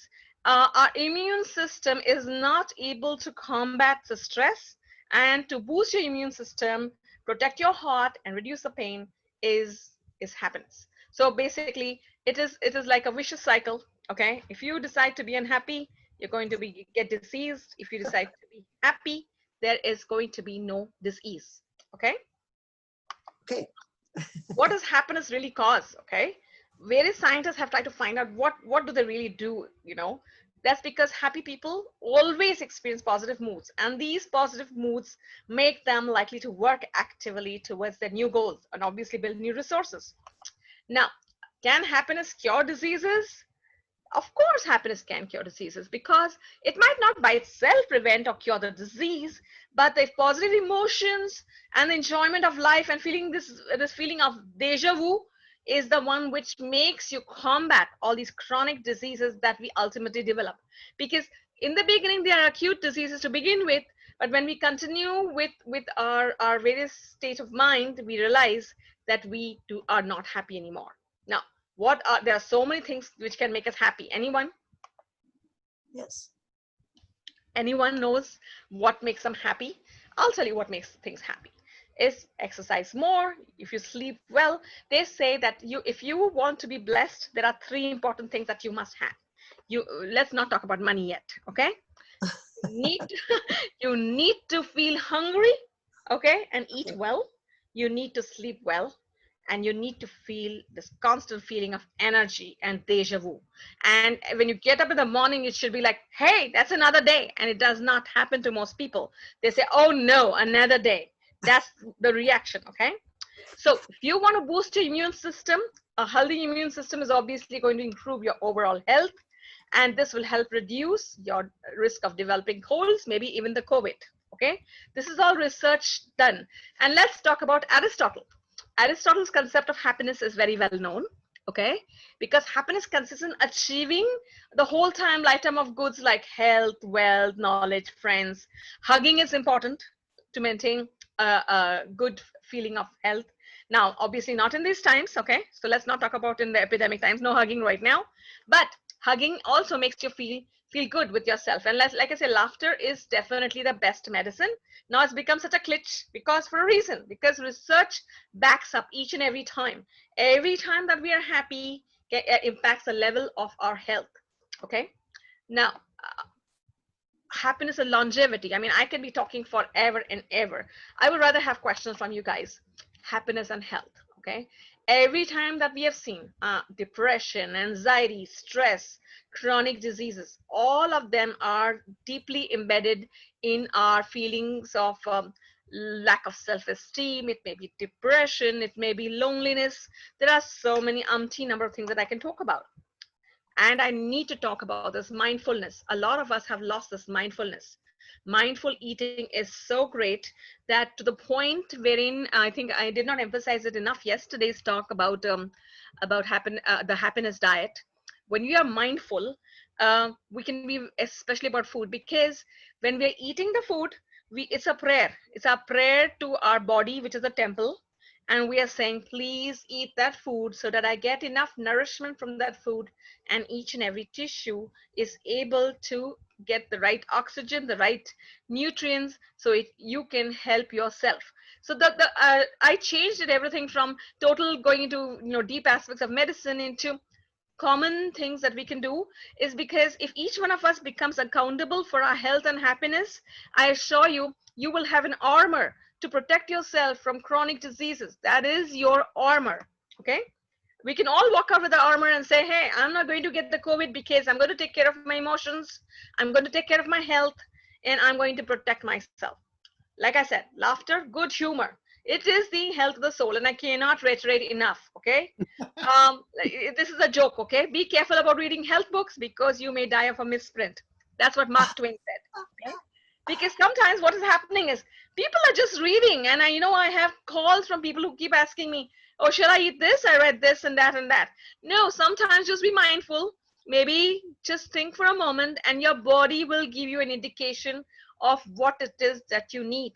And like I said, Dr. Diet, Dr. Quiet, and Dr. Merriman. These 3 doctors, if you can take their suggestion and actually follow it, I assure you, I don't think we'll need anything more to preserve our health. Like I said, Dalai Lama has always said happiness is the highest form of health, And the link between stress and cortisol, and I can go on to various things, fight or flight response, is the key to making sure that we don't fall ill. And for that, it's important every day to work on ourselves to make sure that we are able to create a happiness. And I assure you, sometimes when people are dying around you, you're not happy, you're sad, you feel empathy, you feel various kinds of emotions. But each and every day, we've got to work on ourselves because we are trying to create that status, okay? You want to have Health Avenue and Happiness Street. That's where you want to live at, okay? You just do not want any negativity. Try to remove as many negative emotions and negative people out of your life, number one. You don't want to take in toxins, and you don't want to create those toxins, okay? This is it, Happiness 101. Be healthy and happy, and that really is the key. So now, if anyone has any questions, I'd like to answer the questions more than keep talking, because I can be talking forever. Let me tell you, I love the sound of my own voice. But but the most important is I love the sound of my own laughter. I like the sound of working on myself to be happy. And that is, I would say, if each one of us could decide today that we are going to be accountable for that, for our own health, for our own happiness, and make sure that we develop this armor of good health with no toxins, excellent nutrients. Like I said, you know, your good mood brings good food brings good mood, bad food gets bad mood. Okay, it's as simple as that. And you want to be able to focus, you want to be able to go out there and think clearly, you want to be able to have energy, and the most important is you need to have mood boosting, I would say, sayings, mood boosting food. You don't want mood busters, absolutely not. Okay, so I would say, in a nutshell, when I talk about happiness and health, that is something which is so much within our reach that we don't even think about it. So if we were to decide to go that route, I would say we would not have, I think we doctors would be out of business, because we really would want people to be accountable for their own health. So that was a little bit summed up of what I wanted to say. I think Shell put up his hand. Yes, Shell. Yeah, I two comments. One is that in my 20s, which is now close to 40 years ago, I actually decided I was going to have a happy life. And I always refer to it as the best decision I ever made. So this is something where if you don't feel like you have one now, you have the power to change it.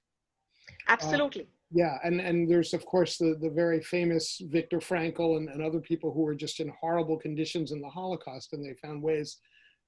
He wrote a book called Man's Search for Meaning, which I haven't read, but I've read about. And, you know, so even if people in a situation like that can find happiness and meaning, then the rest of us who are living in real houses and having our community and having our Zoom calls in this time of quarantine.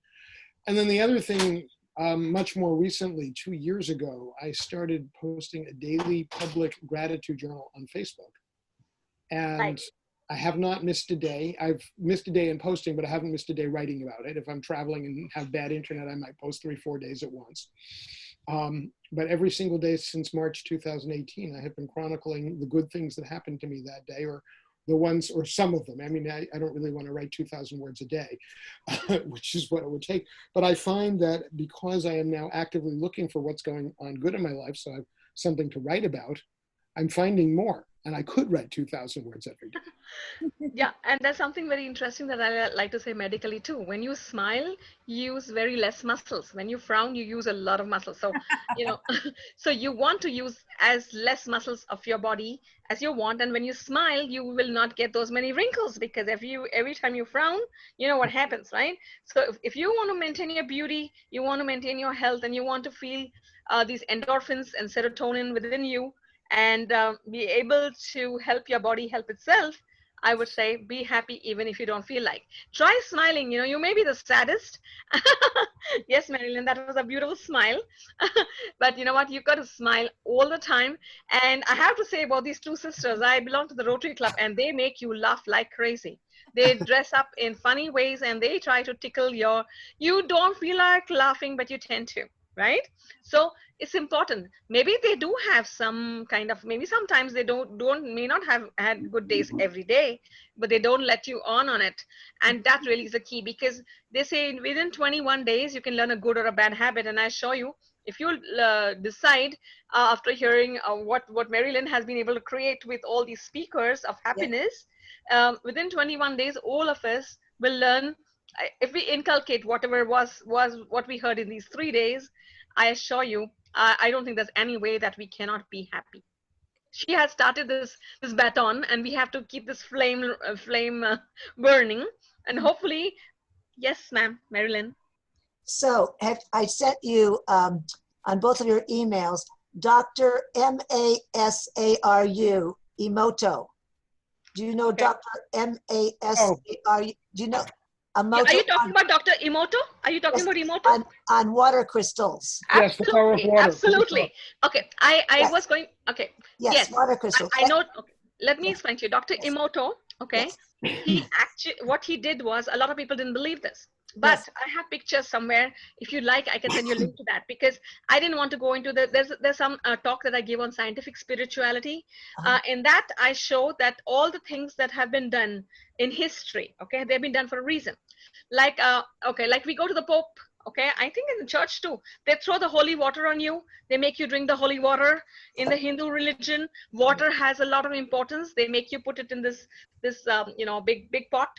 And they do prayers and mantras around it. Even for the corona right now in the temples, they're praying for world peace for everyone, you know. And then when you go for those prayers, after the puja, the prayer, they throw that water on you. I mean, they sprinkle it on you. They don't throw it, sorry, pardon me. They It has to reach you. It has to reach you. It has to reach you. So they sprinkle it at you. Sorry, you know, English is not my first language, so you have to forgive me. They sprinkle it at you just so that you get the holiness which has come into the water.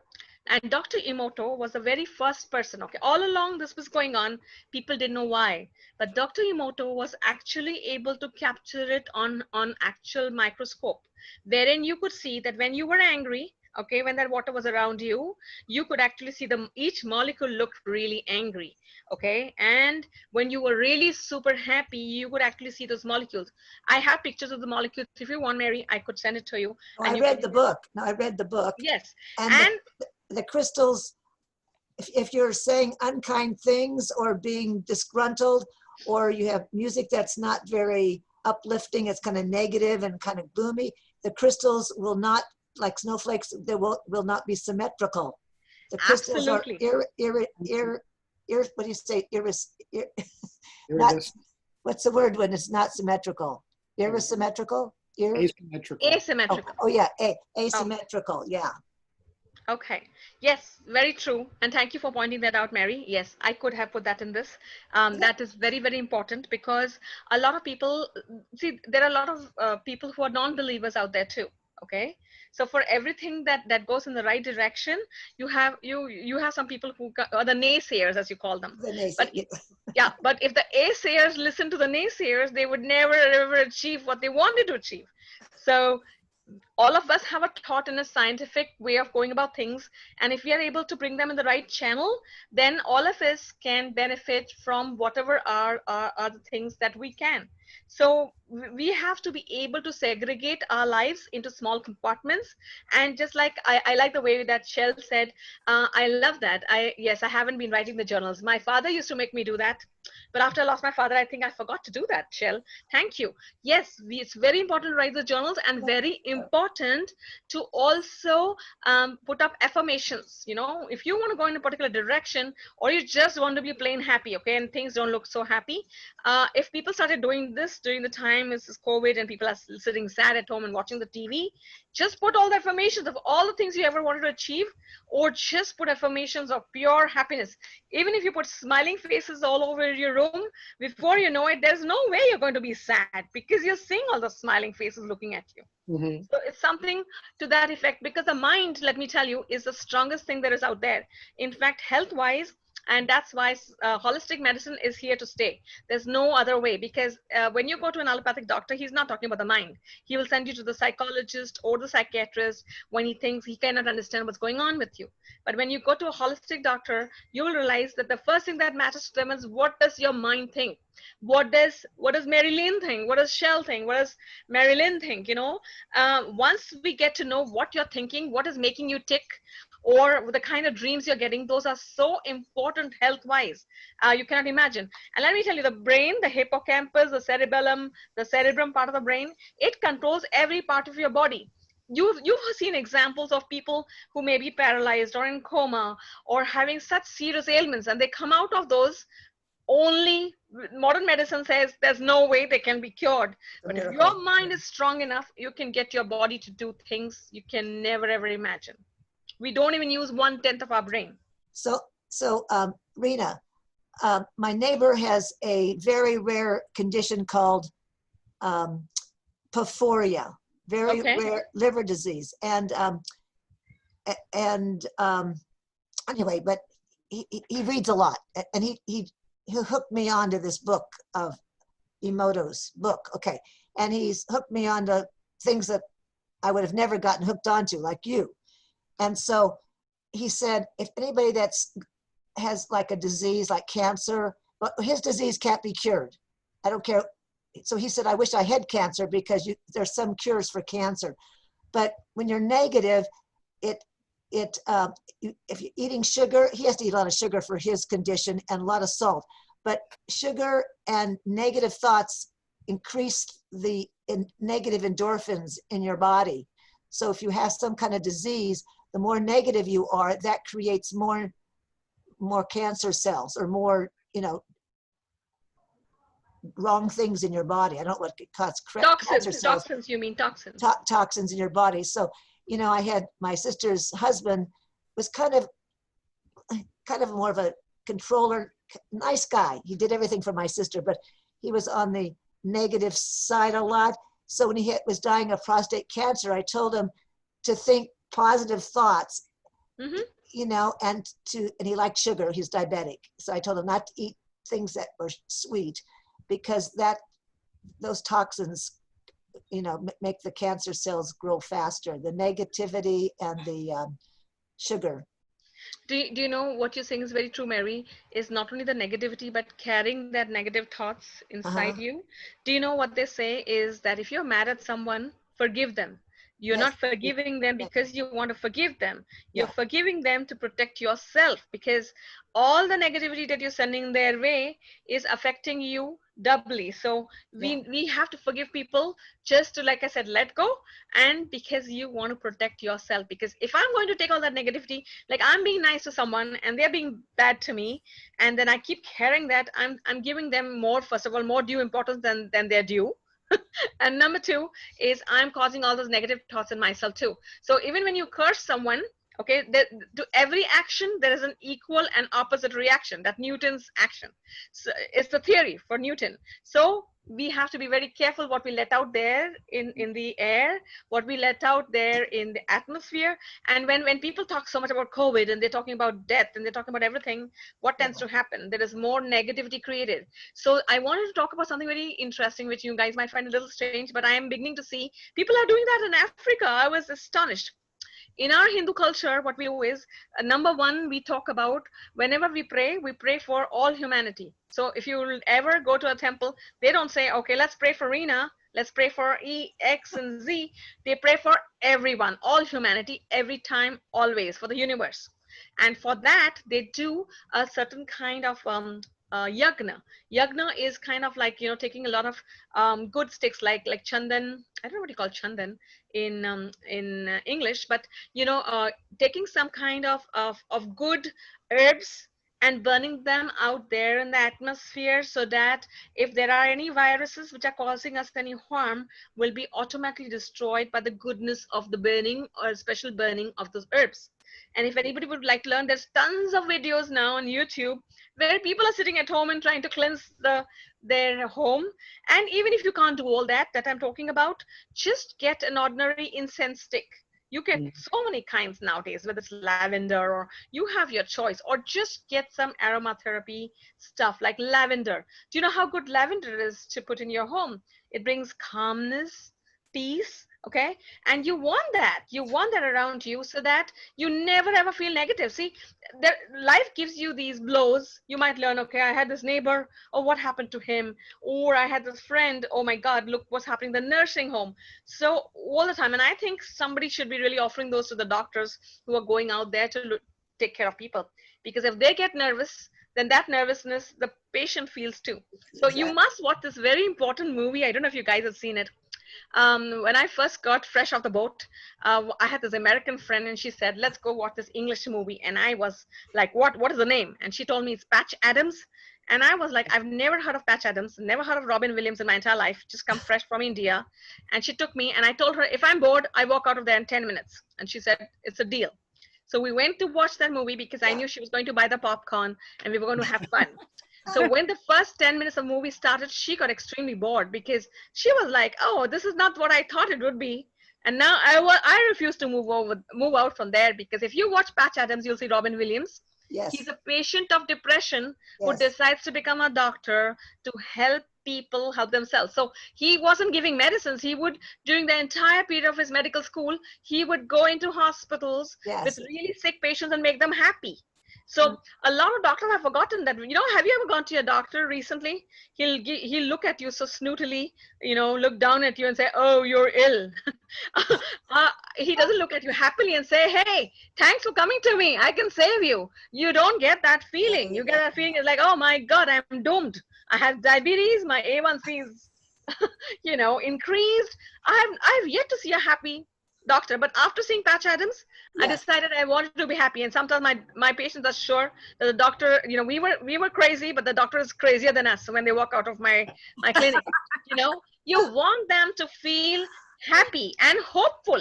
Do you know, I assure you, I've had patients of leukemia and I do not have any remedy for them. None. Zero. None. Okay. When they walked in and said, can you save my husband? The other doctor said he's going to die in 2 weeks. Now, what am I, God? I can't do nothing. He's in the 4th stage. You got him to me really late. What did I say? I didn't look at them and say, hey, oh my God, he's dead. He should have been dead today. I didn't say that. I looked at the report and I thought that. But I told them, oh yeah, let me make you this remedy. And let me tell you, the remedy contains zero, nothing. It was an ordinary placebo. But the patient thought, oh my God, she knows some Indian philosophy. She knows some Eastern medicine. He went back home. He lived for 3 months. And the other doctors asked me, what the heck did you give him? I told them nothing, just pure love, empathy, happiness, and said to him, you know, may you live as long as you can, but I cannot. I mean, I told his family members, I wasn't misrepresenting. I told them I cannot do anything for him, but let us not let him know. So he lived 3 months not knowing that he was not taking medicine. There was nothing for him. He died peacefully. We wouldn't want him to die thinking, oh my God, tomorrow's my dying day. Tomorrow's my dying day. Because doctors are doing that. And that's what I told you about leukemia. Okay, those certain people cannot be saved, like if you come in the last stages of cancer. But if we give them hope, we give them happiness, at least they have a good, happy death, so that when they move on, they are happier in the other world as well. But the most important is like the chronic diseases like diabetes, multiple sclerosis, you name it. We can create that happiness in people. Have you ever gone to see someone who's sick? And you know what? All the people surrounding him, when I was working in a hospital in India, I would throw them all out because none of them came saying, hey, Tony, you know, I love you. I hope you get well. They're like, oh my God, Tony, bad karma. What happened to you? Why? And you know, the poor man, he's already sick. He knows he's not got a problem. Now, all those people telling him that he is doing really bad. And then you have this doctor who comes by, wears a stethoscope and looks at him and says, Tony, you are a dead man. He doesn't say that, but you see on his face, okay? I have not seen anyone just hugging them with empathy or shaking their hands and saying, hey, let me send good energy your way. Or let me send, you know, I know you will get out of this. You've got out of tough times. Never. In this health world, I think there's a massive reformation to be made. Is when you go out and see some of your friends, you know they are dying, but you don't want them to die. Give them your good energy, give them your best, and leave to God really the rest. Because I think a lot of doctors need to do that because they're definitely not God. And by looking down at the client, you are not helping him because he's thinking those negative thoughts too. He can see his death in the doctor and his relative's face, and you really do not want him to do that. That's my take on it. Just let's be happy and you go to see him. Do you know in some cultures when somebody dies, people laugh and say, great, he died. Now he's moved on to the other side. How many people do you see doing So that? Rena, where do you practice? What hospital? Where do you practice? No, I have my Where own do you 5 practice? clinics. I practice on my own. Oh, The yeah. hospitals won't take me because they won't have patients anymore. That's true. Rini, a couple comments. One is I just absolutely loved first the story of watching Patch Adams, and your friend wanted to walk out and you of course wanted to stay. It's a wonderful movie. Yeah. But also you talked about the herbs used in Indian culture. Native American cultures, many tribes burn sage. Yeah. Yes. And I have found that to be deeply purifying. If I'm in a really bad mood, that is such a bad mood that I can't even cure myself by walking on the mountain. Burning sage is something I will do sometimes. Yes. And also the idea that it's never too late to, I have a friend who had a bumper sticker on her car that said it's never too late to have a happy childhood, which she did not have a happy childhood, but she's had a happy adulthood. And I'm thinking of the very famous painter, Grandma Moses. Yeah. Mm-hmm. You know how old she was when she started painting? 100? No. Really old. That's when she stopped. She stopped when she died at 98. Oh, 98. But she was 77. Right. Before she ever painted. And we don't remember her for being a farm wife. We remember her for being a great painter. Oh, that's true, yeah. You're never too late. I worked in my long ago youth. I spent a year and a half as a Vista volunteer organizer for the Grey Panthers. They were founded by a woman who was forcibly retired when she was 65. And she's like, I'm not done yet. And too bad. Out you go. So she started an old people's rights national movement. And yeah, I've been very fortunate to have really good models for growing old. Actually, a friend of mine who died about a year ago at 100 came to, I had done some work in immigration justice, including 2 trips to areas where we could observe and volunteer. And we had just come back from the first of those trips to Homestead, Florida last summer. And we were doing one of our public talkbacks. And 2 weeks before she died, she's at this meeting taking notes. 100 years old. No, you're very, very right, Shell. But I always wanted to add this part of it. There's something called as psychocybernetics. Has any one of you heard of psychocybernetics? Heard of it, I don't know what it is. This was a science developed by Malcolm Maltz. He was a very famous surgeon. And when he would do surgery, right, he would go out of his way and do surgery even for poor children who had, they had a cut lip and, all kinds of problems, and they were ugly children, and he made them very beautiful because he knew the right surgery. He was a plastic surgeon. But in spite of that, when he showed them the mirror, they did not feel happy. And he said, oh my God, look how pretty you're looking now. You don't have that turned nose. You don't have this upper, you have everything right about you. That's because whatever we think, so it's very, very important. According to him, he developed a science called psychocybernetics. And in that, he did a test of 2 classes. He took 2 classes of children around 12 years old, around maybe, puberty. And he took all the intelligent ones in one room without telling them, and the ones who were average in another room. And they said, okay, we're going to test you guys. Okay, you're 6th graders. We're going to test you to see how intelligent you are. Now, the guys who were extremely intelligent are the ones who got this paper that they had to do for 8th graders. And when they first started to solve the questions, they were like, oh my God, I thought I was so intelligent. I can't do this. And they failed miserably. And guess what he did with the other group who were average kids? He gave them a paper for the 3rd graders, which they solved within no time. And before they knew it, those guys said, oh my God, I have an intelligent soul somewhere within me. I really know I can do this. And then he mixed up the whole class, and he gave them a question paper which was ideal for their class. And guess what happened? The intelligent ones who knew all the answers, because of the low self-esteem and their feeling that they got in the other class, and when they couldn't solve the paperwork, did very poorly. And the ones who were average, they went out of the way and they superseded themselves. So what does that show, according to him, is a science called psychocybernetics. All of us, we never see the true picture of anything, whether you're ill, whether you have any problem in life. So if you read his book, Okay, it's called psychocybernetics and the science of cybernetics. And you will see, to your amazement, he has a picture over there. Okay, you look at it in different directions at different periods of the time in your life. And sometimes you see a nasty looking woman with this horrible hat. She looks like a witch. Sometimes it looks like a cow giving, feeding his child. Yeah. Every angle that you look at it, it shows you different angles of your life, because our eye sometimes sees something which may not be true. So many times in life, our eyes can deceive us, but not your mind. And so you have to work very hard on our mind so that we can balance everything that we see, everything that we decipher. Because sometimes, it's like I said, your food is your, food can be your medicine, and medicine can be your food. But the most important thing really is our emotions. Maybe the person did not mean what they said to us, but we took offense to it and carried it with us for the rest of our lives. I have clients at the age of 55 who tell me that their mother called them stupid when they were 5 years old.